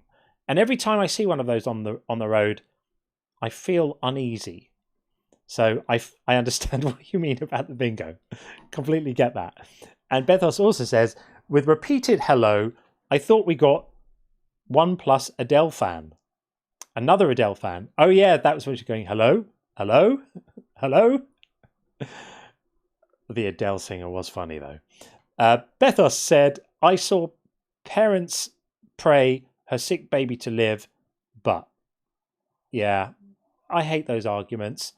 I really hate people who come in and say, I believe in God because some people I know prayed or I prayed and everything worked out great for us and fuck everyone else. I think it's really disgusting. I could never, ever make an argument like that without feeling ashamed of myself. It's so narcissistic and disgusting. Gordon has sent out 10 Unconvinced gift memberships. Gordon, that's so kind of you. Go and be with your family. I know they're with you at the moment, so please, but thank you. That's really, really kind. They will long since have been distributed. Thank you, Gordon. And the V-Dude says, if God has a plan, it will either do some action or not, regardless of if the action is prayed for or not. Prayer can't work if God has a plan. I absolutely agree with this. However you look at it, prayer is absolutely pointless. And Adam Blade is telling me it's the Nissan Cube. That's what it is. Thank you. The rear window curves around to the side. It's asymmetrical and it makes my brain itch. Mine too. I'm so glad you agree with me. And I'm sort of almost minded to start a petition or something to get them off the roads because I get the heebie-jeebies when I see one. It's just not right. Cars are supposed to be symmetrical. You can't have stuff going on one side. That's the rule. That should be the rule. Anyway. And Falling in Reverse, great name. Thank you for the super chat. Says, would you consider debating pro-lifers someday? I find you're a great debater because most pro-lifers are believers. All the best. Thank you. I appreciate you saying that. I mean, we do have people who come in and talk about this. Funnily enough, we had a discussion about this topic on the After Hours show last night, and I did get into it with someone. And I frame the subject of abortion in terms of bodily autonomy because I think that's the only way it can really be described and talked about. And I don't go out there and do debates, but if people want to come in and speak about this stuff, if it's on an After Hours show, I'll get into it with them. If it's on the normal debate stream, it's not really the topic we're debating, and people often try. So if I'm talking about 1 Samuel and saying how appalling it is that God is ordering the killing of infants, they'll say, but you support the killing of babies. That's not the same thing at all. Absolutely not the same thing at all. And so because the framing is so different, where one is a complex, tricky issue of competing interests and bodily autonomy, and it's not straightforward, and the other is just a commandment to tell men to go and kill infants and children, I won't allow those to be put on the same kind of platform because I think it's a disservice to do that. So I won't allow that to happen. So yeah, generally we don't really get into that here, but in principle, yeah, why not? VG Vindaloo says, I think Emmet would like to talk to the manager of Atheism since you didn't hand over your show to her. It was a bit Karenish, wasn't it? She was off with the fairies, wasn't she, that one? Prayer Warriors, was it? Crazy town. And Matt says, this is a troll. He does this Coco bit on every live he goes on. This was with Solomon. Okay, good to know. And other people also said, John Solomon is a troll. You know what? If people want to come and troll, I don't care. Sometimes trolls will make arguments that I still think are worth other people hearing how they can be taken apart. So even if someone's a troll, I kind of don't really care. I'll meet them in the place they are. And Bacon and Bush, thank you for the super chat. Solomon did take less than 10 minutes. True. I was so tempted when the first thing he said was complaining about the length of the calls to just go, well, we'll keep yours nice and short and just drop him. But I kind of wanted to know where he was going to go. I probably should have done that in hindsight. I should have done that. And then Aleph Not here said, well, there you go thinking in response to Teresa Charles, who was also pretty cray-cray. We've had some good ones tonight so far, haven't we? The night is young. We've still got some time to go. Just going to quickly check the guest box. There is empty. We've got SCP who will get in after 2 more messages. Zeitgeist says, You are having too much fun with Teresa. Don't play with your food too much, John. I know. I did have fun with her. She was fun. I do enjoy that. Yeah, I was going to say something really bad then. I'm not going to say it. I do enjoy that dynamic sometimes. It is fun. And then finally for now, Chris said, I hear the drool dripping down. Teresa, get help. It wasn't pretty. It wasn't pretty. I know what you mean. Was not pretty. Okay, so if you're listening on TikTok, and 260 of you are, and you want to come up and speak to me, 261 now, just hit request and you'll fly in. The TikTok queue is currently empty, and the YouTube queue is currently empty, apart from SCP, who we will get in right now. If you're watching on YouTube, it massively helps me if you could like the live stream. If you've done it already, I'm very grateful. If you haven't done it already, if you would do it, it just stimulates the YouTube algorithm and it pushes it out to more people, and we get more people coming in, and we get more engagement, and we have more fun. So if you could do that, that'd be awesome. And I will be forever in your debt. Let's see if SCP is there. SCP, are you there? Yeah, can you hear me? Yeah, perfectly. Welcome in. Thank you so much. How are you, John? Very well, thanks. Very well.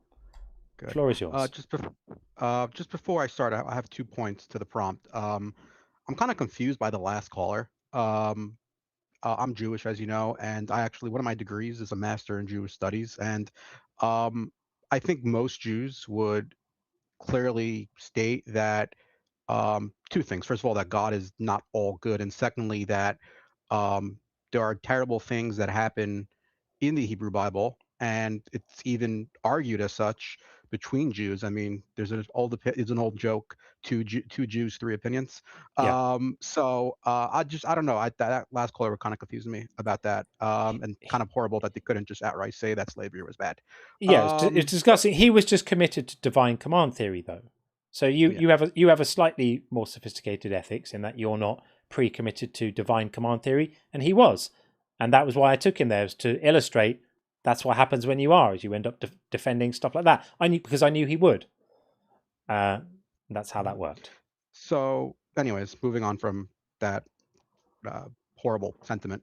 So there are sort of 2 points that I wanted to sort of bring up to you about the prompt.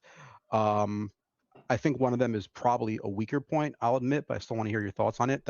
So I'll knock that one out first, and then I'll have more so my second point, which I think is what I more want to discuss. So the weaker point I wanted to just address, the first point, the one I think is weaker, and I think you'll probably be able to explain to me in a much swifter manner, is let me just ask you a question. When you say that God obviously isn't there, does the word obviously mean something is undeniable? Undeniable is maybe a little bit stronger, maybe, than obviously. I mean, we could argue the semantics of it. The reason I'm framing it this way, and I haven't used this prompt before, but it came to me today while I was trying to decide what, every day I think when there's a live stream, I think, which one shall I do today? And I've definitely got my favorites, but I've used my favorites a lot recently. So I thought, let me churn it up a little bit and create something a little bit different. And this one came to me, and I like it because if you do assume that God is good, and if you don't assume that God is good, then it's slightly different. And if you assume that God is good, it does seem fairly obvious to me that God is not there, because there's just so much suffering, and there's so much avoidable suffering if God is powerful. Maybe God is good but actually inept and not powerful, in which case, okay, well, God would love to ease this suffering or remove it or avoid it or mitigate it, but he just can't. Well, okay, that's possible too. But then we're just talking about something different. We're not talking about a sovereign being anymore. We're not talking about someone who's really in charge. So when I say the key word in this thing is actually your, right? Because this is really addressed towards people who think that God is basically all powerful, constrained only by logic, because that's built in, and all knowing and good or maximally good. And if you think that God is evil, well, then okay, then I would change that view, right? So Stephen Laws, who's a British philosopher, has postulated an evil God, a malevolent God, and there's much more evidence for that in the world. I wouldn't say that it's obvious that that God doesn't exist or isn't there. So if you think that God is like down with suffering and likes it and is a big fan of human suffering, well, then I would be gentler in my claim here. And rather than saying your God obviously isn't there, I'd say we don't have strong evidence for this God, but maybe the world is a bit more consistent with how it might be if that God did exist. Yeah, that sort of transition to the stronger point that I was going to mention and sort of wanted to more so discuss with you is because I don't believe that God is omnibenevolent. I don't know if he's outright evil, but I know they are definitely outright not all good. And if something or if this entity is not all good and doesn't care or need everyone to acknowledge their existence or worship them, it would seem unnecessary or not needed for that God to make themselves obvious because they don't need the worship or the acknowledgement of the entire world I hear you. because I hear you. so that is sort of that'd be what I would want to wrestle with and sort of like get your So viewpoint on. I'll give you my response to that right now. Is it obvious that fairies aren't there? I mean, in all likelihood, no, I can't say with certainty, but 99. I would, if you ask me personally, 99.99% chance, no. So obvious doesn't necessarily mean that there's no room for doubt. Obvious just means it. I'm taking this to mean it just like looks that way. So to me, I think I would say it's pretty obvious that fairies don't exist because we've never seen any. And in the case of fairies, we could say absence of evidence is in fact evidence of absence, because otherwise we would be obligated to remain unreasonably open to the existence of absolutely everything, right? I could say I could invent something right now in my head, a blue and pink spotted flying elephant that has the power of invisibility, and say, well, is it obvious that that doesn't exist? Because we haven't conclusively ruled it out, are we obligated to remain open to the existence of this entity? And if so, to what extent? How open should we remain? How much time should we spend entertaining this concept and thinking about it and pondering it and potentially organizing our lives around it? Surely a more sensible position is to say, well, no one's ever seen one. We have zero evidence for thinking that such things existed. We can see that human beings have a habit of inventing stuff, and inventing concepts is a common human trait. A more parsimonious interpretation is that this spotted, invisible flying elephant is just another instance of that. And so we could say, it seems pretty obvious such a thing doesn't exist. I think it's exactly the same for gods. I think it's pretty obvious that God doesn't exist because there's no evidence for it. It's a made-up story. We know it is a story. We know humans do make up stories. We know there are lots of gods that we know are made-up human stories, right? We don't think that Zeus exists. We don't think that the Norse gods exist. We see them as made-up stories. And so we already have an established record here, a historical record of people making up stories to explain the world. It seems pretty obvious that this is just another one of those. It may not be. I could be wrong, but that's how it looks to me. I understand the point you're making, but I think the comparison you made with fairies or the invisible elephant, the reason why I would push back on that as a fair comparison is because two reasons. First of all, actually three reasons. First of all, I do think it actually is worth having this discussion quite commonly because so many people in the world believe or follow actions based on their belief in a god, not necessarily people acting or believing in fairies or the imaginary elephant.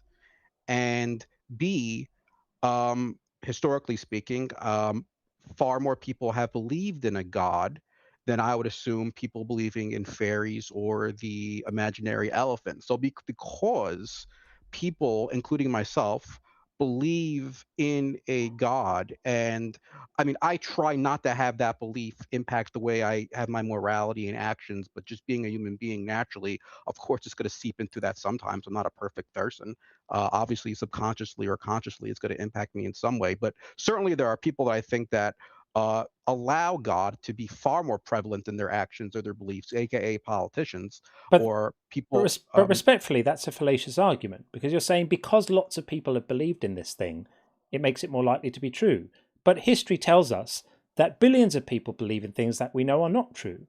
So to me, that's a complete non sequitur. The fact that lots and lots of people have believed in this thing does not in any way serve as evidence that it might be true. And then it gets even worse, because when we talk about God, there's been like tens of thousands of different gods. What are the chances that you're believing in the right one?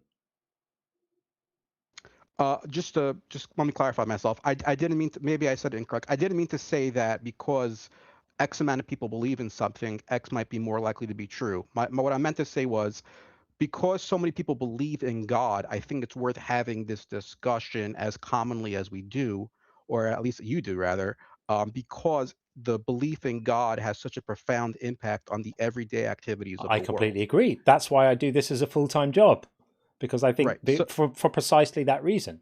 But that's got nothing to do with the likelihood of it being true compared to my invisible elephant or fairies. Just because belief in my invisible elephant or fairies is not impacting society, that's a reason to not spend time talking about those things. But it's not a reason to think that they're any less likely than a god. There's precisely the same amount of evidence for all of them, which is none. So just because X amount of people believe in something compared to another, that is a logical fallacy. That would that be considered the fallacy of belief? That just be not the sorry the I wouldn't even say the majority, because I don't know if a majority of the world believes in God or not. You'd be probably more knowledgeable on those statistics. But that would be considered a logical fallacy. Just because a lot of people believe in something, it doesn't mean it has more validity than, say, X, Y, or Z. Not quite, because we've subtly shifted from talking about whether it's likely to be true to whether the discussion has more validity. I granted that the discussion about God has more validity because people aren't organizing their lives around my invisible elephant. If they were, we'd be talking about that. So I grant that this particular subject has more validity. What I don't grant is that it's that there's any higher probability that this thing is true, that we have any more reason to think it's true, that it's less obviously not true than in the case of fairies or anything else. Okay, I can definitely understand it. I think what I've been contending with was, and I mean, you claim the key word is "your." For me, at least from my perspective, the key word was obviously, because I was at least initially going in through the assumption that obviously means undeniable, and I was going to say, wouldn't it be more apropos for the prompt to be like or expressed, "Your God in all likelihood does not exist," because I'll be the first one to say that even though I do believe in God, I cannot present to you any sort of objective evidence that there is more likely than not a God exists. My belief in God is purely out of belief, purely out of culture, tradition, etc. So that was sort of going to be my, or at least what I believe to be a more logically appropriate prompt. But correct me if I'm wrong. You stated that obvious, at least the way you're writing it, doesn't mean undeniable. Correct. Okay. Yeah. Fair enough. Yeah, with respect to some gods, I would say it's undeniable, but the one that you're describing is a little more plausible than other conceptions of God, because you're not holding to the triomni God. That God cannot exist, but the one that you're describing is not so easily shot down. So there's a little more conceptual space for it. So I'm gonna move on, but nice to talk to you as ever. No, absolutely. Thank you so much for taking my call, and have a great evening. And you, my all pleasure. the best. Take care. Bye-bye. Bye-bye. Okay, we are going to get Ty Wolf in next. We'll do that. We've got a couple of calls on the bingo, which we will deal with right now. What have we got? Ash called Philbro Babble with DMC. I'm still holding out. I'm still going to hold out, because to me, Ash, to me, the Filbro babble is when it's not really a young person who's being very performative in the way they use philosophical technical terms, and I don't think that was quite it. I know why you'd say it, because we did get into discussions of that was just a protracted discussion about subjective morality. But the Filbro babble is when they're like, that'll be a blunder, go ahead, and all of that sort of stuff. It's like you'll know it when you see it. We'll probably see it at some point soon. And Simple Programmer called That's the Old Testament. Did we get into that? I think maybe we did. We did. No, we didn't. Actually, we didn't, because DMC would not have said that's the Old Testament, because DMC is Jewish, so Jews don't make a distinction. Jews don't hold to the New Testament. I don't think he would have said that. So we'll hold off on that. We'll hold off on that too. Am I being too harsh? I'm trying not to be. I want to be like fair, but also like, not lose all my friends as well. Let's see what happens. Okay, let's get Tywolf in right now.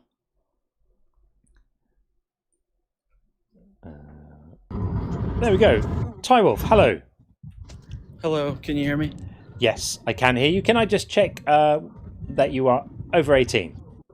Yes. Great. Okay. Sometimes I have to ask.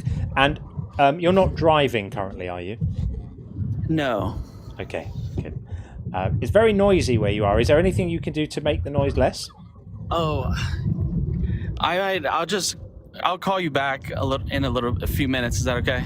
Yeah, you can call me back in a few minutes. I'm around something. All right. Yeah, that'd be great.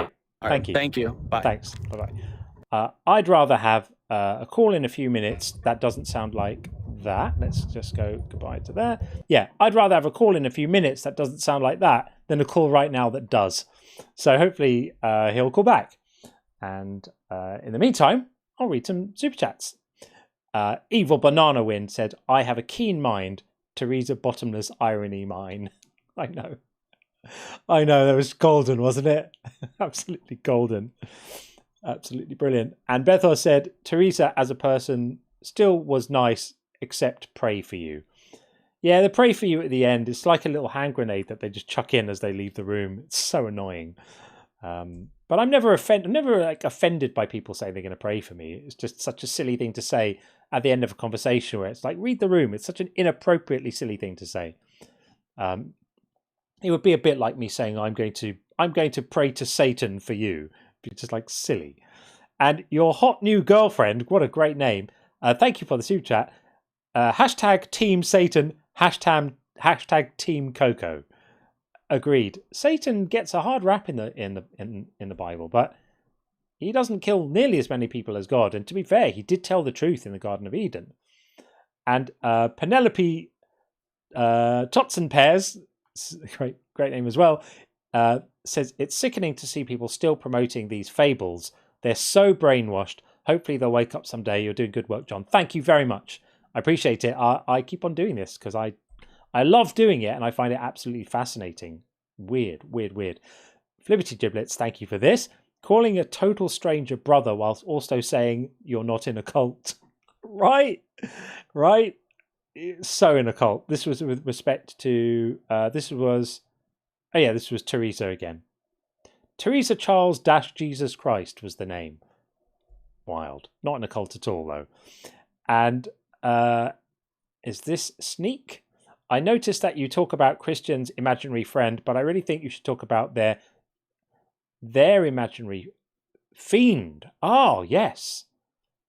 Yes, I see what you mean. They have one of each. They've got an imaginary friend and an imaginary fiend. And occasionally, they collaborate, like in the book of Job. They work together to completely screw over God's creations because he loves us so much, apparently. And Tim says, I apologise for the previously caveman-sounding super chats. You were talking to that Blake guy, or was it Blaine? Anyways, I felt that was his IQ level. Always a pleasure, Tim.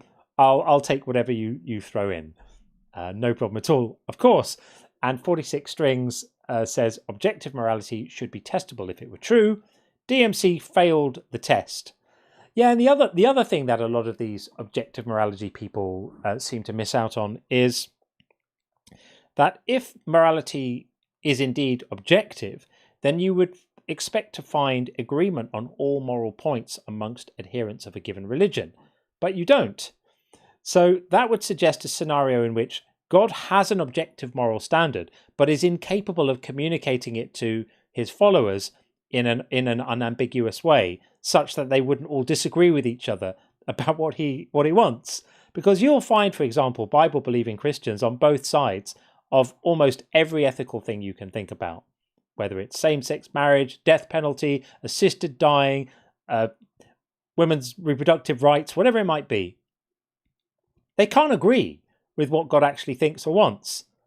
So if there's so much disagreement, either there isn't an objective standard and what they're doing is just reflecting reality, or there is an objective standard and God did his best to communicate to people what it was, but he's just not very good at it.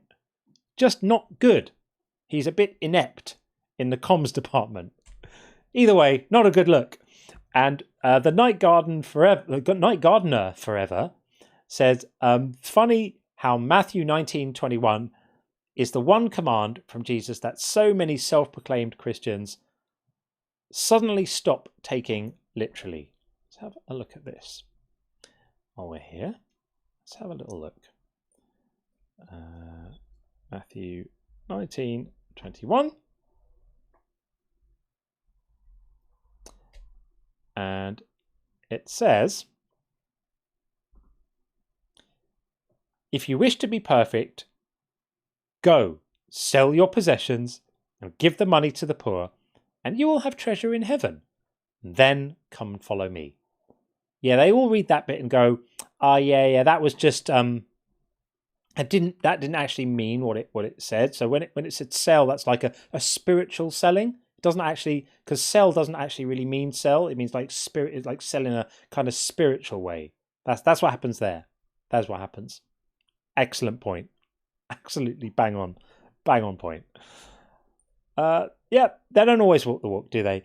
And Ordinary Skeptic, great to see you, said these people that accept the vileness of divine command theory really think this same God cares about them at all. It's mind-boggling.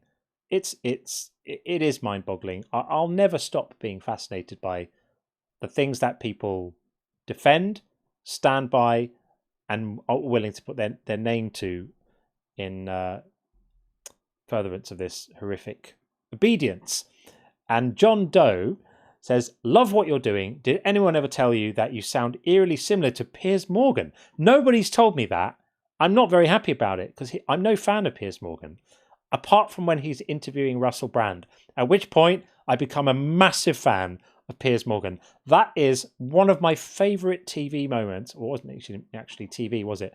That's one of my favourite on-air moments of all time. If anyone hasn't seen it, please go to YouTube when the stream's finished. Don't abandon me now, but go to YouTube and look for Piers Morgan and Russell Brand, and Russell Brand trying to show what a good Christian he is, and Piers just does him. It is really good. The page flicking, where is it? It's here somewhere. While he looks for something, just watch it. The best thing ever. Absolutely peak. Okay, I'm pleased to say Ty Wolf is back now in a less noisy place. So hopefully this will work better this time. Welcome back, Ty Wolf. Hey, I'm back. That's now so it should much be quiet. So much better. Thank you very much for that. Okay, so my claim is your God obviously isn't there. I'm not going to presume that you have one, but I kind of assume you might. Otherwise, you wouldn't be calling to debate me about it. Right. So what's your justification for such a bold claim? It's pretty bold. I know it's pretty bold. So I would start by asking which God we're talking about, because that'll determine the framing that I would approach. So are we talking about the Christian God? Well, you just say God, so I mean, it could be any God. Yeah. So if somebody tells me that they have a personal God which isn't triomni, that doesn't have, is not infinitely good and infinitely powerful and knowledgeable, then it would be a different conversation than if somebody says they do. So to determine which conversation we have, which God do you believe in, and then we'll address it specifically so we don't waste time. I believe in the Christian God, but it doesn't Okay. say the Christian God. It just says God. So Yeah, true. Yeah. So if you believe in the Christian God, do you believe that that the God that you believe in is all powerful? well, can you just give me the evidence that you have rather than just keep asking me questions? Or do you Sure. have any evidence or Yeah, no? I do. Yeah. So traditionally, the Christian God is attributed the three properties of omnibenevolence, omniscience, and omnipotence, meaning that this God is all powerful, all knowing, and all good. And when we look around at the world that we see in front of us, we can deduce that such a God does not exist. All right. So that's your opinion. It's just another claim. Do you have Yes. proof or no? Yes, I do, because such a God would not allow the amount of easily avoidable suffering that we see in the world, because easily avoidable suffering cannot be reconciled with goodness. Goodness and choosing suffering are antithetical. They are contradictory. They violate the law of non-contradiction. Right. Again, that's more of your opinion. Do you have like facts, scientific facts? That's not an opinion. It's not an opinion that goodness and wanting suffering are irreconcilable. But it's your opinion of what is good and what's not good and what's it's not right there's and wrong. there's no It there's is no your opinion, yes. there's no coherent meaning of the word good that includes within its semantic range wanting suffering. I mean, unless that's your view. If your view is that goodness entails a predilection for suffering, then you can say that now. We'll call the mental health team and we'll get on with our lives. So do you have scientific facts or studies? Like, just tell me the name of the study and I'll go research it. Yeah, you don't need a study to know that goodness doesn't involve wanting suffering. We're not talking about goodness and morality. We're talking about your claim that there's no God. Yeah, we are Do you talking have about a scientific study? Yeah, of course not. What is it? Don't be so ludicrous. Oh, so you don't have a study that I supports don't need your one. statement? I don't need one. I don't have a Yes, study. you do. I don't have a study that supports the statement that fairies don't exist. Oh, so you either. have no facts to support your wild prompt. Facts I have. The facts I have are the ones that you've been pretending I didn't say, which were that there's no normative usage of the word good that includes within its semantic range choosing the suffering of others. That word cannot be extended to include needlessly choosing the suffering of others. The suffering could be chosen within the range of good if it was necessary for a greater good. So, for example, if you take a child to the dentist and the dentist hurts the child in the process of doing the work, you could say you chose to inflict that suffering on the child, but it's for a greater good because that temporary suffering will avoid a greater suffering later. But dentists aren't omnipowerful beings, which was why I asked you to clarify at the top of the call which God it was and whether you assumed that the God was triomni, which I'm taking that you do. So the God that you believe in allows and permits and causes unnecessary, avoidable suffering to sentient beings, and that cannot be reconciled with any meaningful definition of the word good. Now, I've said this, that's now the third or fourth time I've explained it. You can choose now which path you want to take. You can continue failing to understand that or claiming that you fail to understand it, or you can engage with it. Which one would you like to do? Yeah, so what you just did is known as an appeal to emotion. It's not an appeal to emotion. It's an appeal to words meaning what they mean. So let's test my claim here. Do you think that the word good can meaningfully include within its semantic range choosing to cause unnecessary harm? This isn't about morality. This is about your claim I'm asking you about. Do you think you're running from your claim? Do you think that the word good can include within its semantic range choosing to cause unnecessary harm? You can unmute yourself now. There you go. Oh, you muted me? That's interesting. That would be yes or no. What was the question? I forgot. I was muted. Well, me muting you shouldn't stop you understanding a simple question. Do you think that the word good can include causing unnecessary harm? Well, what you think is unnecessary harm isn't actually a fact.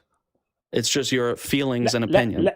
We'll get on to whether the harm is unnecessary afterwards, because I can show you that it is.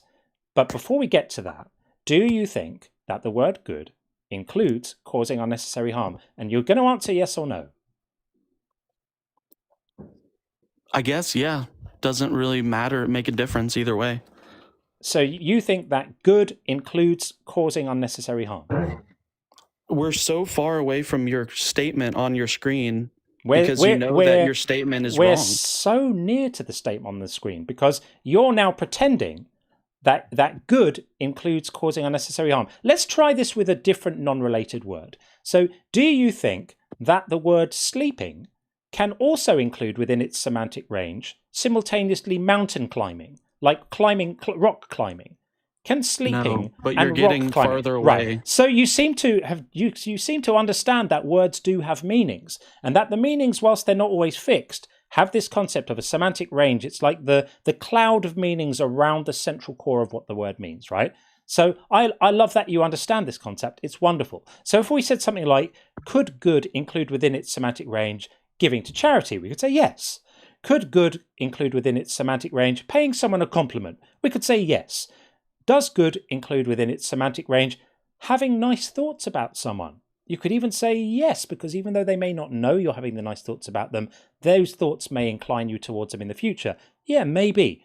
If I said, does good include within its semantic range stabbing someone in the throat? Would you struggle? Would it be hard for you to figure that out? Yes, actually, there's a nuance there because obviously in 99.9% of the cases, that's totally wrong. If someone was going out there actively attacking people, yes, you could take that crazy. Exactly. Yes, which was why I added the qualifier necessary. So in that instance, we would say stabbing someone in the throat is always wrong, apart from if that's the only way you could save another life, in which case we make an exception for it, right? So if we then remove the exceptions by implementing the word unnecessary. So now I'll ask you again, does the word good involve ever stabbing someone in the throat without it being necessary? It's totally a subjective opinion. I'm asking you yours. I just gave you the answer. Sometimes it could be, sometimes it's not. Oh, so sometimes you think that it's good to just unnecessarily stab people in the throats. And you are now expecting, that's what you've just said. So you're now expecting to be taken seriously in this conversation. You don't get to decide what's necessary and what's not necessary. You don't get to decide what's true and what's not true. I said to you, we'll get on in a moment. We'll get on to what's going to decide what's necessary and unnecessary. I'm saying that while we're doing these hypotheticals, if we say that it isn't necessary, then does good include stabbing someone in the throat? And it's interesting to me that you're now struggling to answer this question, because I could ask the chat, and I'm telling you right now, we've got 1,200 people, 1,300 people in the chat. None of them are going to struggle to answer this question. We could do the experiment and I could ask them, but I don't need to. So yeah, I'll agree that you shouldn't go out and stab people. But so hang on. You're dodging. No, I'm not dodging. We're building an argument. I'm showing you why you're dead in the water. Okay, already you don't realize it. You've lost the argument already. The checkmate's in about 2 moves. Shh. Exactly. You want to control the conversation because you know you're wrong. So now that you've granted that good has a semantic range and that the word has an actual meaning, another thing that can't be reconciled with it, just like stabbing people unnecessarily in the throats, is causing unnecessary harm. Now you're going to say, who's the judge of whether it's necessary? And here's where the denouement, the finale of the argument, the QED approaches, because you unfortunately also affirmed that your God is omnipotent, which means there's no harm that your God causes that is necessary, unless you're saying your God is not powerful enough to achieve his ends without causing the harm. So you don't get to claim that any harm was necessary unless you're willing to give up the power of your God, in which case the God obviously isn't there. It's a different God, less powerful, less omni, a different God. So what's it going to be? Is your God lacking in goodness, or lacking in power, because you don't get to have them both.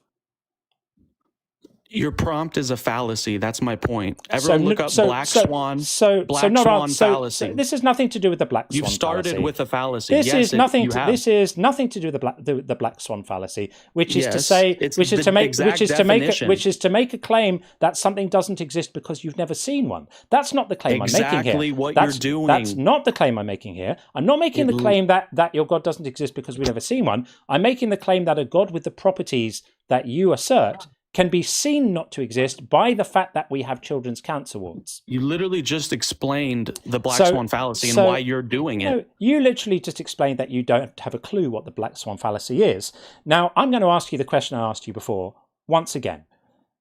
Given the amount of evil and suffering and pain in the world that we see around us, is it there because your God is incapable of achieving his plans without it, or because he's capable of achieving the plans without it, but likes it anyway? Which one of those is it going to be? Another appeal to emotion fallacy. You just keep There's doing no emotion. fallacies. There's no emotion here. I asked you a yes/no question. It would be delightful if you could answer it. Is it because he's incapable of achieving his plan without the suffering, or he is capable of it, but he just chooses not to? Those are the only options, given that we have suffering. It's a false It's not a false. or. It's not a false either Yes. or. It's actually just basic logic. There are no other options. Do you grant that there is suffering in the world? It appears that there's suffering in the world. Right, We don't know right. for a fact. Oh, don't be ridiculous. There's suffering in the world. This is more emotions. There's no You're emotion. Deep I'm in not your being emotions. I'm not being emotional. I'm observing the world and I'm seeing people suffering. So there is suffering in the world, and not just people, animals too. So there is suffering in the world. I have suffered before. I suspect you have too. So this is not open to debate. So we can agree that premise one, there is suffering in the world, right? Premise two, God is either incapable of removing the suffering to achieve his ends, or he is capable of removing it, but chooses to have it anyway. Conclusion, an omnipotent God, an omnimax God does not exist. It follows deductively from the premises. There's no emotion. This is not an emotional argument. It just stems from looking at the world we live in, looking at the characteristics of the God that you claim, and showing that they cannot be reconciled. I'm being very unemotional about it, in fact. I never said that I think God is any of those attributes. I don't know if he's Are we taking it back now? or omnipotent. I've never said that. Well, that was why I Never asked you. said that. That was why I asked you at the beginning. Okay, so you don't think God is all powerful then? I don't know. Fair. Okay. Well, if you don't think God is all powerful, then that's a different discussion, and you just wasted a load of time. Which is why I asked you at the beginning if you thought that God is all powerful. Well, But you didn't even ask me that because you were so deep in your script. I did ask you. I don't have a script. I was just asking you. So okay, that's fair enough. So you don't think that God is all powerful? Again, I just said I don't know. Yeah. So what limits God then? That's another question that I don't have the answer to. You just don't know. Okay. Yeah. Fair enough. But that's not the Christian God. That's another claim that you just are saying because it sounds right to you.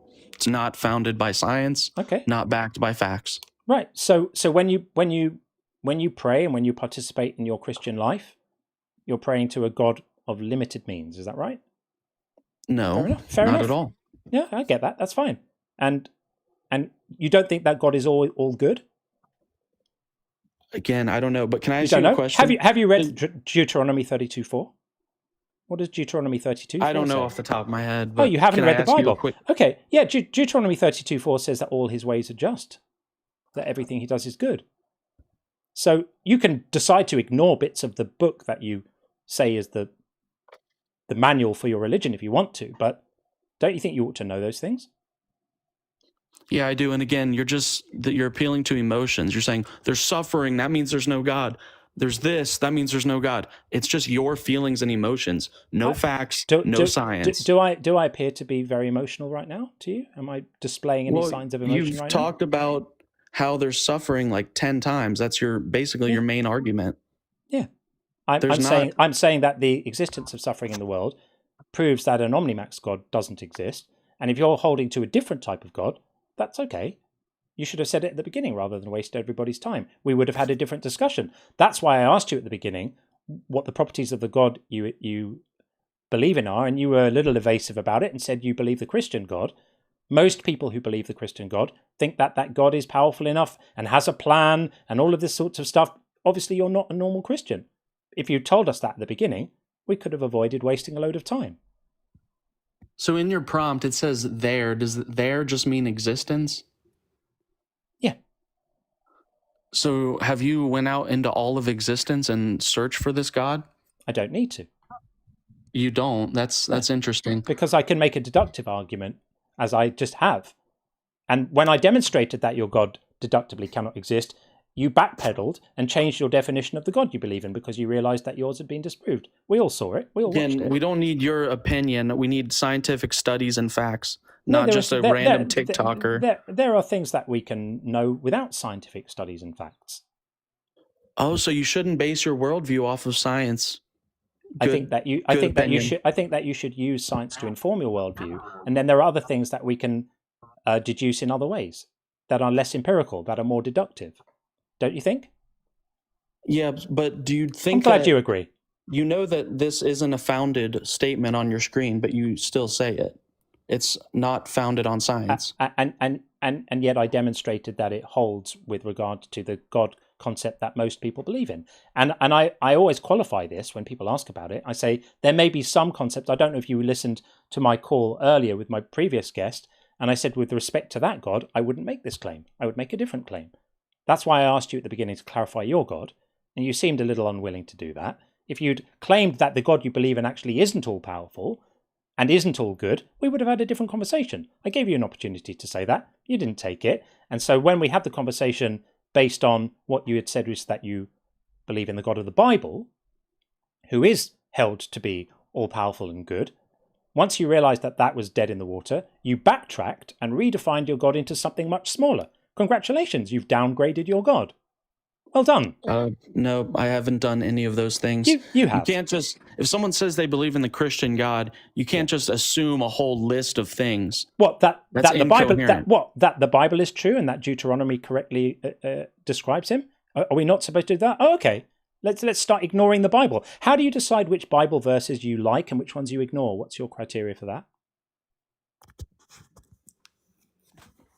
That's a terrible question. It makes no sense. Are you going to answer it? I take the whole Bible consideration and deduct my worldview from that.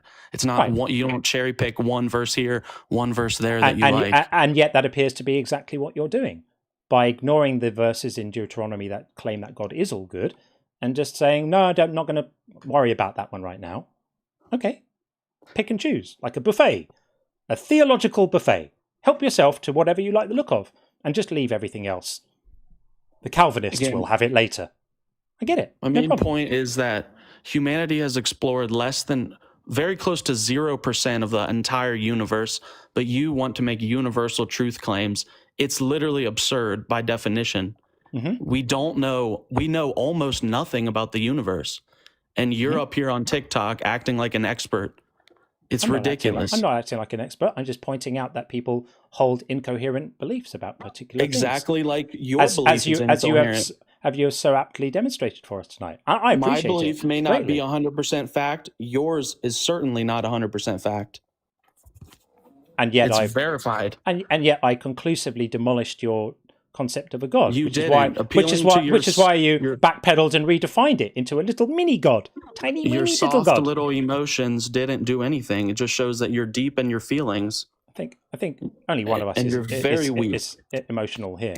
But anyway, I will say I very much appreciate that you managed to find a quieter place to come in, because this is going to be a great clip, and it would have been annoying if it was full of noise. Everyone remember black swan fallacy. You are in fact doing a fallacy. It's 100% fact. Go look it up. The prompt on screen is a fallacy. So by definition, you lose the debate before it even started. You literally lost before I even called in.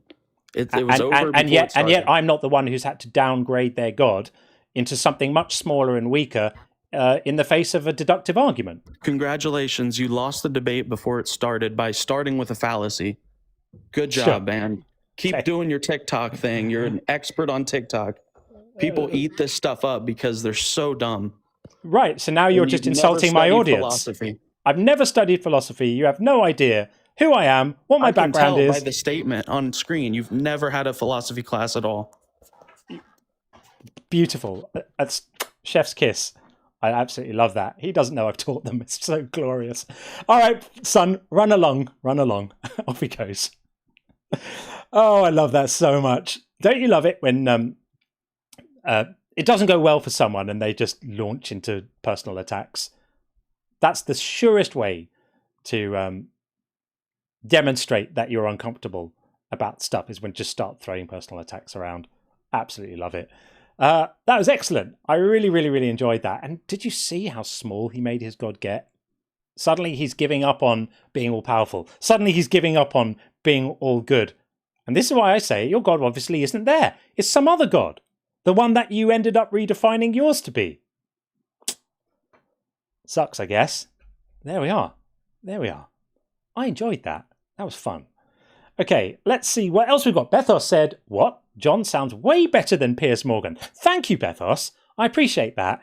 Not a fan of Piers Morgan, apart from the other one thing. And Superb Ace says, I'm 14 years sober. Congratulations. Calvinists told me to drink alcohol to claim victory over it. Now, thanks to EO church claims, I've remembered I'm a skeptic. I'm trying to think, what's EO? Am I missing something obvious? Forgive me if I'm missing something there. I'm not sure what EO church claims are. That might be going over my head, and I might be being as dumb as the last caller said I was. Let's just get his name off the screen so that doesn't mess with our business. And Falling in Reverse says, why believe in or worship an evil God?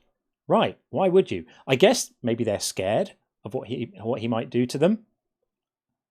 If they don't fawn and grovel and supplicate themselves enough, have some dignity, have some pride, and not in a bad way. Like, stand up for what you know is right. I would be ashamed to hold a Bible under my arms with all the stuff that's in there, the disgraceful treatment of human beings, and they're all crawling and licking and groveling this monster in this book. It's really shocking, absolutely shocking. And Skepticus, thank you for the super chat, says the only thing sillier than an imaginary friend is an imaginary enemy or fiend, as we had earlier. I completely agree. This was trying to see who was on when we said when this was sent. No one was. Okay, fair enough. Yeah, imaginary enemies are even sillier because they kind of keep you up at night worrying about whether they're going to get you, right? So silly. What a complete waste of time. And John O'Neill says, when it comes to bullshit, big time major league bullshit, you have to stand in awe of the all-time champion of false promises and exaggerated claims, religion. George Carlin. I miss George Carlin. He was awesome. I can hear him now saying this. I remember how he said it. I remember the way he had a kind of half speak, half shout, the way that he delivered these lines. He was just absolutely brilliant. I wish we still had him. He'd be having a field day with the stuff we get here. And Bacon and Bush says, this is why across all the lives I watch, Ty Wolf is one of the 5 people I've blocked. I didn't know that. That's news to me. I hadn't come across Ty Wolf before, but I can completely understand why. But to be fair, I'd be fairly delighted to speak to him again. That went catastrophically badly for him. He ended up having to make his God into like a, I don't know, assistant or something. God's going to be pissed with him. Not going to go well. Not going to be good at all. Imagine being God and looking down at the earth and seeing people like that representing you. You'd have your head in your hands, wouldn't you? And Resistance says, Ty could open a cinema with that much projection. Very, very good. Very, very good. Okay, what else have we got? No calls right now. The no callers in the queue, so it's super quiet time right now. If you want to get in, this would be a good time. We've got lots of people watching, but no one in the call queue, as opposed to yesterday when we had a much smaller audience size, like a third the size we have now across the two platforms. But the call queue yesterday was bananas. At one point, there was, I think it was 16 people in the queue across TikTok and YouTube, which is interesting, right? People want to talk during the non-debate streams. Well, interesting stuff. Really interesting. Bethos just says, Wolf tried to get a technical win and still failed. Yeah, it wasn't the black swan fallacy. That's so stupid. The black swan fallacy is a really important fallacy to know. It's if somebody makes an argument and says, this thing doesn't exist because we've never seen one, then it is fallacious, because it could just be the fact that you haven't come across one, hence the whole idea of black swan, right? So no black swans exist because I've not personally come across one. It's an important fallacy to be able to point out. But my claim here is not a black swan fallacy. I'm not claiming that God obviously isn't there just because we've never seen one. That wouldn't really do it. I'm saying that a God with the properties that most people ascribe to it isn't there, because when you look at the world we can see cannot be reconciled with the properties of the God that they are describing. It's a totally different argument. It's got absolutely nothing to do with the black swan fallacy. So imagine coming into a live stream and calling out the wrong, calling out the wrong logical fallacy, and also having to shrink your God down into much less than you thought it was before. That is not a win at all. And then awarding yourself the win as well.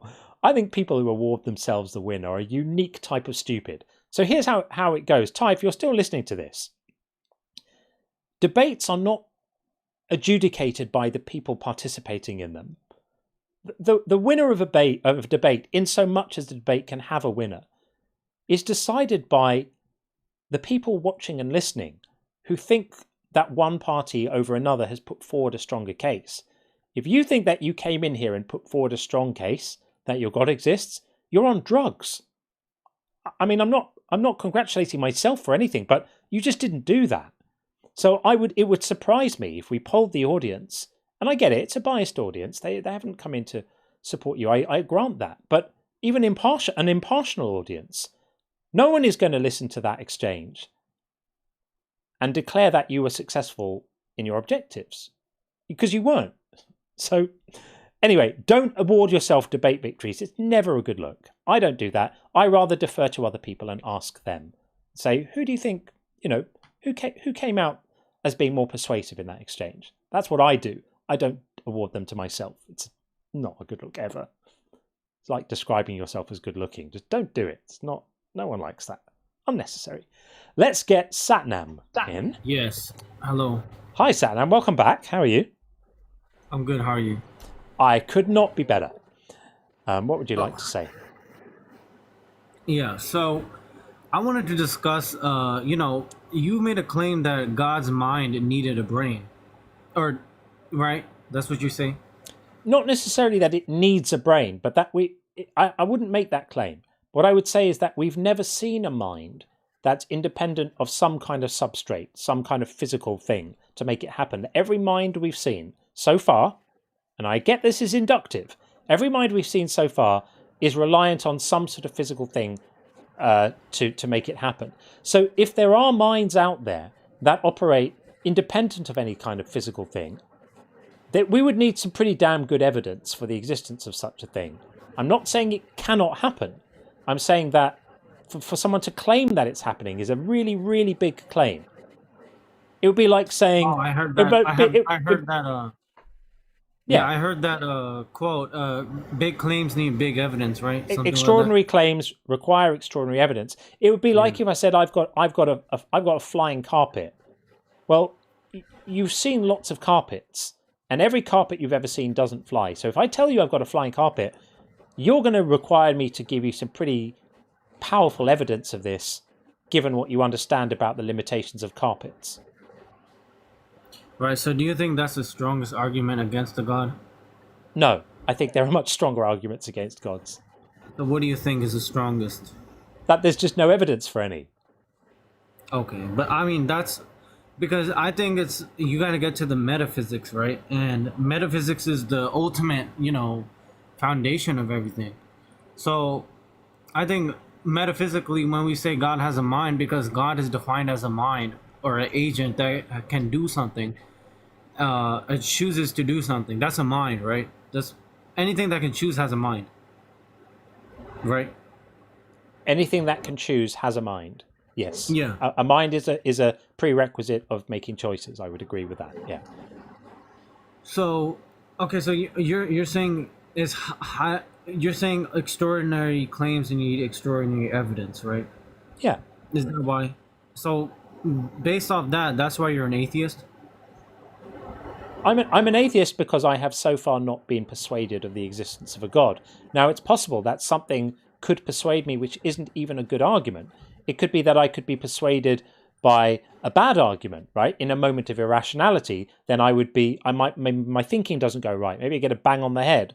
Or maybe I have a really, really profound experience, and that experience somehow leads me to be persuaded of the existence of a God. But so far, I am unpersuaded, and therefore I lack a belief in a God, and therefore I'm an atheist. Okay, so, all right, so basically what my claim was that we don't, based on, I was asking ChatGPT this, but they said based on the evidence, it seems that there's the universe was finite. I would dispute that. There is not evidence that the universe is finite. Okay, so you believe in an eternal universe? I don't know. Okay, you don't know. Yeah. But even let's say it's finite. You don't think God isn't a good explanation for that because let's say my dog has wheels. You don't think the Ford factory is a good explanation for that? Your dog has wheels? I'm saying you could say let's say the universe is finite. We don't know if the universe is finite, so there's no point wasting time on candidate explanations for a condition we haven't established pertains. All right, so you're saying because there's no evidence for that, what we know what caused the Big Bang, right? But I'm talking in philosophical, terms, because I've read a lot of philosophy, and even Aristotle believed in an unmoved mover, and I call that God, You can call it whatever you want. The time to think that it exists is when there's evidence for it. Okay, but you agree that the universe came through an unmoved mover, right? I do not agree with that. No. Why? We don't know what the ultimate origin of the universe is. We don't know if the universe has an origin. We don't know if the universe needs an origin. We don't know if the universe is bounded in time in some way, or if the universe is eternal. We have absolutely no idea. And until we have a reason to think one of these things, I remain in a state of agnostic ignorance about them. I just don't know. I don't claim to know. You don't know. And until we do, it's okay to just say, I don't know. Okay, I mean, okay, all right. But, as humans, I think it's curiosity, and we tend to become more curious about things, So, I mean, I did talk to you before about the fine-tuning argument, and I think you did address that pretty properly. I did. Yeah, so, all right, so we don't, I mean, you're saying something can come out of nothing, right? Which hasn't been proven, it hasn't been seen, right? I beg your pardon. What am I saying? You're saying, you said that nothing can come out of, or something can come out of nothing. When did I say that? When did I say that? No, you said we don't know. I said, do you believe in an unmoved mover that caused this universe? And you said no.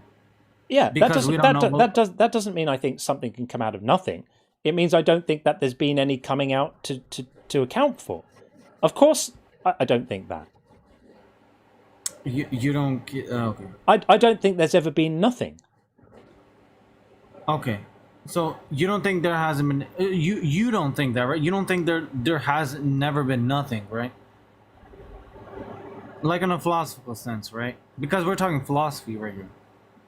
Did you just say unmoved mover? Yeah, why do we need... You keep on just saying that. You can say it as much as you like, but until you can demonstrate it, all you're doing is making noises with your face. Okay, because it's like saying if something comes out of nothing, then what caused that nothing to come out of something? But you're arguing with a position I don't hold. This is a total waste of time. I'm not suggesting that something came out of nothing. This is the last time I'm going to explain this because it gets very boring to have to keep on reiterating it. I'm not saying that something came out of anything. I think it's possible that the universe has always existed in some form. The form may change. There could be expansions and crunches and changes of state and quantum fields and all of that good stuff I don't know about and I don't understand properly. I'm saying that it is possible that the universe has always existed and therefore nothing was required to come out of anything because there was no creation. There is you're suggesting a problem that needs to be solved and offering the solution, but you can't demonstrate that the problem actually is a problem that needs to be solved. So you believe in an ordered universe? Caleb will get you in next. I believe in an ordered universe. I don't really know what that means. I believe the universe exists and we don't know much beyond that. Okay. So, all right.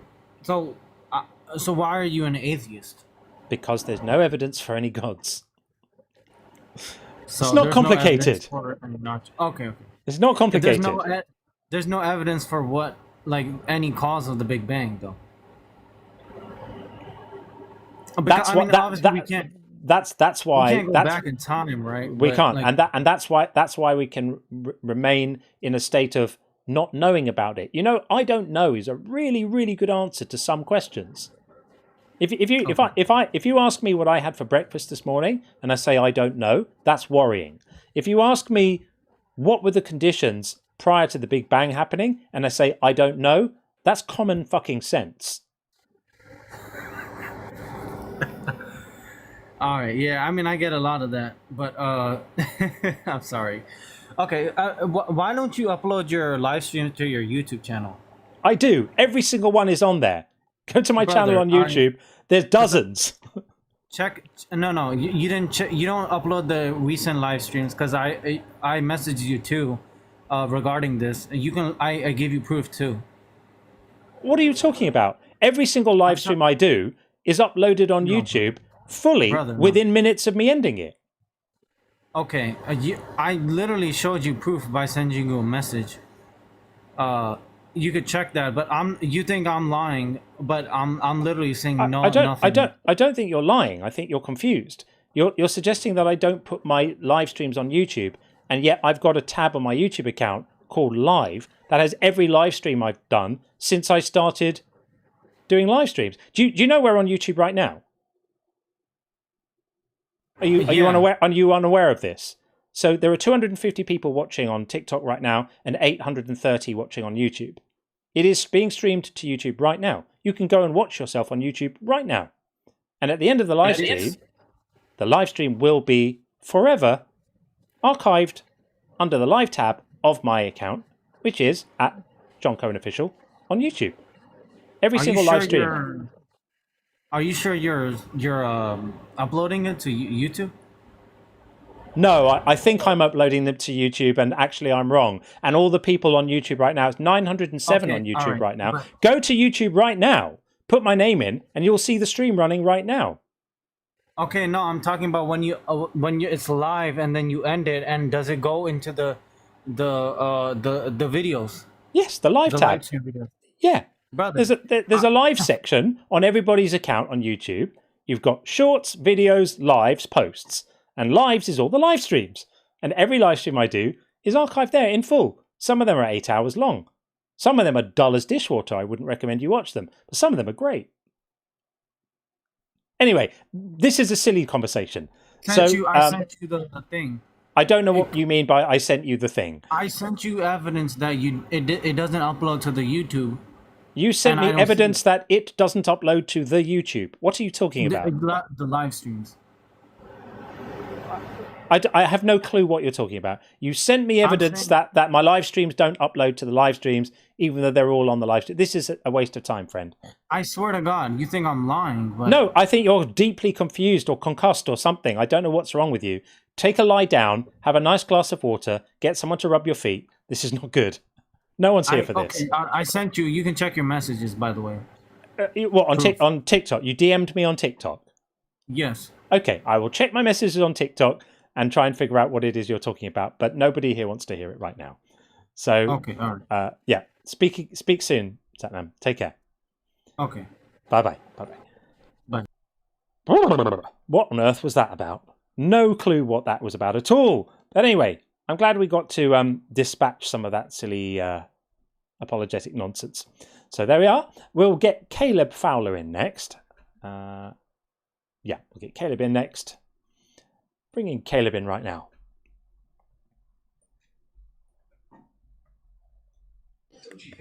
Hey Caleb, how are you? Caleb, are you there? Who thinks they've dialed in by accident?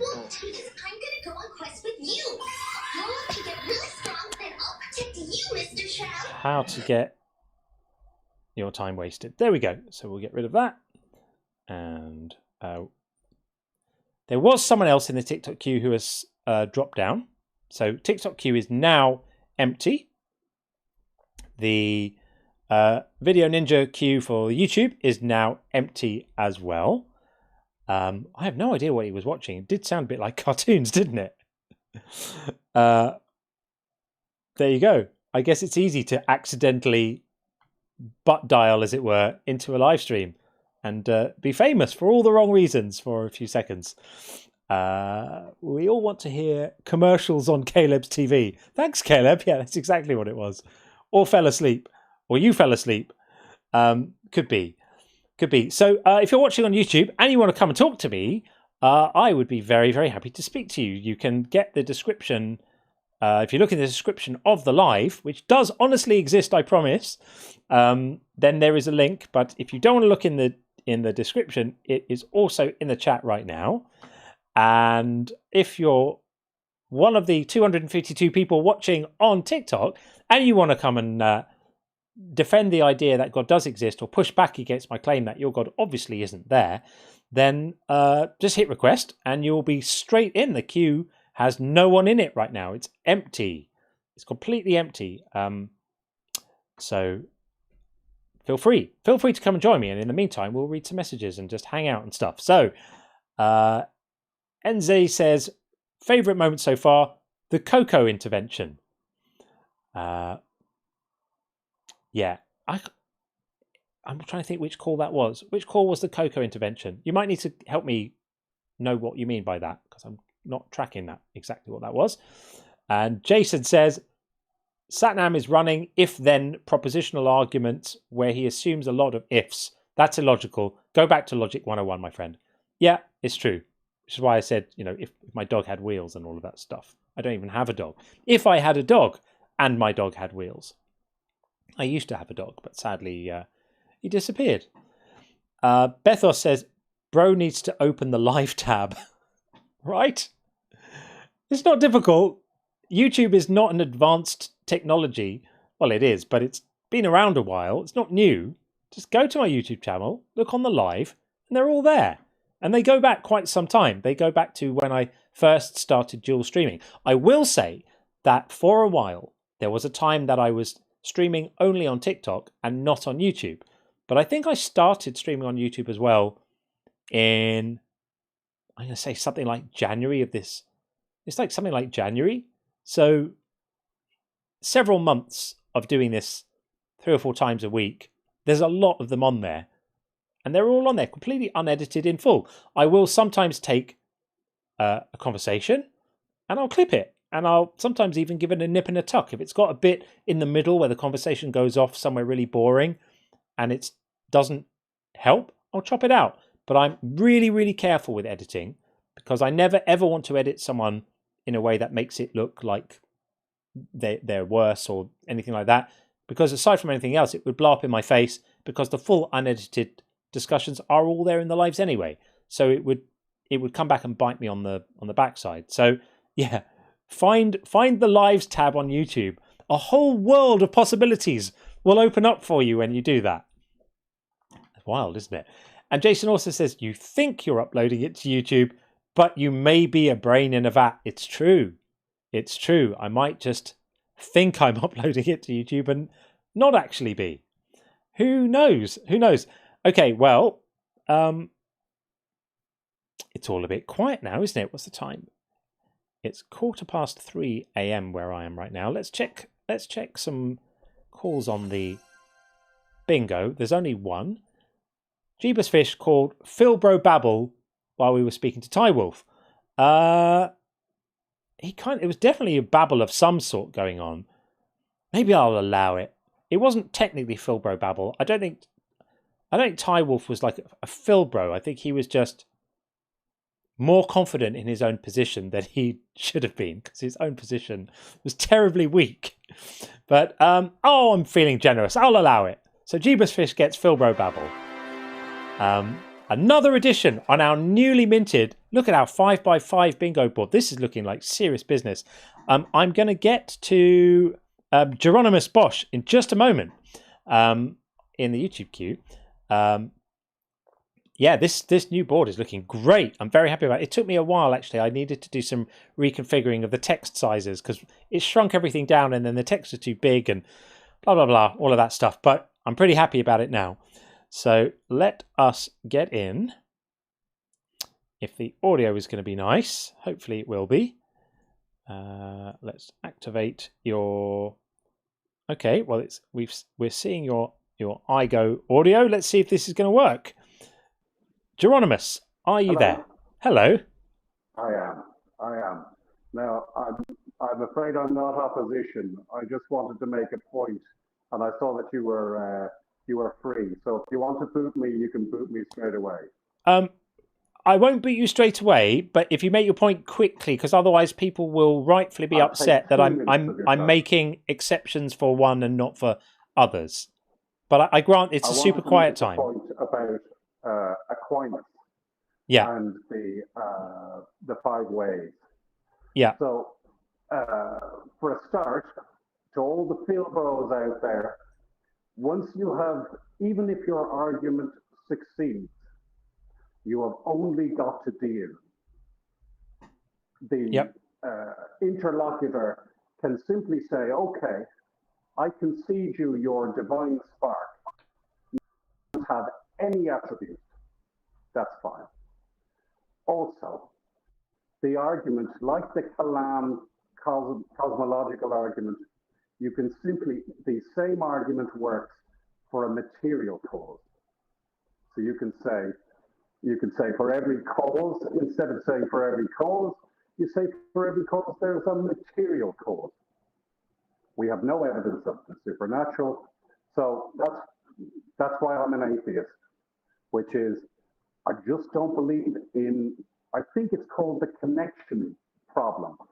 I just don't believe in anything supernatural, anything beyond materialism. No consciousness, no ghosts in the shell, no nothing. There you go. So I hope that wasn't too boring for you, but John, big fan, and I just thought I would push back a little bit on the Philbros with this endless Aquinas, rewarmed Aquinas. Fair enough. Well, thanks for that. I appreciate it. Unfortunately, the quality of the audio is absolutely horrific, so many people weren't able to quite hear you. But anyway, I do appreciate you calling in. Sorry about that. No worries. Thanks, man. There we go. Okay. He was making a good point, which is that these kind of Aquinas type arguments, even if you grant them, and I don't, but even if you do grant them, they don't get you to theism. They just get you to something. You can't even infer intentionality in the something. You just be a something. That's all they get you. Something exists. Something probably exists. And there's a clarification here on the Coco thing. Coco was Solomon's... that Coco. Oh, yes, of course. Sorry. It did go over my head. Yeah, Solomon's puppy stealing the crisps, preventing further embarrassment. It was really funny, wasn't it? Coco works in mysterious ways. That was a divine intervention, if ever I've heard one. I think the thing that was throwing me off is there's a creator called Coco on TikTok, and so it was like, is this something to do with Coco? So who runs debates? So that's why my mind was a bit fried by that. But yeah, Coco was the dog. It was really funny, wasn't it? Coco, stop that! Stop that! It was funny. Yes, that is peak, isn't it? It's peak. We've had some good moments tonight. We've had some good stuff. I'm feeling good about the clip pipeline. So tomorrow I will be. My plan is to. I'm pretty sure I am going to do this. Is to post the next installment of the Apostle Michael episode, which was the epic crash out last time we spoke. For anyone who hasn't seen it yet, stay tuned. If you weren't here when it happened, you're gonna love it. If you were here when it happened, you'll agree that it was funny. Because I posted one Apostle Michael clip a couple of days ago, which was like, it wasn't the first time we spoke, it was actually the second. I thought it made a good clip, so I posted that just to kind of introduce him. And tomorrow I'm going to edit and post what happened afterwards. The next time he called back, it was one of the funniest crash outs of all time. That's all I'm going to say. It was really, really funny. So where we are is 3:20. I don't mind keeping on going. Sometimes, when was it? It was on a couple of nights back. It was the Thursday stream. We had a real quiet lull for about 45 minutes. And I was like, oh, we're not going to get any more callers. And then it got super busy after that. So something like that might be happening. I'm aware that it's July 4th. People are probably out partying, doing stuff. So I do understand if it's a little quiet tonight. Serioku TV, are you saying not sure about the second, as in the second Apostle Michael clip? And when you say not sure, do you mean you don't know, or do you mean not sure like in some other way? Love to know what you mean by that, so I can address that for you. Yeah, so I was wondering if tonight might be a bit quiet because people are like out and doing stuff for July 4th. Is that a possibility? Might that be what's happening? I mean, we've got great numbers in here now. There's loads of us in here. Well over 1,000 people in the stream right now. But no one wanted to call in. So maybe all the theists are, I don't know, listening to Trump's speeches or something. I don't know. Didn't I hear that some of the events got cancelled because of the heat? It's super hot over there, isn't it, at the moment? Let's see. Trying to see what people are saying. I think Michael does not need to go on live shows anymore until he deals with Bolivian marching powder issue. Roman candle melted on my knuckles tonight. That was fun. Oh, that sounds awful unholy. Sorry to hear that. And enjoyed Canada Day, says Ken Wilmot. Fair enough. Pastor Ferry says fireworks across the nation. Don't really understand why they're celebrating with so much shit going on there. Yeah, I mean, I agree. I think that's absolutely right.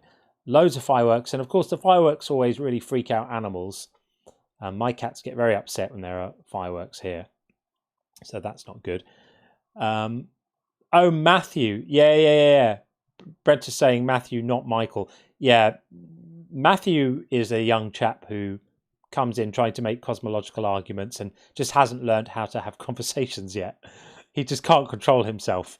So whatever you're talking about, he just doesn't let anyone speak. He just overtalks all the time. And Seriku saying, as far as I know, you don't tag your clips by caller, right? So I'd like to find the second clip of Michael, but I'm not quite sure how. Well, I haven't posted it yet. I'll be posting it, I think, tomorrow. And I don't tag them by caller because most of the time they're not repeat callers. I mean, there are a couple who might call and then call back again, but I don't think that's worth tagging each one by caller. But yeah, if you look out tomorrow, it'll definitely be in. And when there's someone who obviously has been in before, I will cross-link the clips. So I'll cross-link back to the first one. When I post the second one, there'll be a little thing up in the corner saying "See the first one here" or something like that, so you can have access to both of them, whichever one you're on. But yeah, if you weren't in when he came in last week, it was really, really funny. It was. I don't think I've ever seen Sean laugh that much. It was super, super funny. Right, what else have we got? It's gone all quiet, so I'm just looking through the chats and seeing what people are saying, and maybe I can respond. If there's anything you want to ask me or chuck my way, or you want me to talk about or address, you can stick it in the chat. I'm happy to address it right now while we wait for someone else to come in. And if no one comes in, then I guess at some point we'll wind things down. I don't really mind doing that. What else we got? Plonkoy says, John, what are your thoughts about how atheism deals with racism as compared to Christianity and other religions?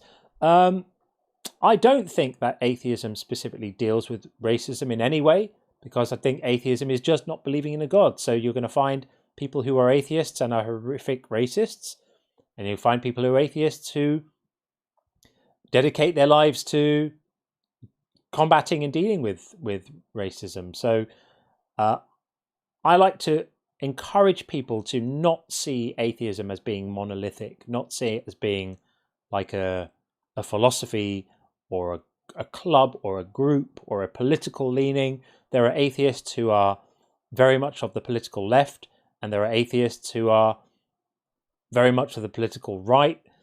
I know in America have got a bit of a problem with Christian nationalism at the moment. So there's an unholy alliance between American right-wing politics and Christianity, and that is a big, big problem. But outside of the US, this doesn't pertain. So in the UK, for instance, if someone doesn't believe in a God, they're no more likely to vote for one party or another. You might find some correlation there, but it's not going to be a cause. And I think that it's important for us to realize that atheism is just a response to a particular claim. That's all it is. And we should be proud to say, I don't find that claim convincing. And then if someone asks us, okay, well, that's fine. What about your politics? Then we can talk about our politics. Or what about your views on race? Then we can talk about our views on race. Or what about your views on climate change? We'll talk about that. Or what's your favorite sport? We'll talk about that. Or what kind of food do you like? But atheism is literally just not being convinced a God exists. And Punta del Este, great to see you. In this July 4th, I was curious to what British school textbooks say about the American War of Independence. Any thoughts? I don't think that it's taught as... I don't think it's taught in all history curricula in schools in the UK, because whilst it's obviously important, there are other things that are also important, and it's obviously it's not as important as other things. So, for example, the Second World War is taught, the First World War is taught, and the history of the monarchy is taught. But I'm not sure. I don't want to be speaking out of turn. I'll have to ask my son if the War of Independence and America breaking away and abandoning George and the establishment of the United States, that's really American history. Yes, it's British history too, in that there was a chunk of people who chose to move away from control of the empire. But there are lots of other people who moved away from the control of the British Empire or the British rule as well. So America aren't necessarily unique in that sense. I think it's far less of a big deal than it is obviously in America. You could see why. So it's not a big part of stuff here. It's become more popular since Hamilton came out, for obvious reasons. I loved Hamilton. I don't, as a general rule, I don't really like musicals, even though I'm a music person. I don't love musicals, but I was kind of dragged along to see Hamilton reluctantly.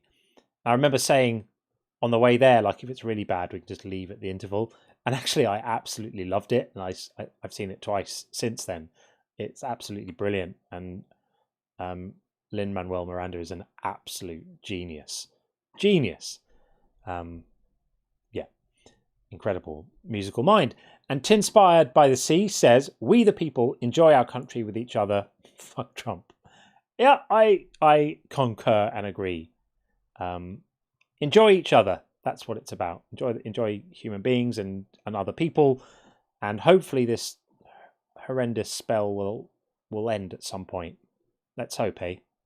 I vacillate on the politics. I vacillate between an unshakable sense of doom about it and then feeling optimistic other days. I just think, no, America is not willing to give up on itself yet. It's not going to happen.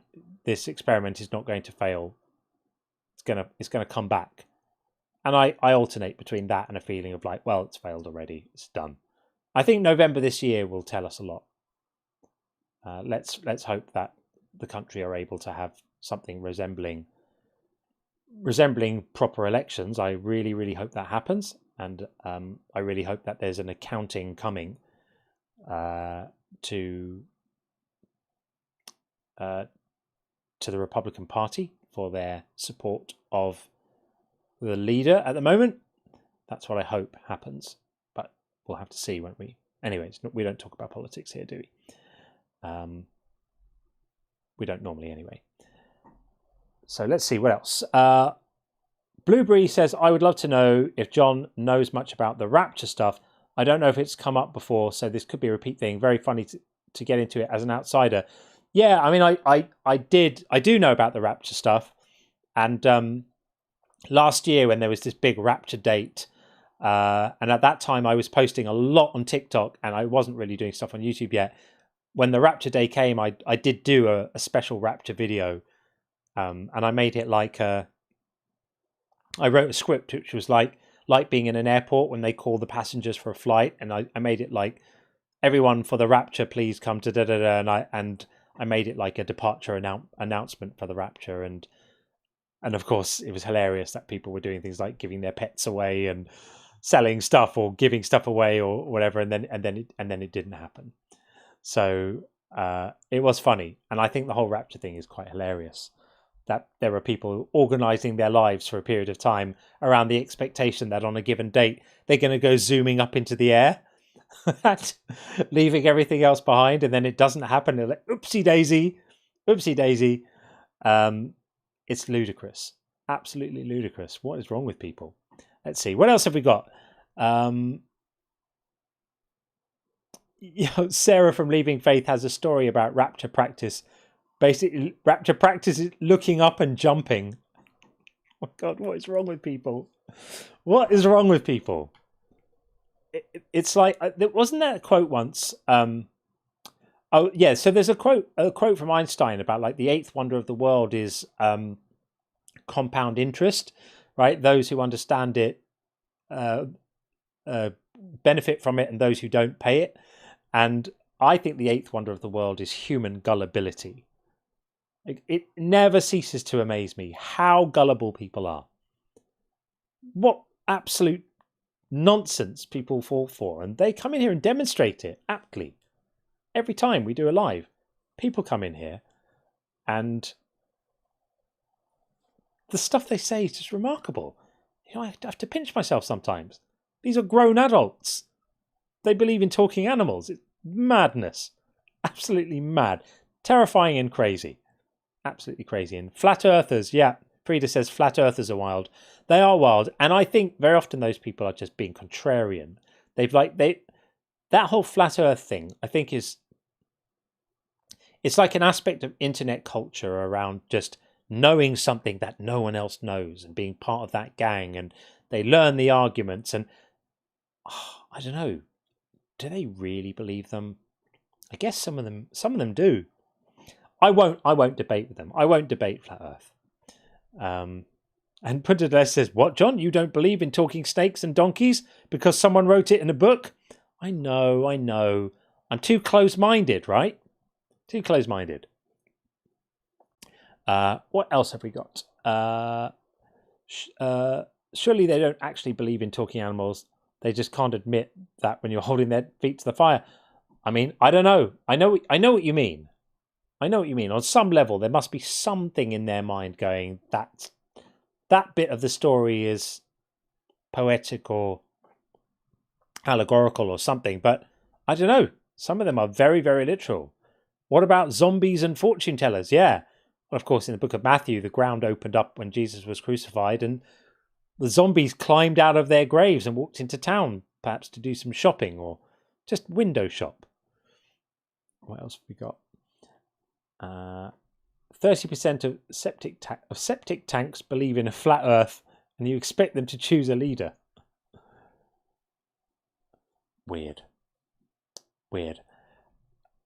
What's going on over on the TikTok chat? Omran, Peg the Hierarchy, asked John what name he prefers. I don't know what that means, Omran. Omran, you were in the queue before. You're welcome to come in if you want to have a chat about something. Be happy to talk to you. I'm happy to talk to anyone. I'm nice to talk to. I'm friendly. I'm not a bully or anything. Come and talk to me. I mean, I don't mind if you don't want to. That's also fine, of course. I'm a kind of consent guy, you know. Football or soccer? Well, in my world, we say football. That's just a my world thing. And in my world, football is soccer. Now I've just understood what you mean. So, yeah, soccer isn't a word that people in the United Kingdom ever use. So we say football, and we all understand what we mean. We mean the game played by 11-a-side, kicking a piece of leather around on a piece of grass, without any protective clothing, by the way. Bex is saying, loved the after hours yesterday. Thanks, Bex. I really loved it too, actually. I really did. I love the debate streams, and they're super fun, and they keep me on my toes, and I enjoy them very much. But I really do look forward to those after hour shows as well, even though a much smaller audience. They're more in the spirit of how the lives kind of used to be when I used to just do them back in the day, even before I was dual streaming, and they were just on TikTok, and it was more like that kind of community building, and I couldn't be without that. I love it. Really love it. So yeah, and thanks for coming up yesterday, Bex. It was lovely to talk to you, and you asked a really great question as well. Let's have a look. What else have we got? I'm just looking for any questions in the chat. Anything you want to ask me, just fire away. We'll make this a kind of informal AMA while we wait and see what happens. If no one comes in the next 10 minutes or so, then maybe it's time. Maybe that's the universe saying, go to bed, John. It's late. I have actually not been to bed before 4 a.m. since Wednesday, and so I won't tonight, and I won't tomorrow as well. So lots of night owling for me at the moment. John O'Neill says, John, did you see the movie Green Street Hooligans about an American that goes over to England and joins a football club? Yes, it was with the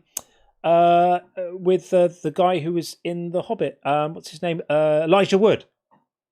It was with Elijah Wood, wasn't it? Am I right about that? Correct me if I'm wrong. I just think I saw Sean pop in. I thought I saw Sean, but maybe I didn't.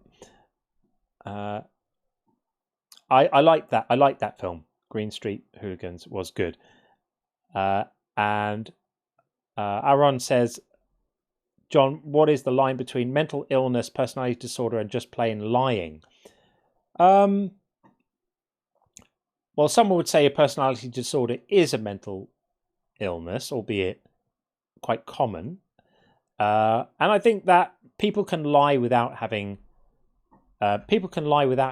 any mental illness or disorder at all, and people can have mental disorders and not lie. So I consider them to be sort of separate things, but of course they can overlap as well. And there are times when somebody's particular mental struggles lead them to lying. But yeah, I don't see them as being like points on a continuum or anything like that. I just think they're slightly different.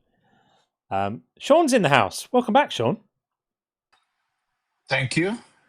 Yeah, sorry, had a long call. Went to go do a couple of things, and I'm back. I can finish out now. Oh well, all good. It's gone extremely quiet in here. We had some excellent business. Some good stuff happened. There's some good stuff. Okay. Some fun calls. Some of it was pretty wacky, and some people not liking, thinking that I'm overextending here by saying your God obviously isn't there. I was accused of a black swan fallacy for saying this, but I don't think it is. In fact, I demonstrated that it isn't. For saying what again? For saying your God obviously isn't there. The accusation came in that this represented a black swan fallacy, which it isn't in this case. And it's all gone very, very quiet. So we're just kind of having a chat with everyone in the chat. Questions for everything's asked. John Cohen, have you considered allowing the callers a little more rope to dig a deeper hole for themselves when they can't answer directly the question you're asking? I'm going to take that to mean that I'm not letting them speak enough. And I accept that as a valid criticism at times.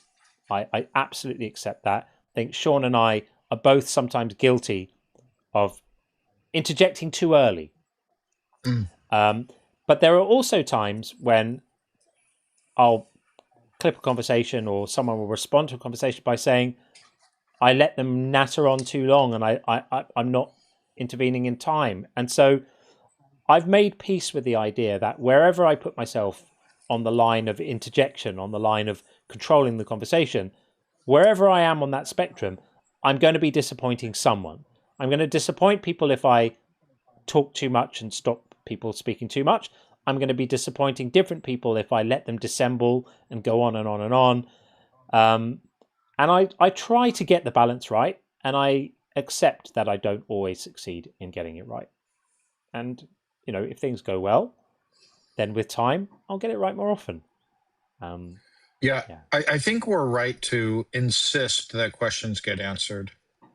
Do I interrupt sometimes when I shouldn't? Yes. I gotta always self-assess, and sometimes in the heat of it, or if somebody's giving an answer and I automatically see something wrong that they said, it's like there's an instinct to just sort of pounce, and that can happen. But I do think when somebody is avoiding questions, especially incessantly, it needs to be harped on. The standard has to be, when asked a direct question, it gets answered. And if it's a closed-ended yes or no question, it's going to receive a yes or no. I think that's very, very important. Yeah, because, and thank you, Sherry. Sherry said you do a great job, John. Thank you, Sherry. I appreciate that. It can be really, really frustrating for people watching when somebody is asked a direct question, especially if it's obvious that it's an important question in building an argument or establishing a point. I've experienced this when I'm watching somebody else's debate, and they'll ask their interlocutor a straightforward question, and I understand why they're doing it and where they're going with it, and they don't get an answer to it. I feel like there's an unclosed loop that I'm powerless. I'm outside of it. I'm just watching, right? I feel a sense of frustration that question is remaining unanswered. And so I kind of, if I ask someone or Sean asks someone, a question, if we'll say something like, God could God have achieved his plan without the pain? There's a reason I'm asking the question. Yeah. And the reason is that there's a dialogue tree here. If they say no, then that's going to take us into looking at the ramifications of no and what that says about the limitations of God's power. And if they say yes, then that shines a light on the fact that God is therefore then choosing the pain without having to.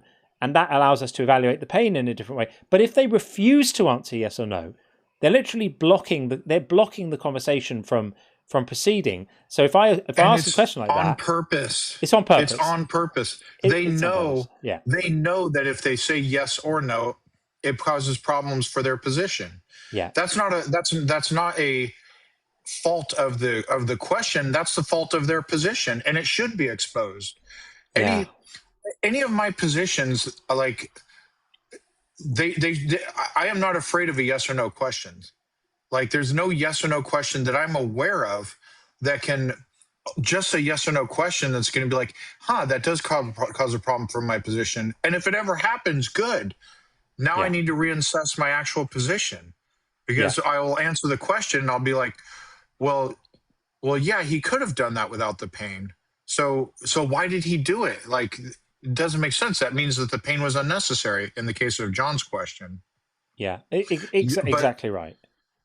It's avoidance, and it's dishonest, and it just happens. So you guys hear it night after night, that like constant caller after caller. Some callers are pretty good at answering questions, but a lot of them just will not answer questions. Yeah, and as you say, we're always willing to. Yeah, you won't catch Sean or me being avoidant in that way. If someone asks a question, I'll give you a direct answer, and then I'll explain it.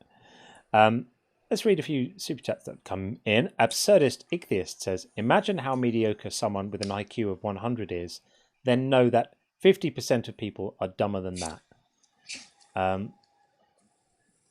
Yeah, it's a worrying thought. I love Idiocracy, but I can never watch it now because it's too upsetting. When it first came out, it was one of my favorite films. Absolutely loved it, but it's so horrendous how kind of true it's coming. Absolutely horrific. And Kazuki, thank you for the super chat, said, hi, my name is John Cohen, and I am convinced in and believe in God. Ha, gotcha, but seriously, I hope everyone's having a great day. That could get clipped now. Fair enough. I'm happy to be quote mined for that. Why not?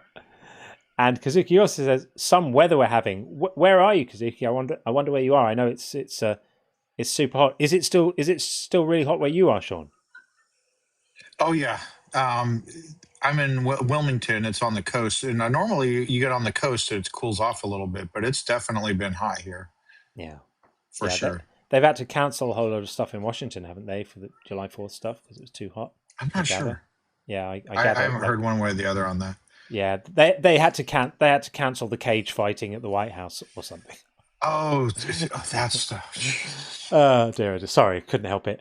And Kazuki also says, welcome back, Sean. Good to see you back for however long the show lasts. Well, thank you. Thank you. Thank you for welcoming Sean back, of course. And finally, Hermanpreet, great to see you, Hermanpreet. Thank you for the super chat. Now, if you change your style, you'll be disappointing me. You're not allowed to win here, John. What can I do? I can never win, right? So, yeah, we try. We try. And look, if you're going to do something like this, if you're going to put yourself out there and get on the internet and do stuff in front of people, you just have to be prepared for the fact that people won't always approve of what you do, and people will criticize and say you should have done it differently, or you could have done it differently, or I'd have handled that better, or I'm all right with it. I'm really okay with it, and I'm also not above taking constructive criticism. Sometimes people will say, you should have said that, and I'll say, you know what, that's right, and I'll try and learn. I'll try and take that on board, and then when a similar situation comes up again, hopefully I can remember that criticism and think, you know what, when I was in a situation like this before and then someone said you didn't handle it very well, I'm not too big to take criticism. I think it's really important, especially on something like this. I'm learning on the job. A year ago, I had never done this. I did my first ever live stream in August on TikTok only, and there were 9 people in the stream. And so I'm learning. I'm learning, and I hope that, because this is it now for me. This is the rest of my working life, however long it lasts. This is it. I'm phasing out my other work, and this is what I'm doing. So I hope that I will still be doing this in 5 years' time, 10 years' time, and I hope that in that period of time I'll have learned more and got better at doing it, and I'll probably look back at these things and think, oh my god, I was terrible. Which is what happens when I look back at my early videos from last year now. I'm like, I didn't have my shit together. But that's how we do it. We learn and we improve. I'd like to go back and watch those. Yeah. Although I don't know if I can't really, can I? Because it was a relatively recent development, like posting to YouTube, right? Yeah, I not think posting to YouTube, but streaming on YouTube. Yes, and posting the clips to YouTube are both relatively recent. Yeah, the early days of the very very early streams are lost to history because they weren't recorded at all. But there are some early streams that were recorded. They weren't posted to YouTube, but I still have the recordings. Oh, I see. Okay. Yeah. So you can sort of see where you were then and now, and do you see a difference? Yeah, I do, definitely. But both in terms of like the streams themselves and the kind of videos. Like if I look back at my first videos I was putting out on TikTok, they were awful. I was just like, when I look at them now, I was like, the delivery wasn't natural, and I didn't know how to work with a camera. And I'm not saying I'm great now, but I feel really comfortable now. If I make a video now, put the camera up, I do the thing, and I'm just myself, and I don't feel any different. Like I'm just being myself. In those early days, I could feel, when I look back at them now, I could feel that I wasn't really natural. I was just a bit uncomfortable or a bit whatever. And you practice stuff, and you kind of, it starts to feel more normal. We have got a super chat from Jason Gleason. He's just some guy. He says, if we aren't as important as Sean, how do we get a signed copy of your book? I am going to be making signed copies available, but I need to coordinate it through the publisher, because originally what I thought I could do was I could buy a load of inventory myself from the publishers. They'll sell me stock, as it were, and then I can just, people want signed copies, I can just sign them and then essentially sell them, which ultimately might be what I do. But the thing that can make or break a book is its week one sales, and if I do that, those sales don't count towards its week one sales. Only sale, because if you think about it, otherwise people could just buy their own stock and give themselves New York Times bestsellers if they wanted to. So the actual kind of sales figures that go into rankings and stuff are from proper booksellers. So what I'm talking to the publishers about at the moment is establishing a bookseller in the US and possibly one in Canada and one in the UK, who will be the distribution point for signed copies. And then I could sign a bunch of copies, and then they can be bought as signed copies from those bookshops. I would always prefer to work with independents rather than big chains if possible. And then they actually count in the week one sales rankings, because I really, really want this to work. I really want this to have an impact, not purely because I want to have a successful book as an author, but because I want these ideas. I want the idea that belief isn't a choice to be heard and internalized by as many people as possible, because I think it's super, super important. I have to say a massive, massive thank you to Matt Dillahunty and Promise, who are both giving me endorsements for the book, which means that on the cover of the book, there'll be words from them about it. I sent them advanced copies to read, and they were both super, super gracious. Matt in particular, because I asked him at the last moment. My publisher said to me, we've only got a few days to get this done. And he literally dropped stuff to get his head into the book and do it. So I'm massively, massively grateful for that. So I've got endorsements from them and a couple of other ones as well. I really, really want people making this argument. I want people out there armed with it. Think about it as a kind of weapon against belief-based salvation doctrines. It takes them apart. They crumble. They collapse. You show that belief is involuntary, and you show that it doesn't make any kind of coherent sense to punish or reward people for things they couldn't have done differently. The whole edifice comes tumbling down, and it's such a powerful argument, and you don't have to get into the normal apologetics and counter-apologetic stuff with it. You don't have to talk about contingency arguments and fine-tuning and whether any of this stuff exists and whether Jesus is historical. All of that stuff becomes completely irrelevant, because all you can say is, I'm not convinced. And if I'm genuinely not convinced, it's wrong to be punished. And it's an unassailable argument as far as I'm concerned. So I really, really, really hope that the book galvanizes further conversation around this stuff and makes it more of a standard talking point.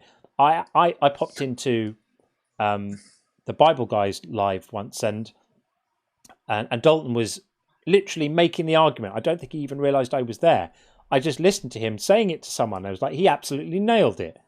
And it made me feel so good. And I don't know if he was doing it because he'd heard us talking about it, or if it's just part of his part of his thing. But it really made me feel good to hear the argument out in the wild being deployed so effectively. This is what I want. And Jason says, if I endorse, can I get an advanced copy? Sure. Absolutely fine. Absolutely fine. And we also have Penelope has said, have you thought about hosting a Bible quiz game show similar to Wheel of Fortune or Jeopardy, where callers could pick a category? A Bible quiz game. You know what? That probably exists within the Christian culture world. That's probably a thing, not like done non-ironically. It would be fun to do it ironically, wouldn't it? Yeah, good stuff. Good stuff. Right, let me check. I think the call queue is...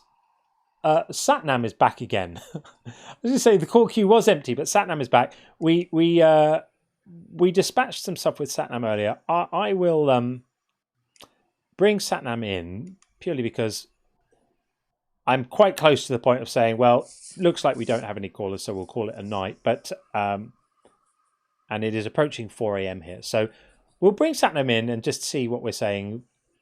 But we probably won't have a very long one now. Bringing back Satnam again. Welcome back again. Hey, this is part 2. So I was thinking extensively about this, and so in philosophy we say something is a brute fact. It doesn't need an explanation, right? Yeah. And when we say the universe is a brute fact, we're saying the universe had to exist, and there was no it couldn't have been otherwise, right? Not necessarily that it couldn't have been otherwise, like another way, but just that it could be a brute fact that the universe exists. So brute fact means it's necessary, right? Yeah, it just is. It isn't. It doesn't need to be explained because of anything else. Which, by the way, any theistic arguments are assuming God to be a brute fact. So anyone making theistic arguments must be happy with brute facts. Yeah, brute fact. So I say the universe was brute fact. So I'm talking that whatever caused the universe. But hang on a second. If you're saying the universe is a brute fact, you don't get then to say whatever caused the universe, because then it's not a brute fact. If something is caused, then it isn't a brute fact. It's contingent on the thing that caused it. And then we could say, what about the thing that caused it? Is that reliant or contingent on anything? Okay, so suppose the Big Bang, right? We say that's a brute fact, right? No.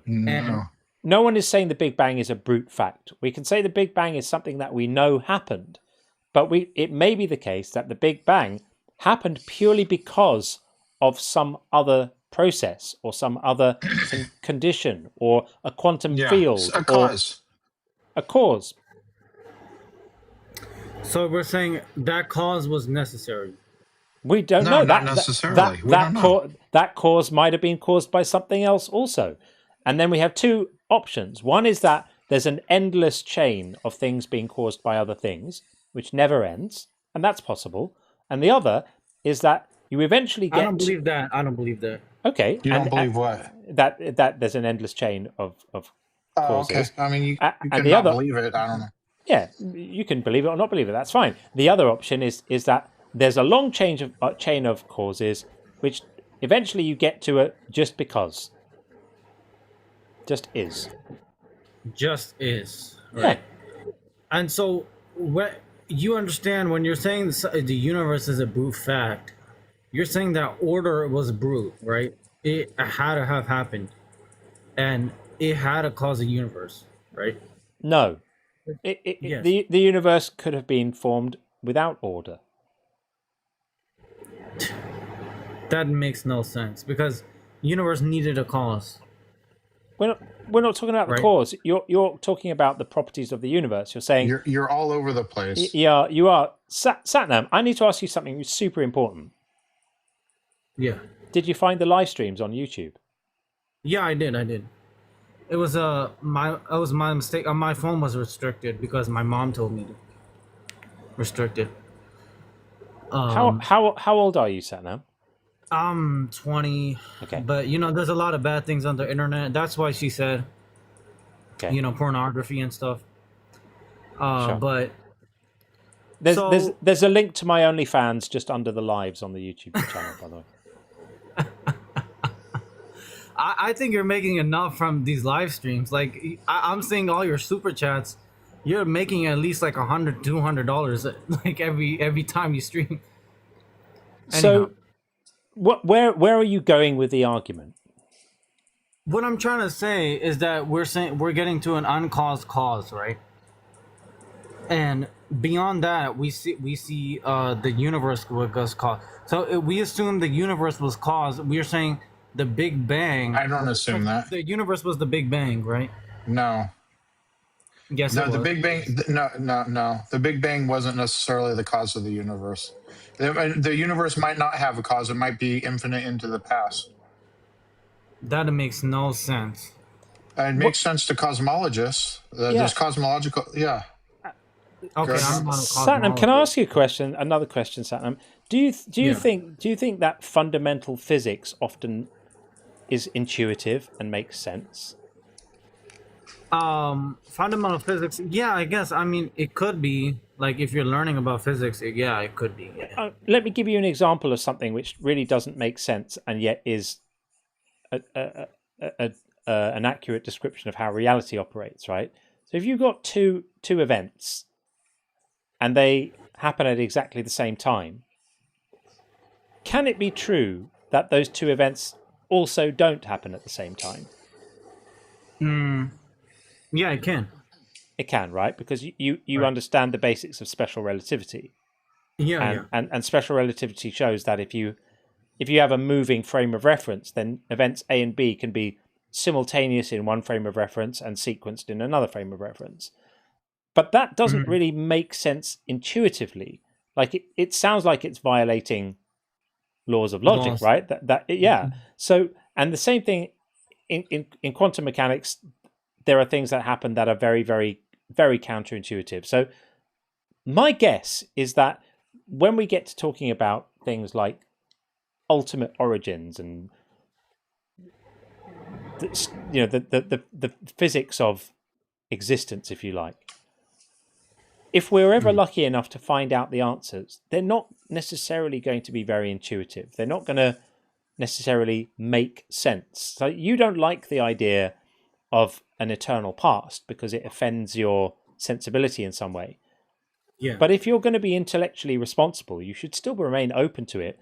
If for no other reason, then the greatest experts in the world who study this area and develop theories and knowledge here are themselves open to it. So if you were not open to it, you would be essentially implying that you know something that they've missed. Right. I understand what you're saying. See what I mean? And you don't want to do that. You don't, because that looks like hubris, and you wouldn't want to do that. So I would say when you come across an idea and it just feels weird or feels odd, don't let that feeling foreclose the idea for you, because it may still be valid, especially if people who know what they're talking about are taking that idea seriously. That to me is a real green light to say, feels weird to me, But hey, these guys, I'm not making an argument to authority here. I'm making an argument that the people who are the authority that deserve to be paid attention to here, the people who actually have the expertise and know what they're talking about, if they're open to it, it must be for a reason. If it's obvious nonsense, they wouldn't be open to it. They would have clocked it. It's not like I'm the only person who would have Could you realized. name some like experts?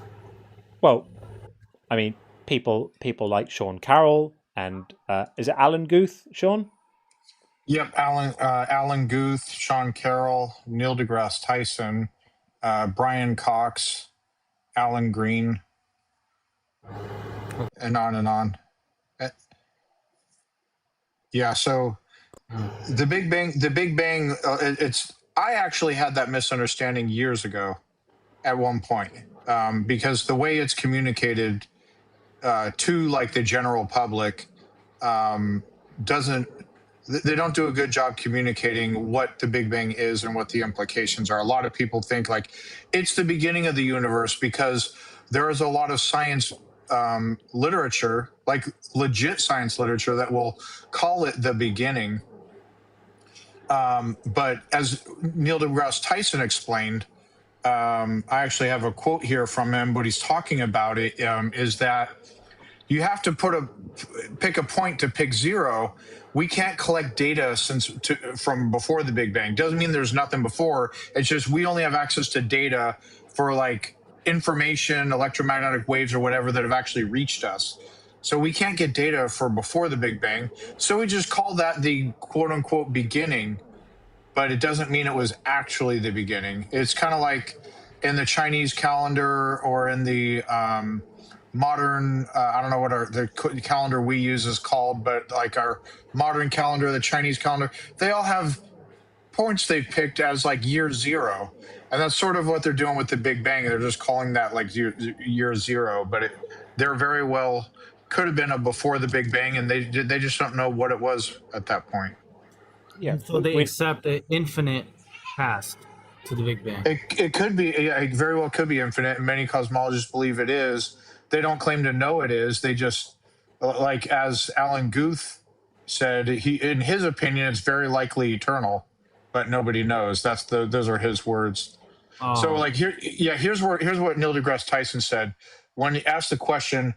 Let me follow that up. What's wrong with the word before? And is this a question of when time started? Tyson, no. There's nothing wrong with before. We just don't have any data. Where you put the zero is arbitrary as it continues to be on this day with calendars. We use the Christian calendar that's relative to Jesus. Muslims got the one related to Muhammad. And the Chinese have one. I forgot who they dated that for. The Jews have. Everybody's got a calendar with their starting point. So the starting point is just where you want to put it. And right now, a pretty good starting point is the Big Bang. We don't know how to put it earlier than that. That's from Neil deGrasse Tyson. He's explaining why people call the Big Bang the beginning when it's not actually necessarily the beginning. Okay. So, I mean, they're all open to the infinite past? Yeah. Now, some may favor a finite universe. If I'm not mistaken, I don't want to misquote him. Alexander Vilenkin might find he seems to favor at least a finite expansion. I'm not sure if he favors a finite universe or not. I get that impression. I could be wrong, but most definitely many cosmologists favor an infinite one, and none of them will claim to know. We just don't know if the universe is infinite in the past. Okay. So it's 50-50, right? Well, I wouldn't say 50-50. I wouldn't even put a calculation on it. I would just say we don't know. We don't know is the best answer, right? Yeah, absolutely. Okay. Yeah. And there's nothing wrong with saying we don't know. That's when you say, hey, I don't know, that is a placeholder allowing you to like explore and hopefully come across the right answer. Right. Okay. Yeah. So okay. It's because even the cosmic microground information, they only show a few things, right? After what happened, the Big Bang, but we don't know what happened before it, right? Right. Oh, okay. That's right. Because Okay. All right. That makes sense, and it also makes sense because we haven't discovered like the whole universe, right? We could find something that That's an important thing that gets missed a lot. All we can see, and it's kind of tautological to say this, but all we can see is the observable universe. But the universe very well may be infinite in size. Infinite. Okay. Yeah, it may be. If it's finite in size, I don't know what that would mean unless it somehow curves in onto itself. Because if you travel one direction far enough, what could possibly be the end? Is it a wall? Well, that wall would be part of the universe. What's beyond the wall would also be part of the universe. So it almost like it's hard for me to conceptualize something like the universe not being infinite in size, but it could be. There might be some explanation that makes it finite in size. I don't know. Okay. Well, it's interesting because even Einstein didn't believe in a God. He believed in God is the universe. Yeah. Right. And he had unusual brain differences too. So, like, he had a 15% higher parietal lobes, and he had an unusual connection between the two hemispheres of the brain and stuff like that. I can neither confirm nor deny any of that. Like I don't know one way or the other. Yeah. But if you read that, that's cool. Yeah. He did. And I think that's really interesting because if someone so smart doesn't believe in a God, I don't think I should too. I don't think I'm gonna go on a limb here and say I don't think that's a good reason not to believe in a God. Someone smart doesn't believe in God. There's also Isaac Newton was brilliant and he believed in God. I'm throwing Christians a bone here, but I'm fair with rationality. It goes all ways. The reason not to believe in a God is just if you don't have sufficient evidence to believe it, and I do think that's where we're at right now. So that's the reason you shouldn't believe, not because a really smart guy didn't believe. That would be a bad reason not to believe. Agreed. We just don't have evidence for it. Agreed. Yes, exactly. Okay, so we also don't have evidence for what caused the universe, what caused the Big Bang. Yeah, what caused the Big Bang, and then we don't know yet if the universe even had a cause, or if it always was. You mean like a cyclic universe? I mean, I don't know. Maybe. I mean, any universe with an infinite time arrow into the past doesn't have a cause because it always existed. So therefore, it was never caused. Oh, okay. Yeah, I've heard that thing. Like, if the universe was brute, we could just say it didn't have a cause, right? It's just Okay. Which is what anyone thinks. Well, I'm sorry, I didn't understand. Anyone who Could you say posits that again? anyone who posits a God is happy with something just existing and not needing an explanation. So they basically they make a rule that says everything needs an explanation apart from this thing over here that doesn't need an explanation, meaning they're God, and thereby admitting that there's a category of things that don't require an explanation. And if such a category exists, then why not just place the universe itself into that category and say it just is? It's just a brute fact that the universe is, always has been, and your job's done. You don't need a God for anything. It serves no function whatsoever. Right. It has So no you're talking about explanatory power. cyclic universe, maybe? I don't know. What do you think caused the Big Bang then, or you just don't? No idea. You have no idea. Really, no idea. And be prepared for the possibility. Be prepared for the possibility that we may never know. Right. Yeah. I see. Yeah. All right. We may get closer, but that's why Einstein was like so. He was so in awe of the universe. He thought that, like, there must be I heard a quote from John, and he said, it's in the mysteriousness of the universe, it's wrong to put just a supernatural thing right inside. That's what I heard from you. I think that's a good quote. I think it might be talking about when you talked about how gluttonous it was, and I thought that was really. I loved that perspective from you, John. That the universe there's so much awe, so many things to be awe of in reality itself, that it's just gluttonous to like want to posit more chakras and spirituality and miracles and magic. Like, the universe already, like it's not amazing enough already. Right. I do find it really distasteful. Yeah. But anyway, Satnam, thanks for coming back. And I appreciate that you've been really open-minded in the way that you're engaging with this stuff. I think that's to your credit. So good for you. Okay. Thank you. All right. Keep well, friend. Take it easy. All right. Where has all the opposition gone? They vanished. They vanished. Like it went really quiet about an hour ago. It just stopped. We had a couple of absolutely cracking calls while you were away, and then they went away. So it is 4:15 a.m. So I think we will shortly put a plug on things and start winding up. But a couple of super chats. Let's see what we have to say. Jason says, year zero. Great analogy, Sean W. So you get an approval from Jason there. I can't take credit. That was Neil deGrasse Tyson. Fair enough. W. Neil deGrasse Tyson. That's right.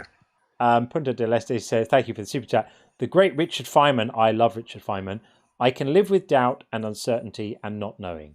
I think it's much more interesting to live not knowing than to have answers which might be wrong. I absolutely love this quote. I absolutely love this quote. And I think not knowing is often the engine of progress. Not 100%. Knowing is what spurs you on to explore, to try stuff out, to test ideas, to push back the line of where that knowledge is and lean into it, lean into the not knowing, and I love that. So I think I don't know is a completely valid answer to lots of these questions. And it's not to say that you're giving up.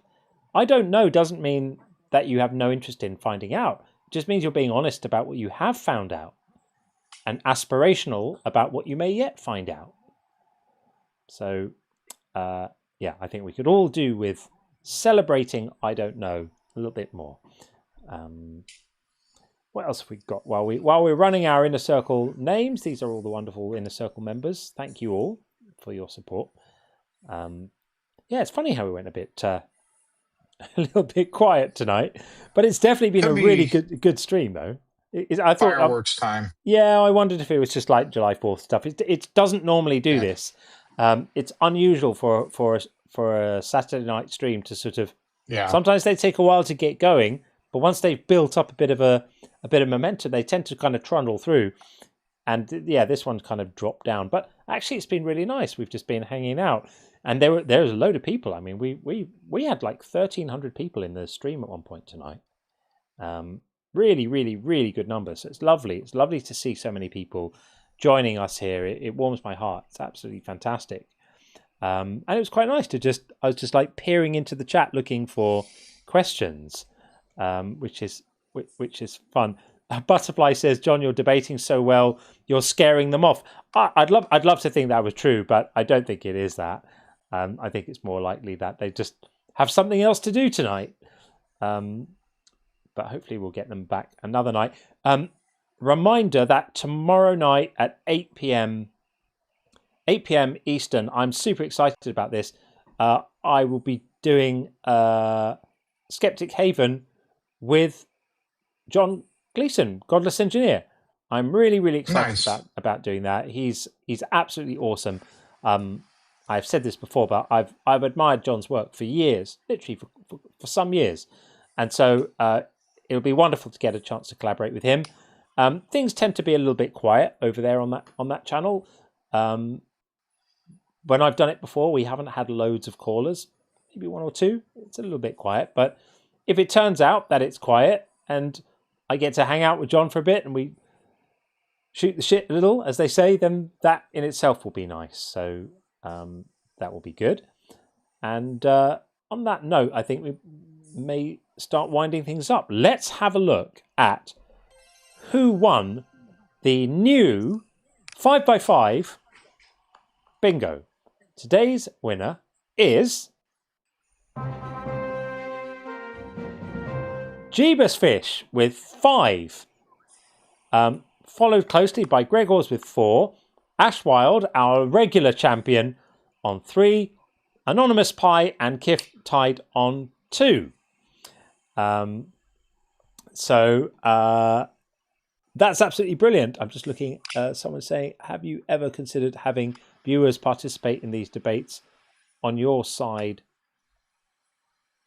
more so than the theists? I don't understand the question. Sarioka TV is asking, have you ever considered having viewers participate in these debates on your side more so than the theists? I don't understand who they would be debating with. Or if you mean like a panel, do you mean like a panel? That's what I was gonna. That's what I was gonna suggest. Maybe they mean is like have a panel, and that's. Yeah, that actually isn't something that we would do, because there are live streams where you go in and there's like 5-6 people in there and everyone's shouting over everyone. I can't stay in one of those for longer than 10 seconds. It just does my head in. It's too unstructured, and I just don't think it would. I think it would just be too meandering and too unfocused. That's not to say that there aren't some absolutely fantastic minds, super smart people in the audience, way smarter than me. But this is the stream that I do, and Sean is here, and I think that it's pretty tight. And since we've kept these to be debates and then done the after hours show as its own thing, I think it works really, really well. Forgive me if I'm misunderstanding what you meant and you meant something different. But that seems to be, that seems to be what you were saying. And Jason says, worst Gleason ever. It's funny. They're definitely my two favourite Gleasons are Jason Gleason and John Gleason. I adore both of them. And I love seeing Jason in here participating more and more. I love the dude. Me too. But, he is awesome. Yeah. Absolutely awesome. And Cocoa Puff says, when you debate, though I don't like the word opposing or debate, do you mean dominion God, or can it be free relational God? Does that matter? I don't really know what you mean by that. Maybe that's above my pay grade. Yeah, I'm not sure.